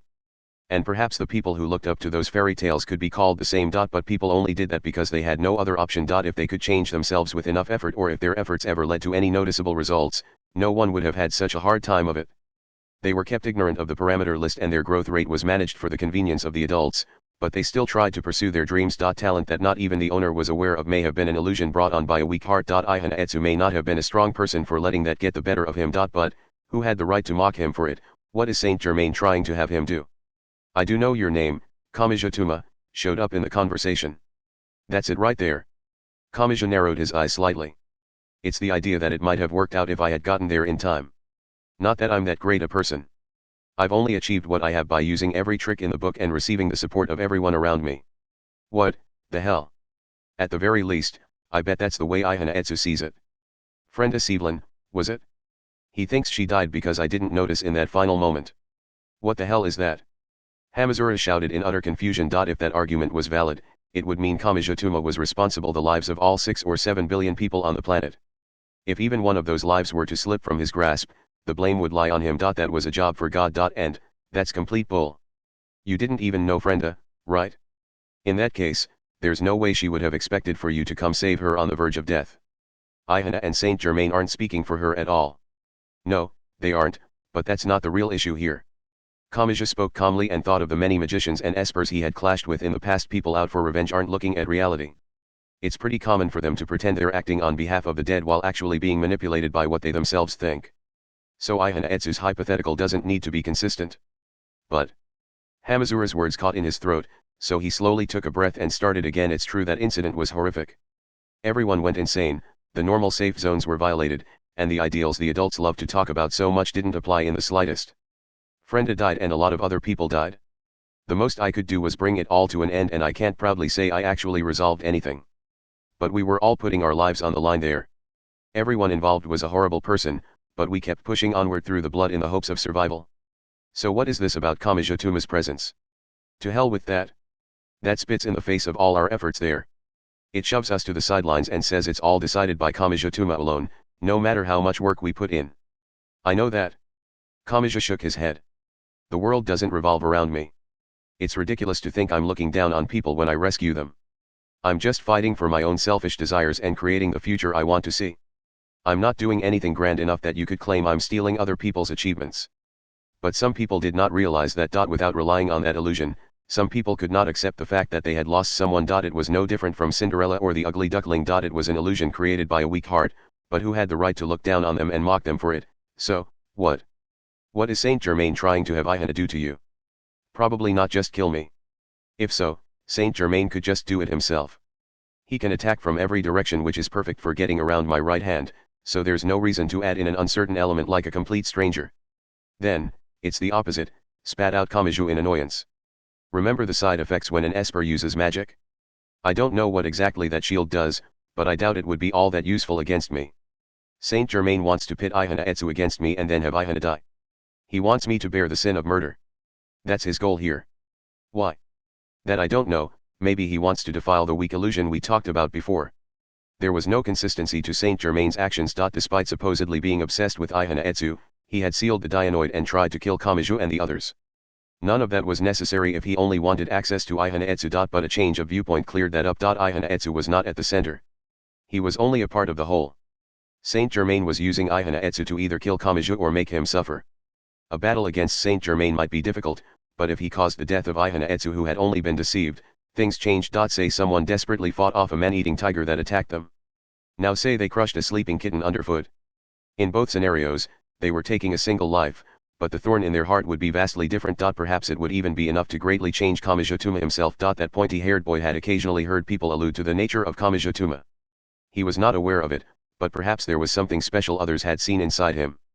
He may have found a hint there if he could speak with Alaris or Uthanus, but he could not. And of course, a sickening heat roiled inside Kamiju. To hell with this. You don't just get to decide that Ihana Etsu is weak. That bastard Saint Germain is making up his own standards and shoving Ihana into the expendable category. Wait just a second. Don't tell me you're thinking of going and saving Ihana Etsu. The details might be twisted beyond recognition, but he's still trying to kill you. So what? Didn't I tell you I'm not looking down on people when I rescue them, and I'm just fighting to create the future I want to see? So it doesn't matter if he hates me or isn't asking for help. I'll drag him out of this by force if I have to. Hamazura Shiage brought a hand to his forehead inside the power lifter. He now understood where the other boy got the weak illusion that led him to save anyone and everyone. He claims to be selfish through and through, but when that selfish desire is to protect everyone's smiles, it makes you just like a legit hero. And he decided going along with this was not that bad an idea, so what exactly are you going to do? Even if you want to go save him, he's surrounded by Saint Germain, he has a weapon with a deadly side effect, and who knows if we'll have the time to convince him he's wrong. We just have to get rid of what's motivating him.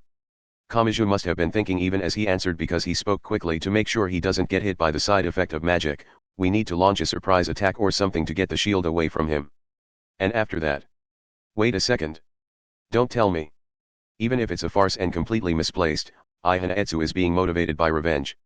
If we fulfill that desire, he'll stop, so there's no reason to overthink this. He just has to hit me until he's satisfied. Oh, right. With Mitsurueu it was the same, I think. But then what about you? I'm not just gonna sit there and let him kill me. It's not like I want to die. So don't worry. I'm fairly confident in my ability to take a punch. Kamachi smiled thinly, but that's another reason why we need to take away his shield at the very beginning, and my not wanting to die and the mix of feelings filling Ihana are two different issues. I doubt he'll stop just because I tell him I don't want to die. I don't know how the incident in Denmark looked to him or anything, but I need to pay him back for the false hope I gave him. Those were frightening words. That thought process was somehow different from the hero Hamazura had thought he was a moment before. Hamazura recalled the fairy tale of the happy prince he had heard as a child. A statue of a prince was decorated in gold and jewels and, with the help of a passing bird, it had shared the pieces of its body with the poor people of the city. Kamaji claimed to be selfishly doing whatever it was he wanted, but his logic had a tendency to treat only himself as a pawn to be used. How many veils would one have to remove before finding the true selfishness below, or in some twisted way, was this Kamaji version of selfishness? Listen. Once Etsu fulfills his desire for revenge, he won't have any reason to fight. And once Saint Germain's plan falls apart, he'll attack from every side. I'll be relying on your power lifter. Make sure you at least get Ihana out of there. Hamazura was unable to immediately reply. But then a new red dot appeared at the base of the wireframe representation of the building. It was the same type of warning that had flashed when they had broken into Frenda's room. It indicated something was wrong, so something had to be happening there. Kamaji reached his index finger toward the flat panel touch screen. And when he touched the flashing dot, the screen displayed, Part 14. Perhaps due to the difference in air pressure when the door slid open, a dully violent gust of wind washed over the Saint Germains as they walked into the Dianoid's basement. This group had not gone with Ihana Etsu, and they had a clear goal. Academy City's ideas are always so shocking. I have my own ideas on the control of carbon, but this is a gene I lack. They were all Saint Germain and they would all think the same thing when they saw this, but it was part of his personality to speak it aloud in a theatrical manner. Some were old, some were young, some were men, and some were women. A middle-aged male Saint Germain spoke for all of them. The Dianoid. Yes, the Dianoid. This setup certainly is grand enough to warrant such a name. The panel at his feet was as clear as glass. As the Dianoid was entirely made of carbon materials, it likely had properties similar to diamond. What lay at his feet was the secret hidden in District 15's greatest landmark. Yes. At the base of the Dianoid, the 120,000-ton building floated 10 centimeters off the surface of the earth. One way to protect buildings from earthquakes was to float them a few centimeters off the ground with the power of air. That would protect them from the tremors. But that only applied to normal houses. It was impossible to lift up a 70-story building and keep it standing without it losing balance. Normally, that is a graviton-style artificial gravity control device. Saint Germain smiled. Diamonds are slowly formed when carbon molecules are compressed deep underground. To put it another way, artificial diamonds require mankind to reproduce that extreme high-pressure environment. But on this level, it goes beyond a mere laboratory. This can probably produce diamonds like candy in a factory. And, this secret usage of the Dianoid could do more than reliably mass-produce artificial diamonds. For example, a black hole bomb, well, maybe not that much. A dwarf star bomb is probably the most they can manage. Rumors filled the underside of the city that a new type of bomb was hidden in the Dianoid. Anyone who was familiar with the name Frenda Sevelin had assumed that secret was related to her, but, you could say it is like compressing the Earth and the Moon down to the size of a fist. Matter produces heat when compressed, so I suppose this would create temperatures in the range of 10 to 20,000 degrees. That should be enough to take care of even Imagine Breaker. Saint Germain had no grudge against the individual named Kamaji. In fact, he had no real interest in him. From the very beginning, he had not been looking at either Ihana Etsu or Kamaji. Are you watching, magic gods? He laughed. He was neither a magician nor a magic god. He alone formed an entirely new category. And he seemed to be challenging someone. The sword once chose who would be king, and I acquired Ihana Etsu with the shield, but you will acquire no one. Your precious toy will die here. So what will you do as magic gods? Is this any time to be mocking a Leicester without a care in the world? At that moment, a soft chime sounded to say the elevator had arrived. All of the Saint Germains turned toward it. When they saw the boy who stepped out, Their expression softened. They looked to their small king holding the golden shield high. My king. I was waiting for you. Ihanetsu's eyes looked somehow dark and sluggish. He looked more like roughly worn down metal than a carefully sharpened blade. With his expression still rough, the boy slowly opened his lips. And he spoke. Where is this? The final stage. The blonde Saint Germain standing next to him took over. No matter what anyone says, that rescue-obsessed idiot will notice the change and come running. You need only wait here, king. Frenda's legacy will invite in her enemy. That simplicity is what makes the world so baffling. It makes it all the more strange that he did not show up in time for Frenda Sevelin. Ihanetsu took a deep breath while he listened. Why had Kamijituma not arrived in time for Frenda Sevelin? If possible, he wanted to ask that. But he also needed to ask himself the same thing: why didn't I arrive in time? Part 15. Kinyahata confronted 20 Saint Germains. Altogether, her opponents could wield 2,000 spears at once, and they attacked unendingly from every direction around her. That said, her expression was not grim. Her offense armor surrounded her with a barrier of compressed nitrogen several centimeters thick. At full power, it provided enough defensive power to deflect a sniper bullet. Used offensively, she could lift up a car in one hand. So even if she was receiving 2,000 attacks at once, they could not break her offense armor as long as each individual one's destructive power was below a certain level. She knew what she had to worry about: receiving super damage at the same spot over and over again. Even if it's only a few centimeters, I need to super shift the spot being hit or they might break through. Because she could survive those attacks, she had quickly managed to learn how Saint Germain attacked. I thought that ability to open holes in people's flesh was super dangerous, but she focused on the spears deflected by her offense armor. Before long, something came into view. Basically, thin hair-like points extend 50 to 100 centimeters from what looks like the tip of the spears. And anything they super touch has a tunnel opened for the actual spear to pass through. That's all it is. A rumbling burst out. Even against 20 Saint Germains, she had no real reason to stay on the defensive. She could stop the spears, so she could also approach and hit them with her nitrogen fist. Fortunately, she was able to knock out the people who had been transformed into Saint Germain. If they had continued to get back up, she would have had to break their arms and legs or even kill them. Also, another hand reached in to grab and crush the countless spears shooting toward Kinyahata like bullets. That hand belonged to Mujino Shizuri. She had a simple means of defense. Her mechanical eye would track the spear's movements, and her weaponized prosthetic hand would swing up with superhuman speed. With a sound like a sewing machine, she grabbed and broke each and every approaching spear. It was simple to describe, but it made for a threatening visual when done fast enough and often enough to form after images. The sewing machine roared on, and the crumbling spears seemed to form a solid wall in front of them. Tch. What a pain in the ass. Can't we cut down their numbers a little? Watch your language. And don't forget that the people on the front lines here might be from the super innocent side of things. But if they are, yeah, I'll admit there are some things that super don't add up about all this. As a user of nitrogen, it quickly came to her what Saint Germain used: the element of carbon. All they were actually doing was transforming the Dianoid's walls and floor into projectile-like spears and launching them. That would be more than enough of a threat to a normal person, but it seemed lacking and too superficial. If they truly could directly manipulate carbon, they should have had a much wider array of attack methods. Did they forget to train each individual unit because they saw them as super expendable? Winning isn't their objective, but what are they buying time for? Damn, this pisses me off. As the girls wore down their numbers, the downpour of attacks suddenly stopped. The Saint Germains were gone. We only took out about half of them, right? Looks like the rest of them fell super back. Bloody boys and girls were collapsed on the floor, but not due to anything Mujino or Kinyahata had done. If those girls had tried to harm them, they would have had a hard time not turning them into mincemeat. The blood looked like it was coming from internal wounds more than from external ones. So did we only take out the defective ones? To hell with them. They know how to take advantage of us. Mujino had mentioned the possibility of them buying time for something, so had they finished their preparations for whatever it was? Said Taketsubo Rikao. As her eyes had wandered aimlessly, they had spotted one of the decorative flat-screen monitors. It displayed a diagram of the Dianoid. There was a red dot at the very bottom level, and specialized shorthand symbols provided some kind of additional information. A normal student would have had no idea what it meant, but Mujino and Kinyahata wrinkled their brows in annoyance when they saw the string of letters. What do you think? A graviton-style base isolation structure? Seriously. If someone misused that, they could compress the entire planet to the size of a fist. More importantly, it was obvious why someone would have purposefully let this information get out. Come and get me if you can. I super don't know if this is intended for us, but I can't think of any reason why we can't crash the party. The bottom level of the Dianoid was taken up by the base isolation structure using a graviton-style artificial gravity control device. The floor resembled thick glass, and it floated a few centimeters off the ground. Ihanetsu leaned his small back against one of the pillars placed evenly along the large flat surface. No, it was someone who was only using that name. A former king had vanished and been forgotten, but Anne's test remained as it had not been destroyed or lost in the legend. This boy was the one who had overcome that test. The bearer of the golden shield spoke to the female Saint Germain standing next to him. Weren't you disappointed when you learned the answer you had been searching so long for was a liar who had to fake his identity to not be turned away at the entrance? Ha! Gaps and impurities cause a diamond to shine all the brighter. Do you really think I would be disappointed in the one and only answer after spreading constant deceit for thousands of years? This just means that the truth I spent so much time searching for truly does exist. How could that be a bad thing?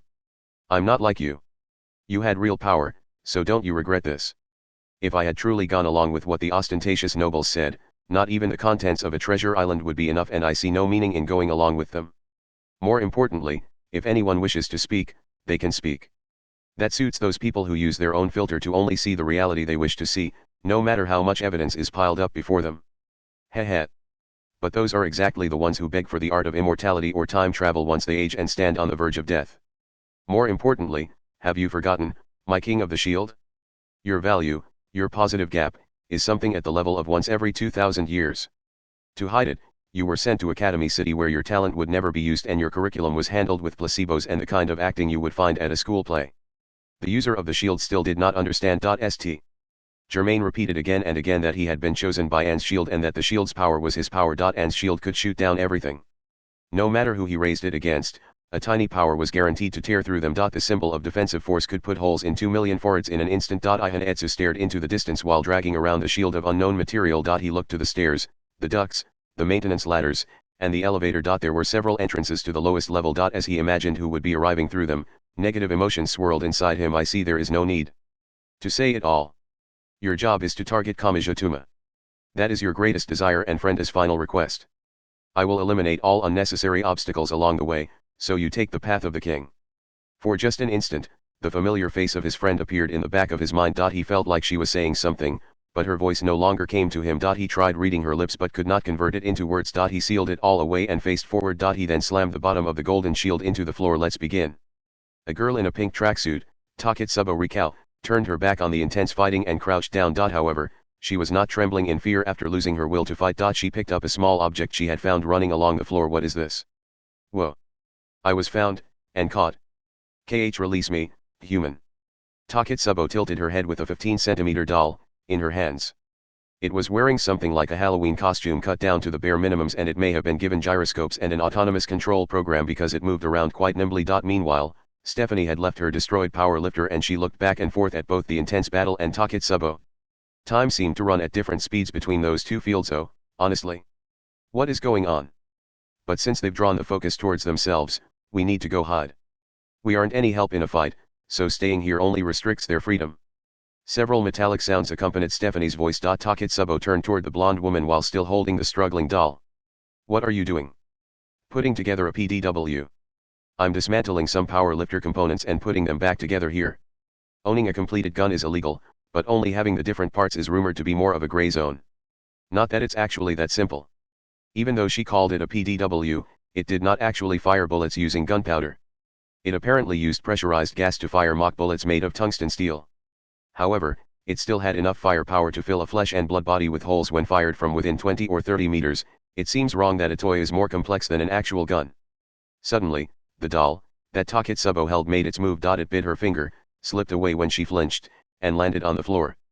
It then ran down the corridor and around a corner. The tracksuit girl began to pursue and Stephanie decided this was better than forcibly guiding the girl to cover. But Taketsubo lost sight of the doll. After turning the corner. Nothing was moving in the polished corridor that looked like it was made of wood. She tilted her head with a blank look in her eyes. The girl did not notice the small duct cover sitting open near the floor on the wall. 15-centimeter Uthanus did not even have to duck as she ran full speed through the unlit tunnel of the duct. Honestly, this is no time to be doing this. She still had not managed to meet up with Kamijutuma after he drew multiple Saint Germains away from her. And now the various flat-screen monitors hinted at a gravity bomb on the lowest level. Given the situation, it was safe to assume this was the work of Saint Germain and not some newcomer. She did not know how the situation had taken this turn, but it was clearly meant to lure Kamiju in. Which meant, I can find him on the lowest level. Still, that isn't enough. Saint Germain is a special kind of magician and not a magic god. He's a synchronized and parallelized crystal. As a parallel processing network that doesn't rely on brainwaves, he can expand into anyone else regardless of their individual genetic code. I need to contact that grimoire library and work to explain his magic. The properties of a 99.9% pure diamond are determined by the less than 0.1% of impurities. For him, that would be a controller or settings file. We need to find that.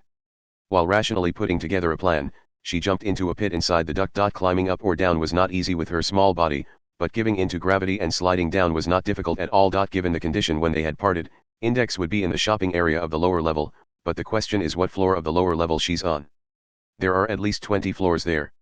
I just hope she has enough sense to stay put and wait for us where we left her.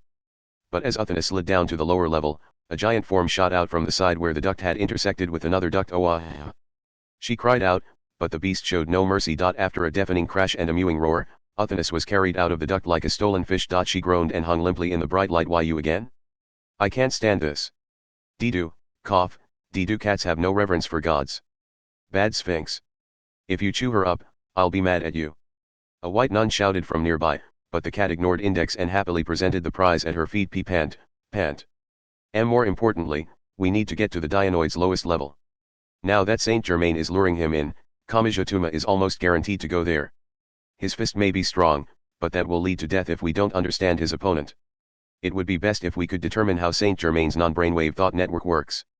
All I know is it's based on a crystalline structure that grows by repeatedly synchronizing and parallelizing. Kamiju and Hamazura faced the intercom-like device on the wall of Frenda's secret base. The alert about the lowest level had been special information for the upper-level apartments, but I hope that was enough to inform the others.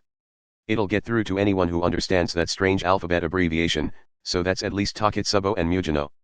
I have my doubts about Index, but Athenas should manage. But, muttered Hamazura from the power lifter.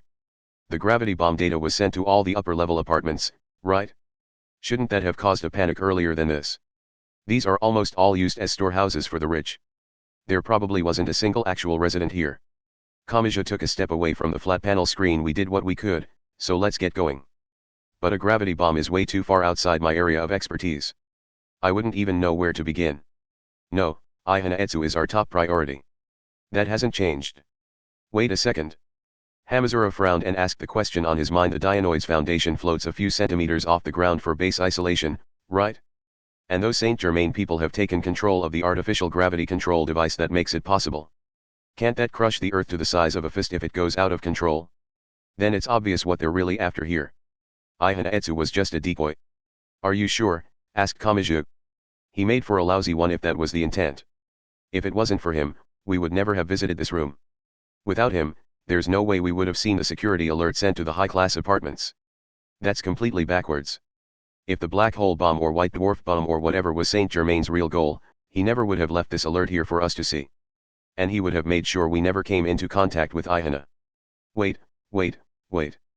Hamazura cut off Kamiju and gently spread his steel hands, as if creating a wall with his gesture. That doesn't add up. If he was really after Ihana, Saint Germain still would never have let us in here.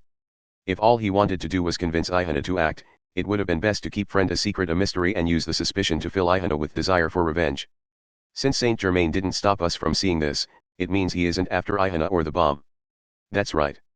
Unbelievably, Kamiju immediately agreed. It's finally coming together. Saint Germain's objective isn't Ihana Etsu or the gravity bomb. He's looking at something else entirely. What? Thinking back, his very first attack was strange. He was after Ihana? He was after the shield? That's why he stopped attacking me and focused on those things. Yeah, right. If he could have killed me at any time, he could have just finished me off and then focused on Ihana. But he didn't. There was something else there that forced him to leave. Then again, I bet even that's only a side issue for him. There's still more? Like what? You don't want to know. Kamiju moved the conversation along. At any rate, we need to stop Saint Germain as soon as possible. And for that, we have to start with Ihana Etsu. From the outside, it's impossible to tell if Saint Germain has a leader or a hierarchy, but based on what's happened, he's been concentrating himself around Ihana. If we're going to find out more about Saint Germain, the unit closest to Ihana would be best. Hamazura tried to think through it all, but his understanding was reaching its saturation point. Regardless, Kamiju did not stop. That may have had something to do with how often he had dealt with magic in the past. Listen, the Saint Germains have shown no sign of communicating by phone or radio. We've seen dozens, but there may be over 100 in the building and their minds are all linked. My guess is they're using some kind of telepathy magic. I don't know if it's complex enough to create one large will, but if so, This system is even more convenient than the Misaka network since it isn't bound by brainwaves. Wait, wait, wait. I know you've seen a lot, but please keep it at a level I can understand. It means it doesn't matter what Saint Germain we attack, shouted back Kamachi. They're all the center and they're all the terminals. It sounds like an infinitely reproducing system with an endless supply of replacements, but it probably isn't. You could say they're all computers. No matter where a virus enters the network, all of the computers will be infected. We can't let ourselves be distracted by their numbers. We have to focus as much as we can on just one of them.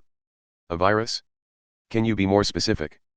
I may sound like I know what I'm talking about, but I'm an amateur too, admitted Kamachi without letting it bother him. He no longer insisted on fighting alone. He would use everything available to him. That was the path he chose, but I know a nun who knows a ton about interfering with magicians like this. If we add some knowledge on magic gods into the mix, it'll be perfect. Yes. That's right. Original grimoires infect people's brains. She has 103,000 grimoires in her head, so she might be able to put together a specialized method of dealing with that kind of thing. You're not making any sense again. But anyway, Ihana and Saint Germain are waiting on the lowest level, right? That's all I need to know right now.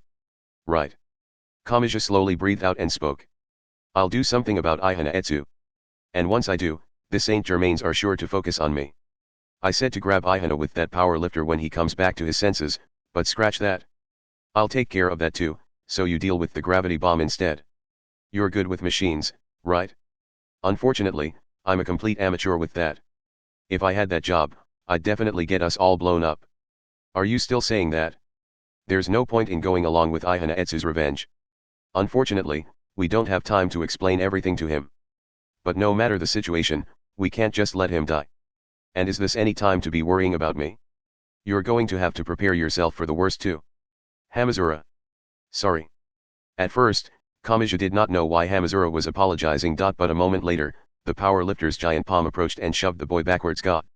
Kamachi's back struck the tatami mats and knocked the breath out of him, but he soon realized he had more to worry about. Hamazura had already stepped outside of the large living room. The room sliding screen forcefully shut, but it was not a normal one made of Japanese paper and a wooden frame. Its cutting-edge carbon materials could easily stop a handgun bullet. What the hell are you doing, Hamazura? He quickly got up and grabbed the screen, but it would not budge. It seemed to have been jammed shut in some way. He rethought his strategy and kicked it with the bottom of his foot, but it was no use. He heard a muffled voice on the other side. Ihana-Etsu's revenge just doesn't make sense. I don't care if it's part of your strategy, it's wrong for you to be attacked for that. What? Don't you know this isn't the time for this? But it is, said Hamazura. Haha. Oh, I get it. I guess you wouldn't know since you weren't there then. Do you know the name of the guy who was there when friend Asivlan died? It couldn't be. A very bad feeling entered the back of Kamachi-tuma's mind. Hamazura Shiich gave the answer. Regardless, it was me. Frenda died because I didn't get there in time. Damn it, spat out Kamachi. His own plan was wrapping the noose around someone else's neck. He finally grasped the situation. So if we're going to divide up the work here, it makes more sense for me to deal with Ihana-Etsu's revenge. Wait, Hamazura, I'll draw the attention of Ihana and Saint Germain, so you do something about the gravity bomb. If you can't do it yourself, just get help from someone who knows about that kind of thing. Make sure you do something about it, okay? Wait. I didn't put together that plan to have you do this. Ha. The voice beyond the screen grew quieter. No, more distant than this is a good chance for you to see how it feels for the one being protected. That was all. The sound completely vanished. Hamazura Shiich had taken the power lifter out of the high-class apartment. He was on his way to Ihana-Etsu, who had a magic shield, and the countless Saint Germains who served him. God damn it. Left alone, Kamachi yelled and kicked the carbon screen a few more times, but it showed no sign of breaking. He then searched around the room again. Wait. His eyes stopped on one point. What he saw would not help him escape the room, but he hesitantly reached for the object placed within a pile of birthday presents. He may have made a fundamental misunderstanding. There may have been a way to settle things with Ihana-Etsu without sitting there and taking the boy's punches. And if so, I can't let you do this. Kamachi made his way to the kitchen connected to the living room, and his eyes stopped on the kind of cart used to carry food in large mansions. He placed a few heavy items on it and tied them on with power cables to increase the cart's weight. Letting Ihana die is out of the question, but it's meaningless if you die instead, Hamazura. He returned to the living room. He set his aim on the carbon screen, took a 10-step running start and crashed the cart into the screen. The screen was knocked backwards as if by a battering ram. He continued out of the room and into the long hallway. Hamazura was already nowhere to be seen. He quickly ran to the elevator hall. As before, just one of the elevator doors was broken. Ihana-Etsu and Saint Germain were on the lowest level. They were all the way at the bottom. Unless he had a very strange way of thinking, Hamazura would have gone straight down there with the power lifter. Kamaji peered into the abyss. He could not see the bottom of the dark elevator shaft, so it looked like a gaping maw. Even with steel arms, there was no guaranteeing one's survival. Doing it with flesh and blood limbs was even worse, so, this is going to be risky. Kamaji gulped and quickly removed his jacket. He wrapped it around his hand like when training a police dog and grabbed the wire that was slippery with machine oil. He ignored his animal instincts and jumped out into the elevator shaft. Mujino Shizuri's meltdowner beam burned away the door from the stairs. The number 4 girl then spoke to Taketsubo and Kinyahata. The hell is that? Is that donut near the ceiling the gravity device? If Frenda secretly messed with it, it could easily be a gravity bomb. What do you super think? Nothing would surprise me with her. She was the type to wash the blood from her hands and head right into a fancy shop with a smile on her face. Talking about good and evil is pointless with her. Taketsubo Rikao asked a question while her gaze wandered. What should we do? It's that obvious, readily replied Mujino. Let's deal with this and get back home. Guided by 15-centimeter Uthanus, Index held the calico cat and crawled through a narrow duct. The 2 girls opened the duct cover and looked to the many Saint Germains and the boy at the center. Specifically, they looked to the golden shield in his small hands. Hey, can you tell what that is? Queen Anne's shield. A legend to match the one of acquiring the sword. But it isn't supposed to exist. That king didn't have a twin sister. To begin with, the legend of the sword had been created when a man who was both a knight and an author gathered various stories of knights scattered across Western Europe and arranged them into a single story. That created a fair number of discrepancies in the same legend, and some information had been shoved aside in the process of arranging it all into the one story. Queen Anne's existence was nothing more than one of those neglected pieces of information. There was no evidence of someone like that existing. In fact, if one investigated the driving force behind the telling of the story, it was nothing more than what would be the most exciting.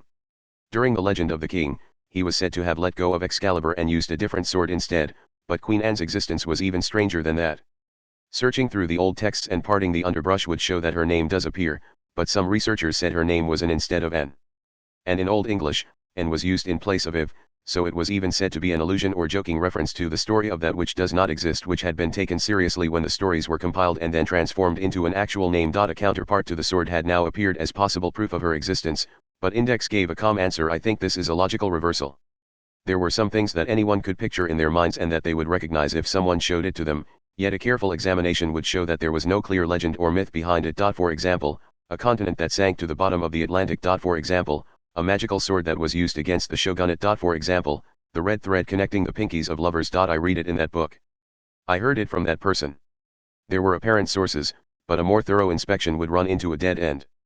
Perhaps they had no objective proof in the form of records because it was spread orally, perhaps there had been records on stone slates or frescoes that were lost as time passed, and perhaps the author's personal opinions had slipped in during the process of compiling the records. And as the legends spread from person to person, gaining credibility as it did so, they would create something with a rich history and yet which never actually existed. They would grow into something like heaven or hell that no one had ever seen, and yet everyone had a common image of. One of those logical reversals was Queen Anne's shield. Index and Uthanus had never seen it since it was a non-existent legend, but they were able to decide this was it at a glance. It's easy to give a physical history to something with a great presence. You just have to create the evidence yourself. It's just like drawing a new treasure map on top of ancient parchment to gain sponsors to dig for buried treasure. So the shield was made by Saint Germain? That does sound like something a liar would do. But even if it's a fake, magic is still magic. If an Academy City Esper uses that, the side effects will tear his body to pieces. If that's part of Saint Germain's plan against Kamijituma, it's obvious what he wants. He's trying to rip apart Kamijituma's heart using the death of a failed opponent. Ihanaetsu slowly narrowed his eyes and dragged the golden shield. In his memories, someone was smiling. Even after his friend's death, he had relied on her words to make it this far, but he could no longer see the details. Bit by bit, the vision in his head was destroyed like a photo in the flames. The knowledge of Frenda Sievelin's death had likely done more than confirm her death. In that instant, Ihanaetsu's heart had died as well. With only his physical body left, he no longer trembled in pain or fear. He did not care if he was going to die here. If he did survive, he would continue fighting until he finally died. The elevator door was loudly broken down by a great force. The person who stepped out was not Kamijituma. It was someone Ihanaetsu had never expected. In fact, he did not even know who it was. He had technically seen the boy in the Dianoid's parking garage, but he had already forgotten that. And so he let out a low voice. You aren't the one I called for. Even if I'm the one who let Frenda Sievelin die. A creaking sound came from the golden shield's handle as he squeezed it. Hamazura remained aboard the power lifter and he slammed its steel fists together. I know the general situation, but it makes no sense for you to attack Kamijituma. If you want to take revenge for Frenda, there's someone a lot more suitable. Who were you to her? Item, concisely answered Hamazura. It was a very small framework. I may have only been the underling there, but I was still a part of item. It was my job to support her, so it's my job to stop anyone from dying in her name. Instead of Ihanaetsu, it was the Saint Germains who reacted. But before the countless shamboard spears could show themselves, Ihanaetsu spoke. You don't have to, Saint Germain. But, my king. This is my job. If what he's saying is true, then it matters that I do the fighting. The corners of Hamazura's mouth relaxed a bit when he heard that. Ihanaetsu and Kamijutuma would not clash. The scenario Saint Germain wanted would not come to pass, and it was obvious Saint Germain was panicking a little, but this might not satisfy him. Just like serving ramen to someone craving gyudon, he might still feel hungry afterwards. He remembered the time just after the charismatic skill-out leader Komaburutoku had died. To protect themselves, they had taken on some dirtier jobs and tried to kill an innocent adult. He had not used any of his imagination and simply swung around murderous tools like some kind of monkey, but this will teach you how bad violence feels. You'll learn that tingling in your fingertips after you stab someone or split their head open. You can only wield that weapon so innocently because you don't know how disgusting a thing it is. So I'll teach you that. There were people who grew bolder when they held a deadly weapon. Some would grow intoxicated on the destructive power and destroy themselves. But Hamazura doubted Ihanaetsu was that kind of person. He gave the reason in his heart. When you learned of friend Asivlin's death, you learned just how unreasonable death is. Ihanaetsu would apparently be injured all over if he used the shield, but Hamazura was not going to look after him that much. They were both risking death here, and Hamazura's Shiage was not as benevolent as Kamijutuma. So, Kmen then. He raised the power lifter's arms in a martial arts stance. I'm sick of people like Silvercross and Kuroyuru digging back up the same crap over and over again. When someone tried to take revenge on you in the Edo period, it was apparently not considered a crime if you killed them. You have one chance. That's as much as I'm willing to give you. So let's do this, Ihanaetsu. Fine then. Just once, Ihanaetsu struck the transparent floor with the bottom of the golden shield. Then I'll kill you first. Afterwards, I'll kill Kamijutuma too. And once all of the insane filters have been removed, I'll search out and kill all of the perpetrators and criminals. I'll do what that girl can't anymore. Ihanaetsu felt something stabbing into his own heart with each word he spoke. Each time, the crumbling remains of his memories would break away a little more. Revenge was not an act of harming your opponent. He belatedly realized it was an act of dirtying your own hands, showing contempt for yourself, and killing yourself. But even as he realized that, he could no longer stop. After all, what else was he supposed to do? The friend he had been searching for was long dead, there was no way of saving her, and the crybaby's convenient dream of never giving up on his precious friend had been smashed into a million pieces. So what was he supposed to do? His dream was gone, his hope was destroyed, and his ideals were lost. Should he curl up and give up like a crybaby once more? Should he shout that there was nothing he could do and decide the realistic, efficient, and logical thing to do was to not lift a finger and to hit the reset button? Should he throw friend Asivlin's existence into the trash and continue on towards tomorrow? No, he could not bear to do that. He did not want to abandon his friend. He did not care if he was being stubborn or patronizing. He wanted to continue trying to do something for her. It did not matter if this was not realistic, efficient, or logical. He did not want to throw her into the trash, and he did not want to forget her and move on. So kill your heart. Scrape off all the excess fat and leave only the bones. Become a machine made to take revenge. I'll start with you, he said with the golden shield at the ready. He felt his body temperature gradually lowering as he continued speaking. You can tell me what you had to do with her death while I crush you.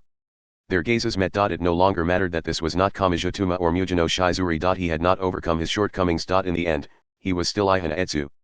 He was still a pathetic person who could not stand tall without relying on a fake ID. This was just the opposite extreme. He had taken on too many negative feelings and his emotions had numbed over. And he did not care if that was the case. He only cared about fighting back. Activating the shield and killing Hamazura's Shiage would be worth 100 points.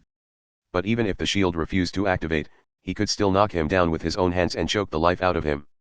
What did it matter if his own arm was broken or eyes were crushed in the process? In the worst case, he would not be able to do anything and only add to the pile of corpses. As long as he could avoid that, nothing else mattered. Revenge was an act of tearing at your own flesh, not your enemy's. It was an act of killing yourself through your enemy, yes. Ihanaetsu felt like he was gradually seeing the truth of his own being. I guess nothing Saint Germain said really mattered. It doesn't matter if the shield is real or if I'm special. He could feel his scattered thoughts gathering on a single point. They were turning toward a clear goal that was also a dead end. Maybe I just couldn't bear to live in a world without my friend. So he had wanted to leave. He had wanted to vanish to some other place like cutting the string to a balloon, but I'll leave my mark somehow or other. He tore through the wind with his shoulder, walked on his own 2 feet, and directly approached Hamazura's Shiage. He intentionally moved within range of the power lifter. I have to do at least one thing for her. I have to do at least one thing she wanted. And I'll carve the proof into this guy's body. This was the preliminary battle. And it was also the lighting of a fuse that could not be stopped once it began. His eyes coldly reflected the light like glass and he prepared to pull that final trigger. But something happened just before he did. Kamijutuma climbed through the elevator shaft's broken door and approached one of the lowest levels evenly spaced pillars. Ihanaetsu stood in front of Hamazura Shiichi's power lifter.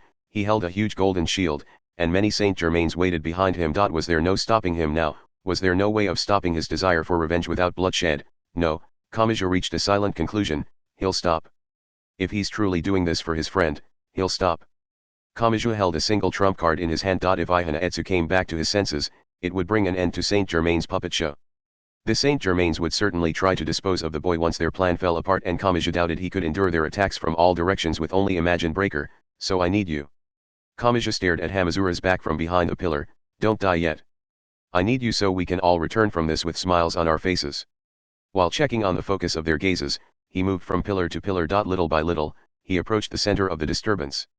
There were more than 50 Saint Germains here, but they only had their human senses at their disposal. They did not have eyes on the backs of their heads and they could not scan the entire area with microwaves or ultrasonic waves. All of the Saint Germains were watching Ihanaetsu's movements, so they would not spot Kamaja as long as he did not draw any attention to himself. I know someone who truly gave himself over to revenge, Ihanaetsu. He had met that person in Snowy Baggage City. He had gone by 2 names, Kiara Kagun and Bercy. He had swallowed up both enemy and ally and he had left this earth after perfectly carrying out his revenge. If someone had asked him if he had been happy with the result, he would have definitely said he was satisfied. But Kamaja would have given a different answer if asked if he approved of what had happened. It did not matter if that had been the most correct decision in the world. It did not matter if everyone involved had accepted it or if digging it back up now was unnecessary. Despite all that, he knew he could not walk that same path. If he saw someone falling in that direction, he would not push them on their way. He would grab their hand. I won't let you end up like that. He snuck within a few meters of the surrounding Saint Germains and thought quietly. He had a reason to make this approach despite the risk to himself. A desire for revenge is best removed before it has a chance to settle in. It's most frightening when it surpasses emotions and becomes normal. After it shifts to a quieter burn, they can never relax without that desire. He checked what he held in his hand. It may have had no meaning to the other 6 or 7 billion people, but it was probably the final key to the situation, so I won't let you end up like that. He clenched his teeth and continued along a path that bordered death. I won't let you use revenge as an excuse.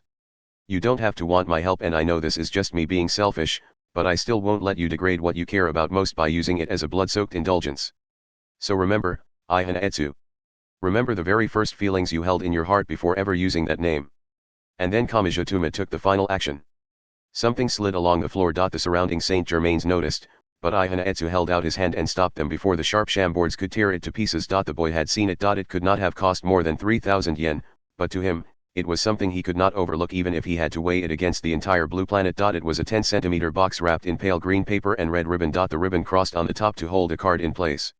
It must have had a cheap electronic music player inside because it played a dull birthday melody. It was probably part of a message service. And the voice of the sender accompanied the melody. It was a certain girl's voice. Happy birthday to you.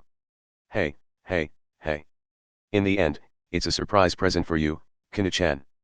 Ihanaetsu, no. The boy who had only been using that name felt something in the back of his mind. The unrecognizable remnants of something like a burnt photo were restored all at once. There may have been no real meaning in it. It did not change the fact that the girl was already dead, it overturned none of his assumptions, and immersing himself in old memories may have been no different from writhing in bed with an imaginary partner. But, nay he. You're the type who forgets his own birthday, aren't you? But, don't underestimate Miss Frenda's communication skills. I researched what you wanted long ago. Now. Open the box and tremble at how scarily on target I was. Gahaha. Ihanaetsu had decided revenge was an act of scraping away the excess fat from yourself rather than an act of harming your enemy. That excess fat would become a weight that trapped more and more people in the desire for revenge. The boy seemed to be dragged back to being human instead of a revenge-taking machine. He stopped. He sank. He drowned. A warmth he thought he had already lost forced the gears in his mind to reverse. The gears were destroyed one by one and it all fell apart. A memory returned to him. He recalled someone from a time before he had used the name of Academy City's #6 in the end. You insult yourself and call yourself a crybaby, but it's not going to end that way. I'm not some kind of benevolent person, you know? I'm not trying to get along with all 6 billion people out there. You're one of the friends the great Frenda, chose and approved of. I think that's something you can be proud of. Time stopped. I Hanaetsu stopped moving. Something was directly driven into the small boy's heart. This was not like Saint Germain who spoke about the world while pretending he knew what he was talking about. This was the real thing. These were the words of the friend he had pursued for so long. Your tears are like a safety lock from your common sense. They'll make sure you don't stray from the proper path no matter how unreasonable the obstacle.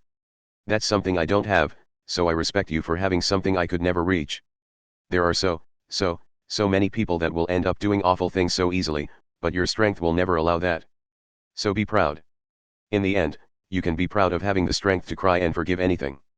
Oh, a heavy sound shook the room as the golden shield slipped from the boy's hands and fell to the floor. He no longer needed Anne's shield. He did not need to rely on a legend to stand on his own 2 feet. He used his freed hands to cover his face. I remember now, Saint Germain.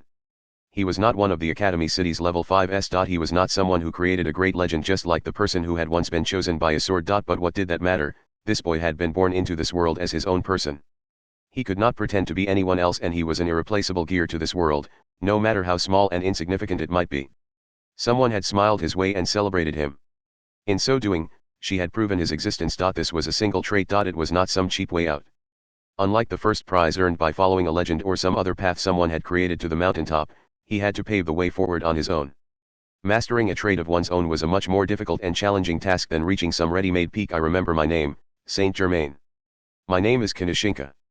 Even so, the devil on his shoulder continued to whisper in his ear. But he did not care if he was called pathetic, pitiful, unsightly, or embarrassing. He would part ways with the easily followed path and make his own way out into the world. He would not use Saint Germain's temptation as an excuse. He would not use friend Asivlin's death as an indulgence. He would not rely on the reputation of the mysterious number 6 or non-existent queen, and he would stand with his own strength. He would use his own mind to remember what it was he had truly wanted to do. At the very least, that had not been to fabricate feelings for his silenced friend and throw fresh fuel on the fire of selfish revenge. Friend Asivlin had kept something hidden, and she would not have wanted to invite this boy onto that bloody path from which one could never return. She may have put on an act in the hopes that he would remain in the realm of the sun, and she may have thought of him as someone strong enough to cry and forgive anything. If so, what path should he take? What should he do as a resident of that sunny realm? So Saint Germain, I can see my true enemy now. This wasn't for anyone else or because of anyone else. It was me. I was the one that used her death and trampled her underfoot. I used her as a tool of killing. And I won't accept you. Saint Germain reacted swiftly. With an explosive sound, Shamboards forcefully skewered the birthday present from below. The wrapping and ribbons were torn and the box itself was ripped to shreds. But the boy's expression remained unchanged, and he raised his small hand. A cheap pocket watch fell into it. He wrapped his hand around the silver device and grabbed the fluttering card between his index and middle fingers. Happy birthday, Kinoshinka. A girl who was no longer among the living had given him this celebration of life and acknowledgement of his existence. He held that proof up like a blade as he spoke. You're welcome, frienda. He shed his old skin and shattered the mask of Ihanaetsu. The boy became a man. He was Kinoshinka and no one else. He would not waste this celebrated life and name to struggle against the world. He faced his true enemy. In that moment, Kamijutuma smiled while still crouching. In that moment, Hamazura Shiich sighed from his power lifter. The two of them were thinking the same thing. Guess I've got no choice. Guess I've got no choice. They were not old friends. They were just one of the 6 billion that filled the earth. But they knew one thing: it would be a great shame if Ihanaetsu died. And he was no longer Ihanaetsu. He was a man who had overcome his bonds and now used the name Kinoshinka. So he had found value in stepping into that deadly place, so he did not hesitate to rush into the crowd of Saint Germain's. That was when something happened. It was just as Saint Germain began to use his countless Shamboard spears to dispose of Kinoshinka. Now that the puppet show was over, Kamiju and Hamazura cut in and used Imagine Breaker and the power lifter's arms to break through the downpour of spears. Kamiju grabbed Kinoshinka through a slight gap, pulled him in, and then pushed him forward. A moment later, a brilliant beam of light surged in. It was the #4S meltdowner. But once he noticed it was targeting something other than the Shamboards, Hamazura's eyes opened wide. Damn it, Mujino. Why are you trying to kill Kinu? But his determination and change of heart has nothing to do with me. He looked like he was on the enemy's side, so I can't see any reason to go easy on him. This has lots to do with you. This has more to do with you than anyone else. I may not be one to talk, but you're the one that caused all this mess in the first place. He shouted at the top of his lungs, but Mujino only sighed. As someone who worked underground jobs, she dryly cut through it all. If she could not tell if someone was an enemy or an ally, and if they registered as yellow instead of a clear green or red, she would incapacitate them. It could be a reading beyond a wall, a hypnotized innocent, or someone convinced by a third party to take revenge. If they were not a clear ally, a certain type of professional would view them as a target for destruction. So Mujino Shizuri produced a new ball of light from thin air and faced Saint Germain. You're still as red as can be though, Aren't you, you piece of shit? There was movement elsewhere as well, Tuma. Oh, honestly. Does everyone have to head out into the open?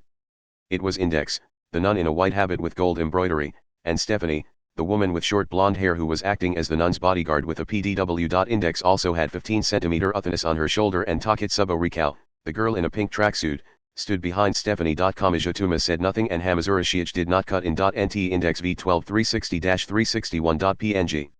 Everything the boy needed to do came from his own heart, so they left it up to him. Kanashinka stood up once more and made an announcement while flanked by the two heroes. I'm taking it back, Saint Germain. He faced a monster whose very existence had become a sort of legend. He opposed it as a single being and a single hero. I'll be taking back every last piece of my friend's pride that you trampled underfoot. Between the lines 3. That golden retriever had an armory in each of the 23 districts. Kiaranukan walked to District 23. He arrived at an aircraft maintenance bay far larger than a school gym. The entrance looked more like a moving wall than a door as it slowly opened to the left and right. The lights inside came on automatically. It was filled with several ejection containers and large trucks to tow them. This was a walk-in closet to Nukan. He could choose the appropriate clothes for the occasion and head out to the dinner party with the optimum outfit. And he would use bullets instead of manners, shells instead of etiquette, laser beams instead of affection, liquid nitrogen instead of hospitality, and killer microwaves instead of respect. The golden retriever's goal was to destroy an irregular element inside an otherwise stable world that followed the laws of physics. Namely, magic. And his greatest hypothetical enemy was, so the magic gods have made their move. That said, he had no real grudge against magicians or the magic gods that were their ultimate form.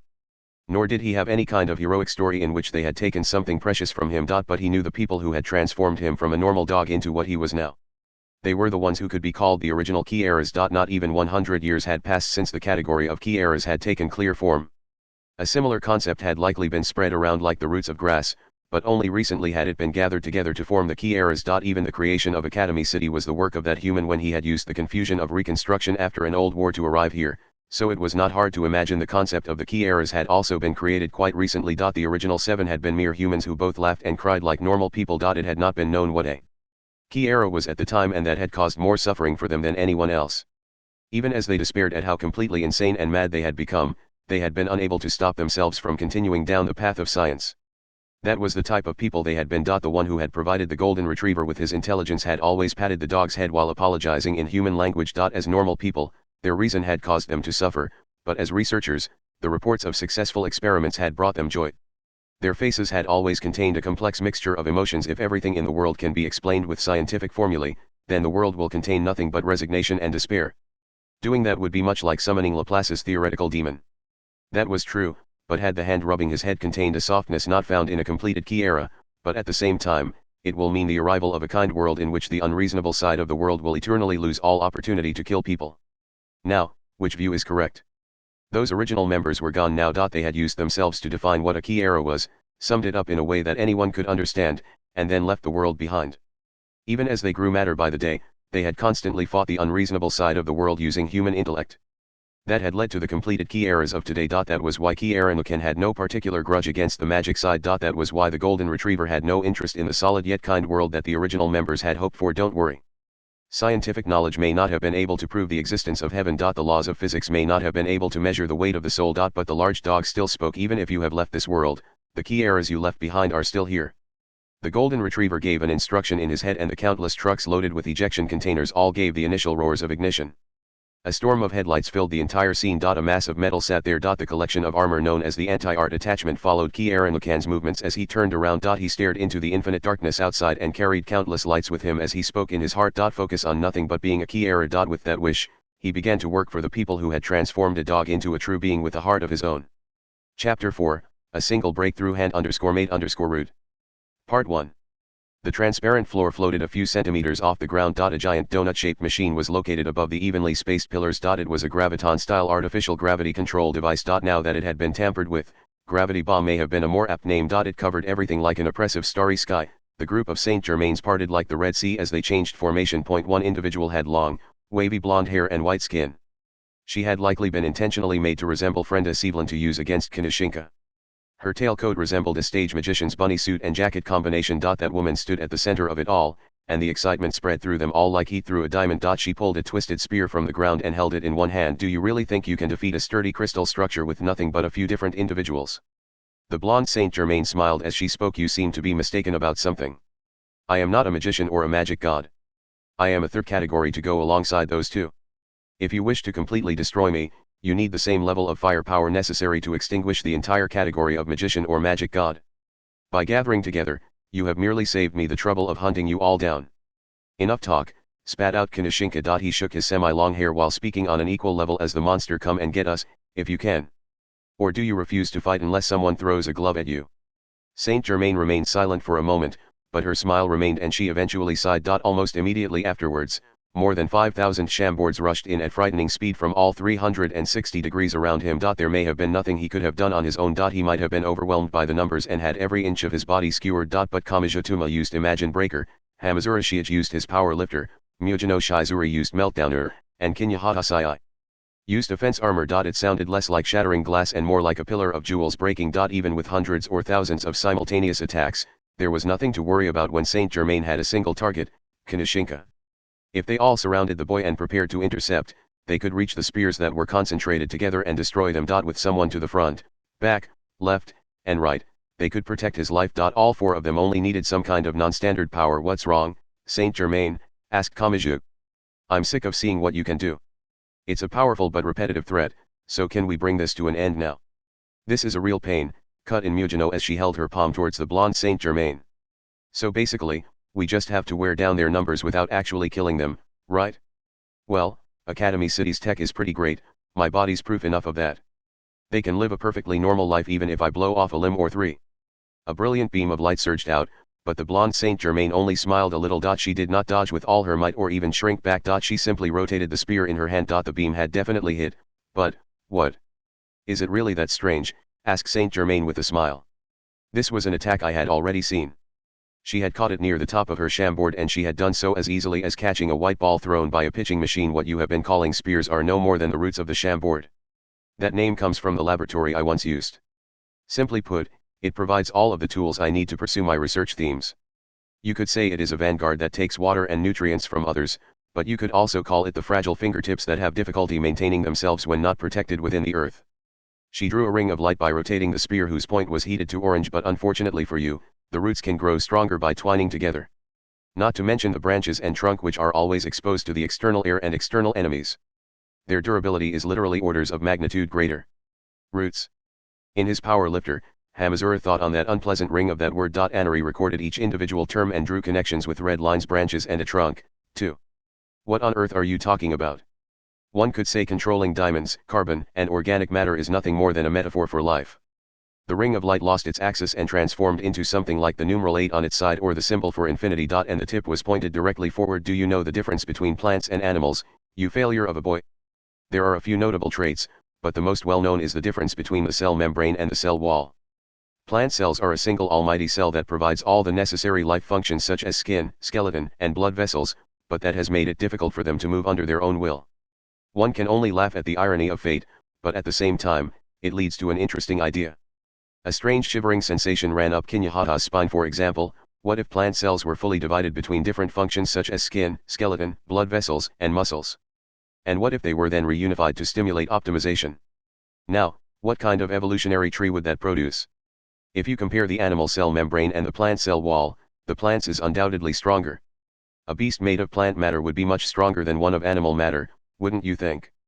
They did not wait any longer. Mujino Shizuri fired her number 4 beams into the blonde Saint Germain again and again. However, there were no screams or cries. The pillar directly next to Saint Germain had swelled out unnaturally. Something had shielded her. The overflowing roar sounded just like pressure escaping a steam engine. The Dianoid's floor shook as a massive insect slowly revealed its form. To the very top it was just below 2 meters tall, and it was over 4 meters long. Its overall silhouette resembled a scorpion with a thick arcing tail in the back. But instead of legs, it had complexly intertwined tree roots, instead of a mouth, white flower petals with a hint of red, and instead of 2 giant pincers, the predatory pouches of a carnivorous plant. It was a mixture of plant and animal, much like an orchid mantis. The upper body of a man in a tailcoat grew from the tip of the large arced tail where a venomous stinger would normally be found. Needless to say, he was one of the many Saint Germains. So in a way, this was essentially a bizarre version of Hamazura's power lifter. For an instant, Hamazura thought Anari had undergone a serious error after succumbing to all the rigorous work he was putting it through. But in reality, the creature's estimated muscular strength was just that ridiculously high. What? The flower scorpion glowed orange in places due to the heat of Meltdowner, but its silhouette remained intact and its countless legs scraped at the ground. The blonde Saint Germain thrust forward her spear-shaped shamboard as if it were a conductor's baton. I will now reveal to you the secret laws ruling the trinity of organic matter, carbon, and life. The 4-meter flower scorpion charged forward like a shell, and the male Saint Germain extending from the thick tail produced a deep sound as he swung his own body around. An instinctual chill filled Hamazura's entire body. He suppressed the urge to leave it all up to Anari and he adjusted his grip on the joysticks. First, Mujino's meltdowner beams continued flying in from long range. But the scorpion maintained its momentum and Hamazura used his steel arms to forcibly restrain its large pincers. With a horrid grinding noise, the power lifter slid backwards. Index and Taketsubo escaped to the side more to avoid being crushed by the heavy machinery than by the scorpion. Kinyahatasai surrounded herself in offense armor and charged in while Kamaji threw his right fist into the ferocious floral maw that resembled a bear trap. Finally, the monster's advance came to a stop. That should do it. Kamaji turned his focus from the empty shell and toward Saint Germain. But that proved to be a mistake. The back of the crumbling plant beast split open from front to back just like a giant tropical flower. The tail containing the male Saint Germain and the back split off and moved around on their own.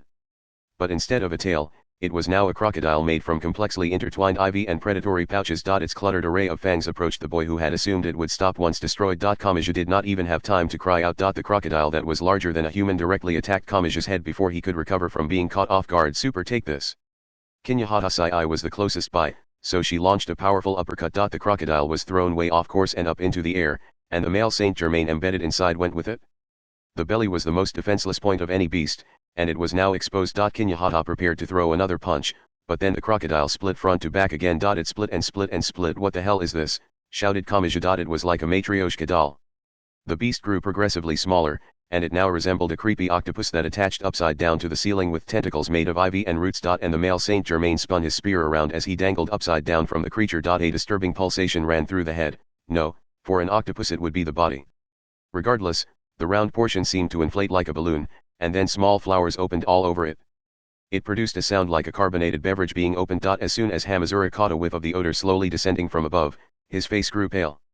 This was the Grim Reaper that anyone who worked on motor vehicles or other combustion-based machines were all too familiar with. Anari's compositional analysis provided evidence for his fears, so he shouted its name. That's carbon monoxide. Mujino, burn the air. If you don't, we're done for. Beams of light shot in several directions at once. That deadly gas was primarily produced by incomplete combustion. An intense oxidation reaction would convert it into relatively safe carbon dioxide. Anari had colored the toxin red to visualize it, but that coloration was already vanishing. The remains of the octopus had shriveled up like rotting fruit, and it must have completed its role because it fell down. The male Saint Germain must have breathed in the toxin himself because he collapsed to the floor and did not move. While their attention was on him, the blonde Saint Germain rotated her spear a few times. The transparent floor undulated. A giant mossy green spider appeared, and a male Saint Germain sank into its back as if it were a bed or sofa. A mantis was covered in tough tree bark-like armor, and a young female Saint Germain had its two side-like arms attached to her shoulders and dragged the rest of it like a cape. A giant rattlesnake was made from countless intertwined roots, and an elderly Saint Germain vibrated in place of the rattle on the end of the tail. The beasts were not completed beasts. They were nothing more than beings that incorporated the great strength of plant matter. All of the Saint Germains held similar shamboards which provided more brutal destruction than any venomous stinger or fang. Let me be clear about one fundamental fact. The blonde Saint Germain smiled as she rested her shamboard on her shoulder. She spread her other hand horizontally to indicate the other Saint Germain standing alongside her. If you are to face me, then you must overcome the framework of the individual. After all your boasting, I hope you have enough fighting spirit to drive me into overflow. At the same time, the countless Saint Germains wearing plant matter armor attacked alongside the surrounding downpour of spears they had created. Part 2. Saint Germain's attacks had attained maximum intensity. It was like refining oil or alcohol before igniting it. It was like a laser-shaped diamond cutter that fired artificial diamond dust at extremely high speed. It was like a dust explosion caused by a large amount of scattered carbon dust. They would sometimes fire a downpour of spears, they would sometimes transform their plant matter beasts or move to a new one, and they would sometimes wrap roots and vines around themselves to produce enormous springs. The blonde Saint Germain jumped freely about, kicking off the pillars or ceiling, and Kamijatuma remained on the floor, but they briefly collided head-on. Her shamboard caught the boy's right hand end. It was destroyed bit by bit as the outermost layers were stripped away like a bunkachin. They glared at each other like warriors locking blades, and they threw words at each other. Enough of your desperate tricks. You can't manipulate anyone anymore, and you can't trick anyone with your lies. I wouldn't be so sure. All I have to do is ensure everything works out in the end. Taking Ihana Etsu out of the equation isn't all that much of a problem for me. The blonde Saint Germain smiled thinly. Kamisha finally realized she was completely serious. She was prepared for battle as a con artist. I think you are the one that isn't fully aware of the situation. The gates of hell have already opened. The magic gods have already entered the real world. And do you know what they will desire first? Magic gods. They are of course after you. She forcibly swung her partially broken spear. With a solid clang, some space opened up between them just as the sword desired a king and Saint Germain desired Ihana Etsu. The magic gods long for the one known as Kamijutuma. That is why they envied Uthana's, who could move about as she wished. Heh. Yes, that's right. That is why they envied her. Not for using the name Gremlin, and not for twisting the real world as she saw fit. They were only angry that she was monopolizing the one known as Kamijutuma. Before wondering about my credibility, you wondered how I knew about those hundreds of billions of hells you experienced, didn't you? Well, I understand. I am neither a magician nor a magic god. But don't you dare say that the category of Saint Germain is somehow inferior to that of the magic god. No matter how perfect and happy a world the magic gods try to create, I will always occur at some point, regardless of the possibilities or environment involved. I am a being that transcends causality and the phases.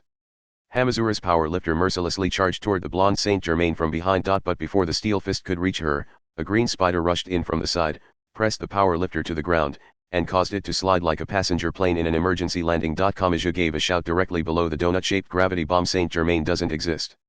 Those supposed magic gods are a product of fiction. That is how it has turned out, yes. A hint of stickiness filled her smile. But surely you have noticed, boy. When discussing the truth of the world, the real history that everyone accepts as normal is completely groundless. Did you find Uthana's when investigating the legends of Odin? How do you link a muscular male god with that girl? You say you heard it from someone or saw it written somewhere. But what meaning is any of that when speaking of Saint Germain? Especially when everything you see before your eyes is the truth. His understanding was shaken. Everything he thought was true had been knocked loose by nothing but words. I am Saint Germain. I am the third category that easily separated itself from the mere magicians yet refused to join the worn-out magic gods. I can only be described with the term St. Germain. Why can't you grasp that simple fact? Just like someone losing depth perception in a pure white field of snow, Kamijutuma's mind was thrown into an informational whiteout. And then he spoke. Is that more of your role-playing? The blonde Saint Germain's illusionist smile froze, just like cracks entering a jewel. I thought it was strange, spat out Kamiju. If all you wanted to do was trick Ihana Etsu into doing something wrong, there would be no point in sealing the Dionoid and trapping everyone inside. If your goal was blowing me away with the gravity bomb, you would have no reason to trick Ihana Etsu. And what's this about that golden shield he had? If you just wanted to fill him with hate and send him against me, you could have just given him a knife or a gun. You wouldn't need to make him believe in magic on such short notice, so a simpler weapon would have made it easier to get him moving. No matter where you look, your actions weren't logical. At first, it all looks like you have some grand master plan, but there wasn't a plan at all. That's the true form of Saint Germain. Whether it's a grudge you've held for 10 years, a plan you've been working on for 20, or a goal you've sought for 30, you just make it up in 5 seconds and then overwrite your own memories. Of course the plans, thought processes, and morality of someone like that would be an inconsistent mess. You can't keep just one thing up for long. That made it impossible to argue against Saint Germain on terms of good and evil. Even if he had killed someone for money, he would claim to have been killing his father's murderer as soon as someone questioned him about it. And if anyone accused him of wrongdoing during his sob story, he would make them out to be a corrupt cop or a bribe judge before mercilessly slaughtering them. In the very end, his actions would be the just ones. When you first attacked, you claimed you didn't have time to deal with me since you'd found Ihana, but that wasn't the truth. You were scared of Index's 103,000 grimoires and Uthana's experiences as a real magic god. You were scared of carelessly showing yourself in front of people who knew how this world really works. That one chance meeting would reveal all of your lies and place all the blame back on you. That was how he had gotten by. After piling up so many excuses and indulgences within himself, he had run out and needed to compare himself to a magic god. That was how great a magician he was. You aren't a magic god. But Saint Germain? A third category? We're not talking about beer here. New definitions don't just pop up like that. You're nothing but a normal magician. You're just like all the others I've seen before. But you were afraid of being called that, weren't you? That brought up another issue. A very fundamental issue. Are you really Saint Germain? Or are you someone else who found it easier to use that name? I have no idea what you are talking about. Saint Germain gave a wide grin and a few beads of sweat appeared on her small forehead. Needless to say, I am the time traveler known as Saint Germain who traversed 1,500 years in search of a king to serve and who never seemed to have enough money to keep up with those filthy nobles, so I used my words to get by when necessary. And weren't they the inefficient ones for maintaining those wasteful and extravagant customs? And it was not my fault in any way because I did the very best I could for this. World, and I would assume you don't want the world to be overrun by magic gods when you know firsthand just how much of a threat they are, and you know that something has to be done if not just one but multiple have been released into this world, and since I have the power to, I must do something about it, and you are the one they are after and are certainly built into their plans, so destroying you now would force them to correct their plans, and it is a shame we cannot just talk this out, but you simply refuse to understand my perfectly logical explanation, and it is all your fault for not understanding, so it is you that is the problem here and not me, so there is nothing I need to worry about, simply nothing at all, and now that I understand that, I can relax and defrag complete. Report hashtag 10066329901. Kamijatuma slowly narrowed his eyes and shook his head. He knew she had overridden everything in just 5 seconds, but that was exactly why he said what he said, you poor thing. The blonde Saint Germain bit into the corner of her lip with her canine tooth, and she swung her shamboard horizontally even though it was broken. 100 spears appeared from the wall behind her and rushed toward Kamija. However, Hamazura used the power lifter's legs to kick the green spider up into their path. The flying spider acted as a shield and was skewered in midair. The Saint Germain embedded in the spider's back frantically separated and escaped. Despite the repeated sounds of destruction, Kamija continued speaking, but it isn't because you're an inconsistent mess with nothing of your own that I feel sorry for you. You may be able to fabricate your morality and slip into a century of history in only 5 seconds, and you may be able to continue overwriting and overwriting until an optimum history has been built up in your head. He seemed to throw his words at her. But even after all that, you still can't escape yourself. That's why I feel sorry for you. After all, every magician has a beginning. You begin with some reality you can't bear to accept, so you vow to overturn it, carve your magic name into your heart, and then become a magician, right? Then there has to be a beginning to your lies. No matter how easily you can lie or how comfortably you can make your way through this world, you can't escape the initial event that made you want to start acting. So none of this works as an indulgence for you.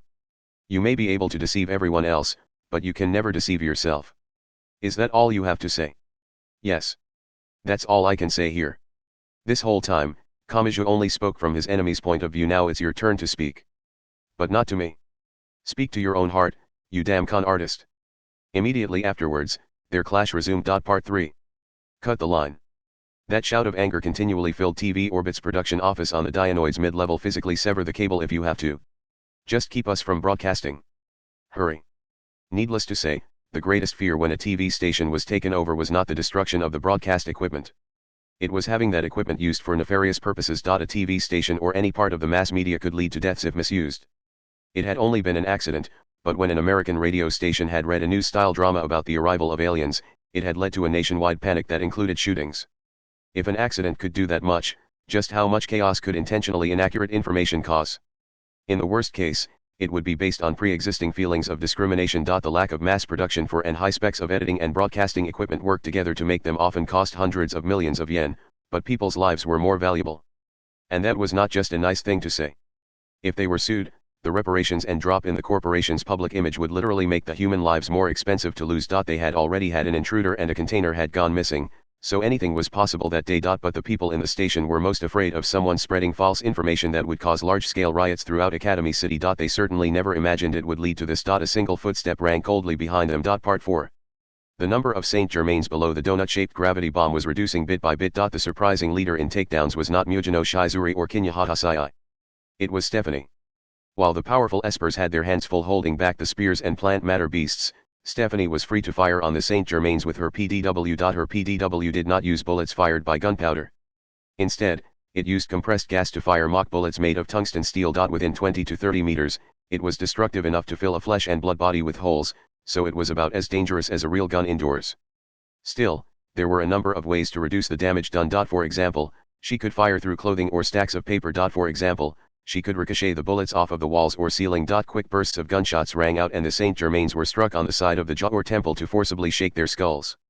With some slight blood loss, they collapsed from a concussion. The adult stealing all the good parts. What even is that? Super point-blank sniping? What kind of genre is that? Saint Germain used a variety of attacks using carbon, the countless spears, the armor of plant matter animals, and carbon monoxide spray. But the most dangerous part was the multiple chains of attacks from different angles and used with time delays.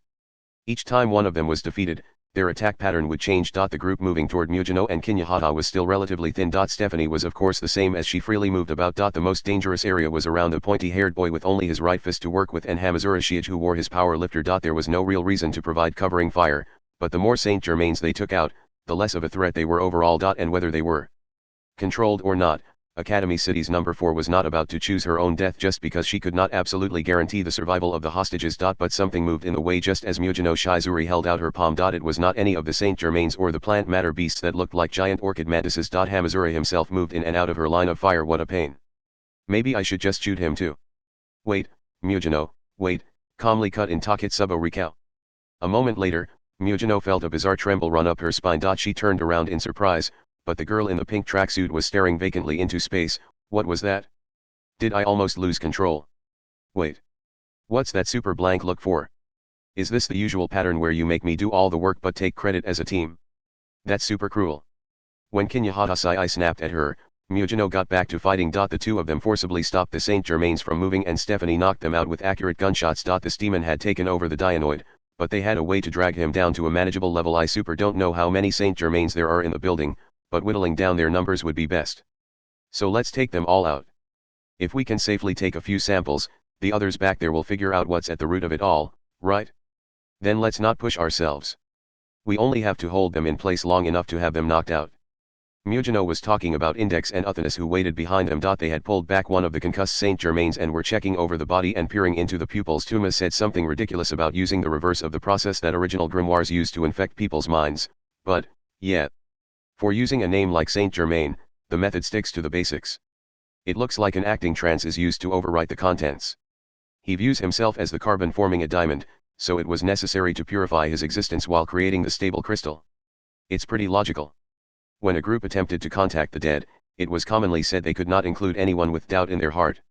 That often led people to view those techniques as scams, but there was a logical reason for it. By wearing the same uniform, eating the same foods, and going to a set location at a set date and time, especially an underground crypt or deep in the woods, they would create a small world cut off from the outside world.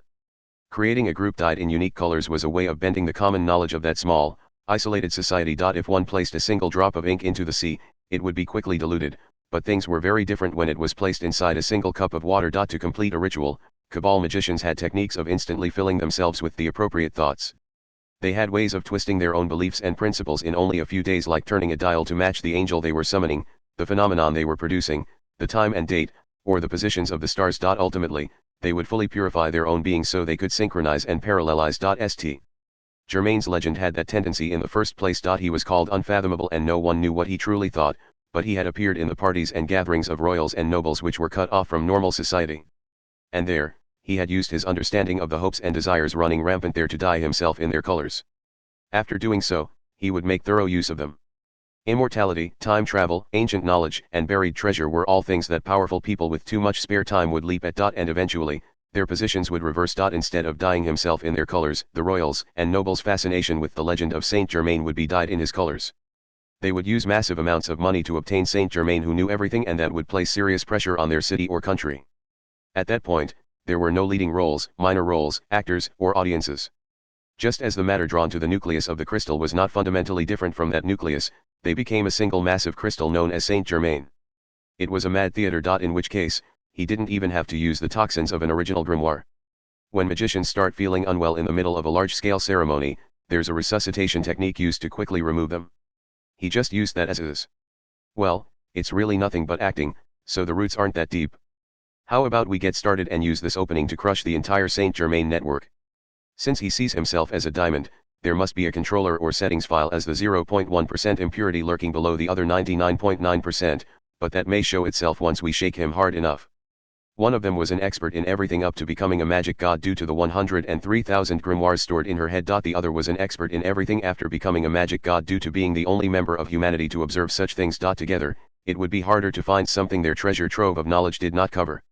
If they used that knowledge to its fullest, there was no way they could not construct the virus of information needed to release these people from Saint Germain's control. Mujino, Kinyahata, and Stephanie were holding back most of them, so there was no chance of defeat now. But then Taketsubo Rikao suddenly raised her head. The Dianoid's lowest level was a flat surface covered in evenly spaced pillars, but those pillars contained flat screen monitors.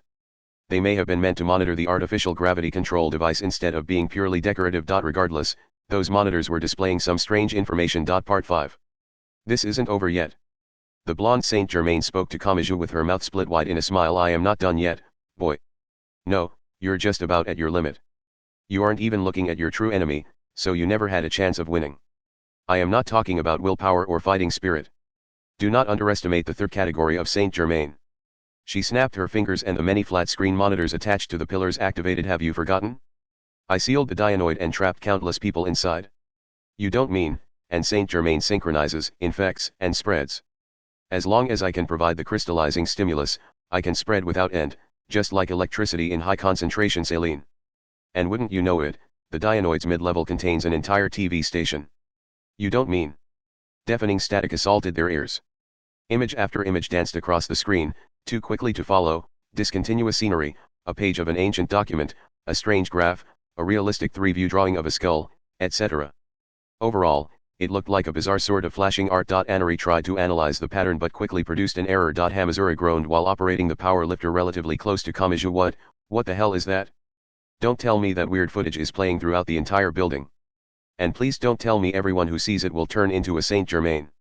Why do you think it would be contained on such a small scale, replied Saint Germain with a laugh. Didn't I tell you? The Dianoid contains an entire TV station. Without thinking, Hamazura Shiage completely forgot about the extreme battle surrounding him and he naturally looked to the side. He could not see outside because the Dianoid's lowest level was deep underground and not even Anari could gather that much information with the power lifter's sensors, but he had to have been picturing the endless expanse of the nighttime city. What was happening in Academy City? What world would they find once they set foot outside of the sealed Dianoid? This one action nearly broke Hamazura's spirit, but Kamijatuma remained facing the blonde Saint Germain. No. Is this just another of those school plays you love so much? If you could put a video online to synchronize, parallelize, crystallize, and grow without end, you would have already created a single crystal out of the entire world's population. You wouldn't be a third category or whatever, you'd be a crystal known as humankind. You may need to imprint information like that, but that isn't the full story. There has to be some kind of decisive trigger at the end. Kamijatuma continued speaking. Hey, Saint Germain. Why did you just lie? Enough with the terrible lines that set your teeth on edge. To you, lying is a weapon and acting is a shield. You must have had a reason for it. How about I delve a little deeper? You're starting to panic, aren't you? Are we actually approaching checkmate here? That's why you decided you needed to turn things around with your words and destroy our rhythm. The blonde Saint Germain smiled quietly. And as she smiled, an unpleasant sweat poured from her face. Veins that looked on the verge of bursting bulged out across her otherwise perfect face. Oh, I know. Kamija's words did not stop. At this moment, he was more talkative than the specialist who had continually deceived royals and nobles with countless lies. How about this? He slowly extended his hand and pointed at something right in front of him. It was time for the decisive answer. The pills. Saint Germain is always taking pills. But this voice came from directly behind him. It came from Kinishinka, who had been driven out of Saint Germain's focus until now. Part 6. Saint Germain controlled carbon. That was true on the micro level and the macro level. In that case, his specialty could not be imprinting information in people's minds. The method had to use carbon. For example, the black pills inside the pill case. At the very center of his mysterious legends was the fact that he never ate any normal food and had lived for hundreds of years on only his secret medicine, wheat, and water. What if that medicine was actually a certain microbe dried by the thousands or tens of thousands? When dried, their life functions were mostly stopped and they could remain alive in that state for years. As soon as they absorbed a liquid such as saliva, they would resume functioning and invade the body of the human who had ingested them. That was the less than 0.1% impurity in the 99.9% pure crystal. It was not the nucleus or the terminal, it was a complete outsider. And just as with colored diamonds, it functioned as a controller to rearrange the properties of the entire crystal. Someone knowledgeable of such things might think of Last Order's position in the Misaka network or Firmia Sievlin's position in the Agitate Halation project. But if all of the Saint Germains who repeatedly spread like an ever-growing crystal always needed the pills, then that alone would restrict them. And a diamond's impurity had to remain at less than 0.1%. If it took in too much, it would cause a defect in the crystalline structure. So that impurity was the most unstable portion of the structure. Whether it was a new member, a weary member, or a member that had been worked loose from the crystal and lost control, the settings file worked to stabilize the errors. What if microbes like that were the trigger? What if they could be cultivated in water and wheat and they could infect the human body? What would that make Saint Germain, who had been whispered of for well over 1,000 years, was he a literal? Part 7. A dignified song filled the room. It came from Index, who had her hands folded as she knelt next to a collapsed Saint Germain. St. Germain's crystallization worked by purifying people's thoughts using the personality-changing technique of an acting trance. This impromptu incantation would remove that and call back the original personality. This was not magic. It was a more fundamental technique. It used no magic power and was technically not a supernatural ability. So when it seemed like Saint Germain's thoughts were leaking out, it was only an illusion. It was nothing more than words mechanically spilling from the supposedly unconscious Saint Germain as if he were trying to fight something. It was much like he was suffering from a nightmare of old wounds. To normal ears, it may have sounded like static, but to anyone with the proper knowledge, that scream of memories was enough to imagine the original sound. It was much like a needle running across the inscribed surface of a record. And it brought several formulae to Index's mind. Is this how it works? The pills, the secrets of life, and the identity of what made Saint Germain into Saint Germain. It was more than just a voice. The collapsed Saint Germain's fingertips moved slightly. An index finger tapped out a simple signal of zeros and ones, and a fingertip slid along the floor to form writing. Index added them all into her mental framework. What she discovered was a dreadful truth: this didn't come about naturally. Those pills and those creatures were manufactured. But by who?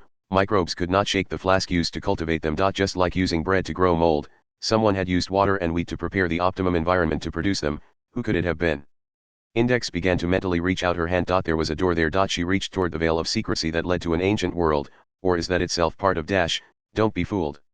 A voice dragged her mind back to reality. It had come from 15-centimeter nothingness that doesn't exist.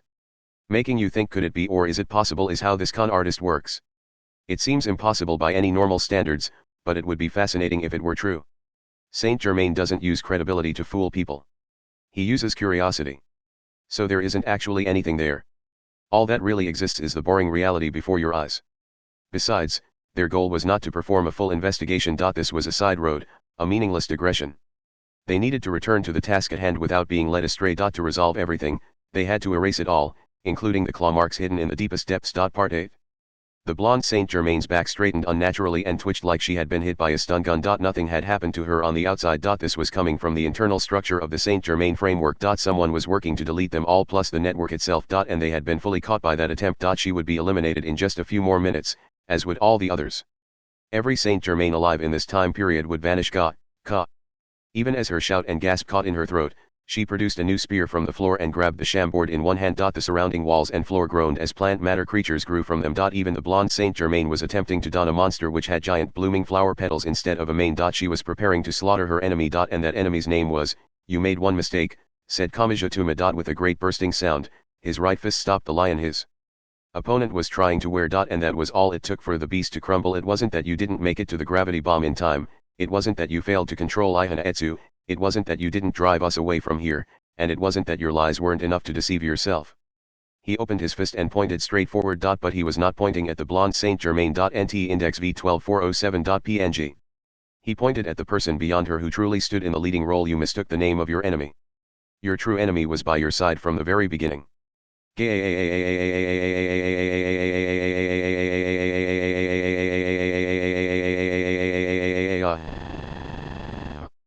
Saint Germain attempted a horizontal swing of her spear as she turned around. In other words, that was where her enemy stood. It was the number 6, Ihana Etsu.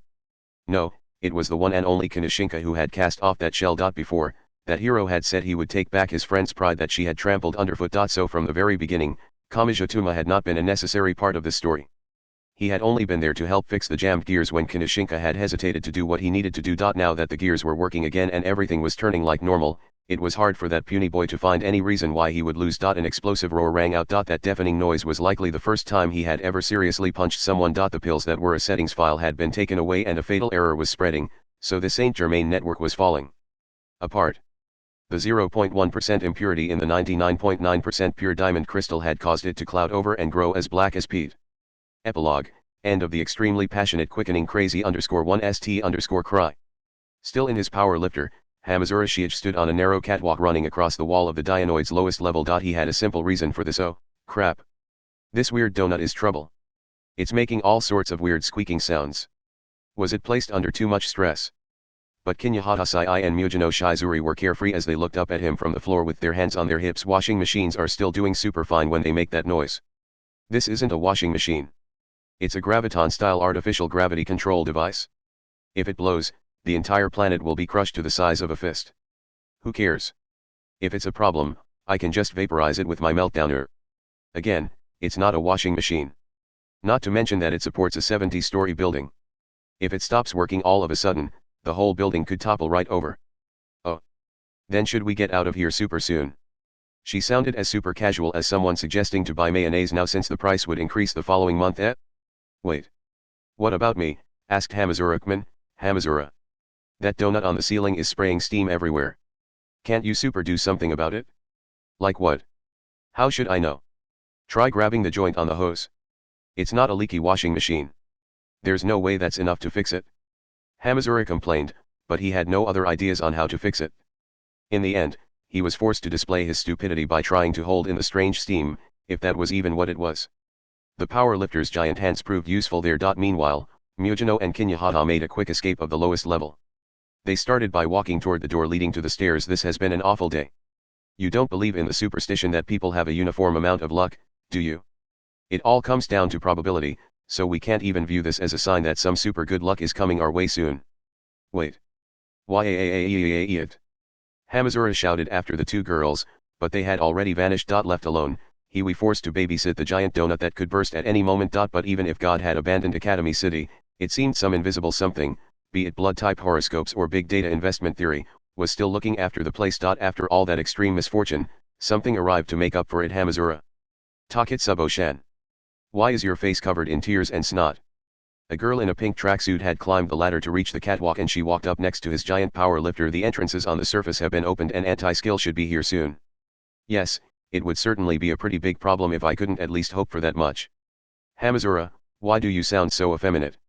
Taketsubo gently moved up next to him. There was no real reason for it. They were in a position where they could lean up against each other without needing an excuse or purpose behind it. Or at least, they had been. A moment later, Hamazura skillfully swung his entire body around to avoid the tracksuit girl while still holding onto the joint of the hose extending from the donut. With the expected support gone, Taketsubo Rikau stumbled and her expression grew utterly blank. She spoke to her boyfriend with a bland voice that was as frightening as grinding gravel. Hamadash. No, wait. That wasn't me. I didn't do that. What's even happening here? Oh, wait. Don't tell me it was Anari. Who's Anari? Wait, Taketsubo. Don't you think you're taking it a bit too far to be jealous of an assistance program? Wait. I'll explain. I'll explain it all from the beginning.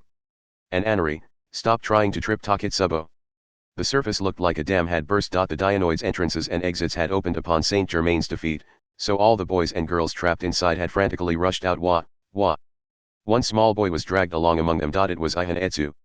No, it was Kinoshinka who had used that name. He too had been released from Saint Germain's bonds and had returned to the above-ground floors. That was where he had been swallowed up by the human waves. But then a hand grabbed his. Are you okay?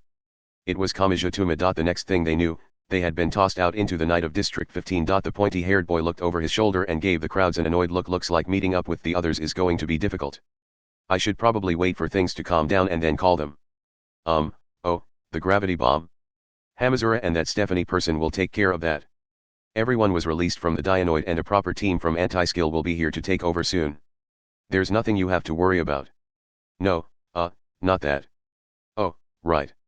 If you're leaving, I'd suggest doing so now.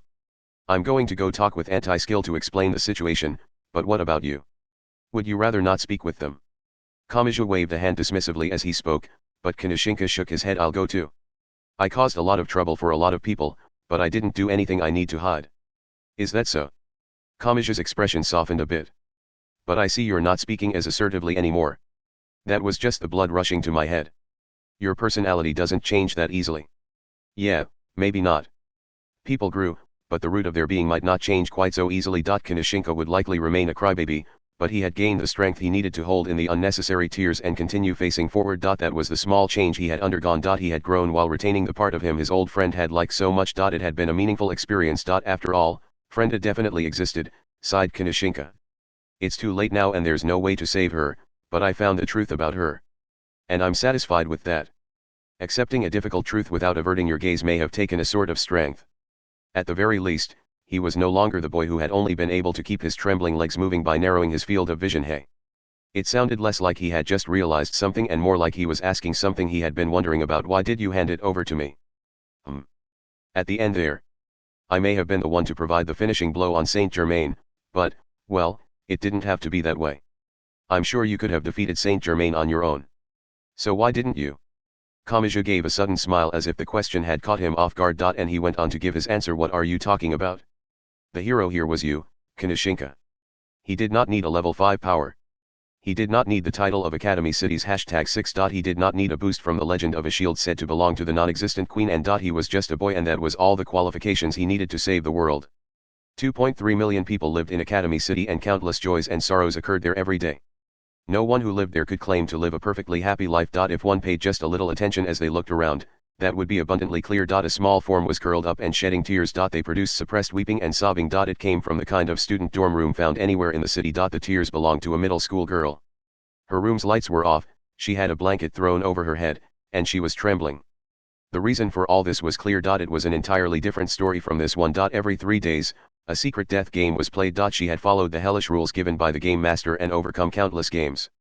Sometimes she had been alone and sometimes she had worked with other players, but there was nothing going on.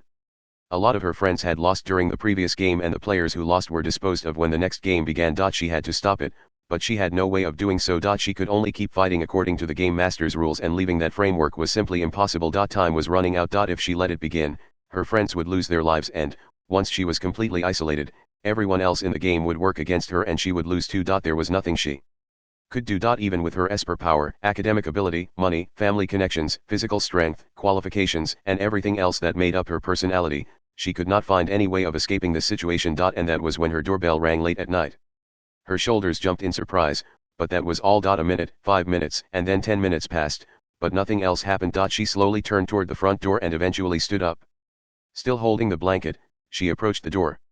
She saw no one through the peephole, so she cracked the door open with the chain still in place. When she found no one, she tilted her head with emotionless eyes. That was when she noticed something inside the newspaper box attached to the door. It was an A4 size envelope.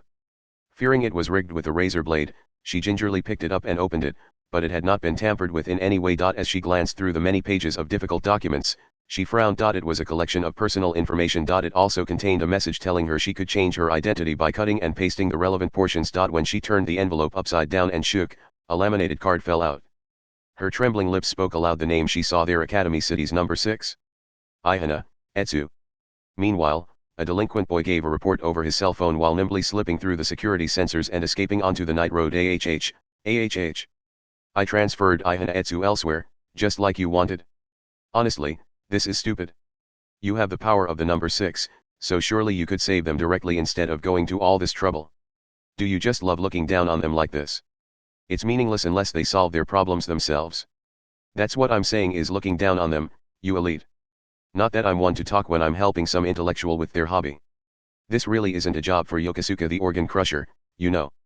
Oh, shut up and go straight to hell. I thought if I worked with someone above the number 7 I'd be able to find a way to deal with that annoying guts guy, but all I'm doing is physical labor for 700 yen an hour. So what's next? Lie in wait to help them escape when their amateurish act falls apart? Wait just a damn second. I'm not some kind of hero. To hell with that. I'll still do it, though. The delinquent boy gave an especially displeased click of the tongue and ended the call. He briefly turned back toward the student dorm and spoke, welcome to the underside of the world, Ihana Etsu #. Oh, I've lost count. In a park not far from the Dionoid, a mummy-like magic god used a gold sword as a cane and spoke in a dry, cracking voice. He was the high priest. The branch-like fingers extending from his robe slowly opened and closed. I'm glad to see Saint Germain was safely defeated. He was much like a virus that always appeared somewhere no matter what kind of phase was added or how golden a world was created. And there was no talking it out with him thanks to that self-made hatred of his. We could have directly interfered, but we are far too powerful for that. It would defeat the purpose if we destroyed the world in the process. Yes, but it's over now, whispered a beautiful woman with brown skin and silver hair. She was Nephthys, whose body was covered in white bandages. The voodoo zombie did an excellent job. I'm sure of it now that I've walked around the area a bit. The spell has adapted to our bodies, so now we can move through the world without breaking it. Nay hee hee. Splitting up our power like opposing mirrors, huh? Niang Niang laughed like a mischievous child. She wore a short white china dress and had a distinctive charm attached to her forehead which she poked at with her index finger. By infinitely dividing our infinite power, we've kept ourselves at a level just barely low enough for this world to contain, but in a way, this is the worst possible transformation, don't you think? You could just keep killing and killing us without end. Like a matryoshka doll or an onion, you would have to fight a nearly eternal battle to completely kill us. There is no need to hold back. We are already full magic gods, so it would be unnatural to find any way for us to lose. High Priest, this is why you can't reach enlightenment. How long is it going to take you to realize that? At any rate, the magic gods had a technique of moving through the world, even if it was like treading on thin ice. And that meant they were about to begin for real. They were no longer leaving it up to the tendencies of others or allowing something else to bring about the conclusion. This time, a group of true magic gods was on the move. I suppose Kamijutuma comes first, said the high priest while gazing upon the starry sky. Aleister may have laid claim to him and even Uthonus has interfered, but it is not a bad idea. We will simply acquire what it is we need for our objective. Old man, jealous men are just the worst, you know? This would be why you didn't get any followers even after staying true to yourself to the point of mummification. Suddenly, static filled the nighttime park. It came from a large speaker that announced the time during the day and provided disaster information during emergencies. Do you really think I will let you do that? Asked a familiar voice. Oh, is that you, Aleister? I'm glad to see you're still alive and kicking. Sorry about the other day. I really shouldn't have let my anger get the better of me at my age. That was all it took for him to kill. Rather than follow an exaggerated plan or make careful preparations, he acted on the rocky waves of his emotions. The high priest's words hinted at the joy he felt in tormenting the weak. And worst of all, that unenlightened man did not see any of the ugliness inside himself. His surface consciousness did not at all think he was rubbing salt in the wound. He truly believed he was showing his appreciation toward the person he confronted. Then again, we have managed to find our feet here. We might be causing some trouble in your backyard and it might not even still be a city once we're done with it, but try to forgive us. After all, we have pretty short fuses. Found your feet? Do you mean that spell that infinitely divides the infinite capacity of a magic god to trick the world by eternally layering existences that are just barely small enough for the world to contain? Word gets to you quickly. Anyway, this might be an excellent opportunity for you, Aleister. Our power is limited to what can be explained in this world, so this would be the best time to kill us. Even that line had the implied caveat of but it is still essentially impossible. For one thing, no one existed who could kill a being that the world could only just barely contain. Whether a magic god's power was divided by a billion or a trillion, a mere magician was still not enough to kill them. The magic god's existence was infinitely layered like a matryoshka doll or an onion. A magic god was impossible to kill in the first place, but one would have to kill them a trillion or a quadrillion times before they would cease to exist. So effectively, no one could stop the high priest, Nephthys, or Niang Niang. They could run rampant through the world and anyone who opposed them would be crushed underfoot. The people could only curl up, tremble in fear, and wait for the disaster to pass. And if they happened to be along the magic god's path, they would be smashed to pieces for being so unlucky. Needless to say, Academy City had already been thrown into that disaster. However, it is true this might be the time to kill you. As soon as the high priest frowned, he felt a strange object pierce through his dry chest. What? He was shocked, but he was not the only one affected. Nephthys and Niang Niang also grimaced with a hand on their chest. If you can predict what must be done and what must happen, you can prepare for the next move. To enter this world, the magic gods would need to use a common spell on their own bodies. Did you really think I wouldn't take advantage of that? It was the perfect chance to overwrite your internal structures with whatever new parameters I wanted. The high priest fell silent for a moment, but, no, that would not be possible. All you ever achieved was the failure you call I was. How could you possibly prepare a spell that would affect not just one completed magic god but affect a group of them in the exact same way? And you would need information on us specifically before putting together the spell. Oh, come on, said Aleister with no hint of emotion in his voice. Why do you think I challenged the magic gods alone when Uthonus was defeated? Wait. Don't tell me. Surely you didn't actually think a human such as myself could be enraged by a simple stain in a journal. You don't mean I had to take the necessary parameters by force. That was all. It did get me laughed at by some people I know, though. That was why he had not cared that he had lost. He had only needed steal the magic god's parameters through direct contact and then make it back alive. I buried it inside you, said Aleister. That human's cold voice seemed to challenge those gods of magic. What did I bury inside you, you ask? Tremble in fear, true gremlin. There is great meaning in your doubt turning to impatience and then to fear. Listen, I no longer view you as a threat. You may have forgotten after living for so very long, but it is high time you gradually remembered what death feels like. No, denied the high priest. That is still impossible. The very foundation of your assertion is wrong. You claim to have prepared something powerful enough to defeat magic gods like us, and you claim to have used this opportunity to inject it inside of us, but that would require swapping out Zombie's spell. Whether you had a spell or not, you would need to defeat Zombie, a magic god, to replace her spell. That's no different from locking the key inside the vault. Your initial argument doesn't hold up. True. Something heavy could be heard tearing through the wind. The continuing fluctuation in the noise suggested it as slowly rotating as it flew. The magic gods reflexively turned toward the noise and they saw something fall from the distant night sky. It landed right in the center of their group. It was a cross forcibly made from intersecting steel beams. It was wrapped in barbed wire and it resembled the magical rose symbol more than it did the original symbol of a monotheistic religion. With a deafening roar and a cloud of dirt, the cross stabbed into the ground and it had something attached to it. A human silhouette was nailed to the cross by countless tungsten steel spikes and it was tightly bound by barbed wires. muttered the high priest when he saw the girl whose entire body was covered in stitches. I would prefer not to use such inelegant language, said Alistair. He was supposed to be cold and unfeeling both above and below the surface, but a note of contempt seeped into his voice. But by any chance, were you taking me for a fool? Far away, a golden retriever narrowed his eyes slightly. With its job complete, the sky-piercing electromagnetic ejection catapult folded up. While a small metal arm allowed him to puff on a cigar, an indulgent memory came to mind. It was of those original people, those people who were no longer with him. He had no real grudge against anyone and he held no hostility toward magic. It simply came down to his way of life. It came down to how he would use the mind they had left him with now, then. I suppose I should get started. Sweet smoke escaped his canine mouth as he sighed. The declaration of war was complete. That meant it was time for war. A true conflict between science and magic was unavoidable. I should get started where they left off, even if it means relying on the foreign laws they so abhorred. And I can hold my head high as I do so, because that kind of rule-breaking contradiction is what it means to be a key era. Focus on nothing but being a key era. They had been unable to continue their efforts, but he would make sure what they had done was not wasted. Oh. In St. George's Cathedral, Archbishop Lola Stewart, a woman whose folded blonde hair was 2.5 times as long as she was tall, spoke with no emotion evident in her voice. So he isn't even trying to hide it anymore. I think he's mocking me.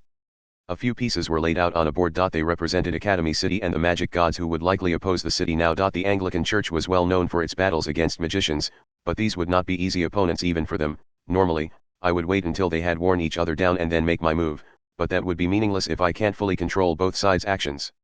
She tapped her index finger on the board as she thought. However, she was not worrying over the enemies she had already seen. The most frightening ones were those whose role had yet to be decided. Those were the forces that could do anything. Then again, with a quiet clack, she placed a new piece on the edge of the board. All of the other pieces were arranged according to some sort of system. They were dangerous, but she could predict what they would do. This new piece, however, was placed far from all the others and no one could ignore it. This piece did not belong to Academy City, the magic gods, or the Anglican Church. A certain boy's name came to mind as Lola toyed with the piece's head using her finger. What this does may just determine what happens. The next battle was beginning. A few people claimed to fully understand the situation, but were they truly seeing everything on the board? Not even that was certain, as far too many people's fates were swallowed up by it all. Afterward. If you bought each volume one by one, welcome back. If you bought them all at once, welcome. This is Kamachi Kazuma. The theme this time was Saint Germain. He is pretty well known as far as magic goes, but I had not touched on him yet because of his distance from the leaders of modern Western magic cabals like Mathers and Crowley, and because doing any research will turn up as much material treating him like a con artist as material treating him like a mysterious individual. But I wondered if I could mix both the pure and impure sides of him in the series, and thus New Testament 12 was born. The real themes were lies, acting, theater, and role-playing. For better or for worse, I think these are unavoidable factors in the occult. Not so much in pure religion or mythology, but definitely in the ritual magic organized by the same intellectuals that attended high society parties. To accentuate this theme, I added a liar on the ally side, too. He was fully relying on that lie, but as he overcame a harsh reality, he grew enough to cast off that shell, stand on his own 2 feet, and announce his own name. And with that truth, he defeated Saint Germain who wielded lies. That was the kind of story I wanted to tell. People have various reasons to lie. St. Germain did, Kanashinka did, and even Frenda did in her appearance from the past. Each of those reasons approaches the true meaning of lying or acting. Take the lie Frenda told Kanashinka, for example. If you focus on why she did it rather than the words themselves, you might just realize that there are several different types of acting. I kept the conclusion with Saint Germain vague instead of giving a clear answer, but I do have a definite answer as the author. Was he a rare sort of magician, or was he just an incredible con artist? Make sure to give that some serious thought. Also, the Agitate Halation project in New Testament May 7th look merciless at first glance, but you can also view the story as the answer to what kind of threat that project could have been, a countermeasure to had it not been driven out of control by Yakumi Hisako. As an experiment for the story, I kept Kamijutuma in an assistant's role. That's why he was beaten up by Hamazura Shiage and why he let Kanashinka have the finishing blow. It may seem like nothing but bad news for him, but I think his "what are you talking about? The hero here was you" line in the epilogue shows how much he has grown from always insisting that he do it. What did you think?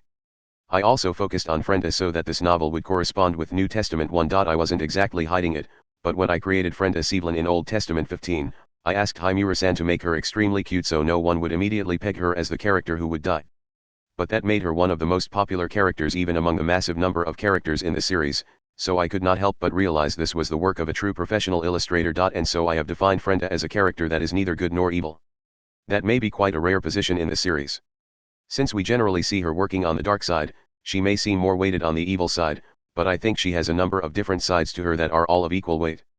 If you start wondering where exactly she wanted to return to so badly that she was willing to betray Mujino, Taketsubo, and Kinyahata in Old Testament 15, you might be able to imagine a side of Frenda that isn't pure evil. Then again, I learned after the fact just how powerful a trait a beautiful but dead girl is. There really is a lot to learn about constructing characters. Speaking of characters, I dug deeper into the character of Key Aranuken this time. He seems to be a step above the other Key Eras, but his driving force of focus on nothing but being a Key Era is also Key Era Inchiyu's primary ideology, and his feelings for the originals are irrational and fantastical things that go beyond scientific formulas. Despite being at the core of the Key Eras, he also has one paw outside the realm of pure science. He walks through the darkness alongside a Leicester who has mastered and yet hates magic. I hope you were able to think about the character of Key Aranuken based on the various glimpses you had of him. I give my thanks to my illustrator Haimura-san and to my editors Miki-san, Onodera-san, and Anana-san. With the Dionoid, the power lifters, the many Saint Germains, and the plant armor, there were a lot of difficult elements this time. I truly am grateful they put up with it all. I also give my thanks to the readers. With the various magic gods, including Uthanus, have you started to realize how Gremlin works yet? The setup is complete, so a full-scale clash with the magic gods will finally begin next time. I hope you will keep reading. It is time to close the pages for now, while praying that the pages of the next book will be opened. And I lay my pen down for now. It's about time for Mikoto to have her turn in the spotlight, isn't it, Kamachi Kazuma?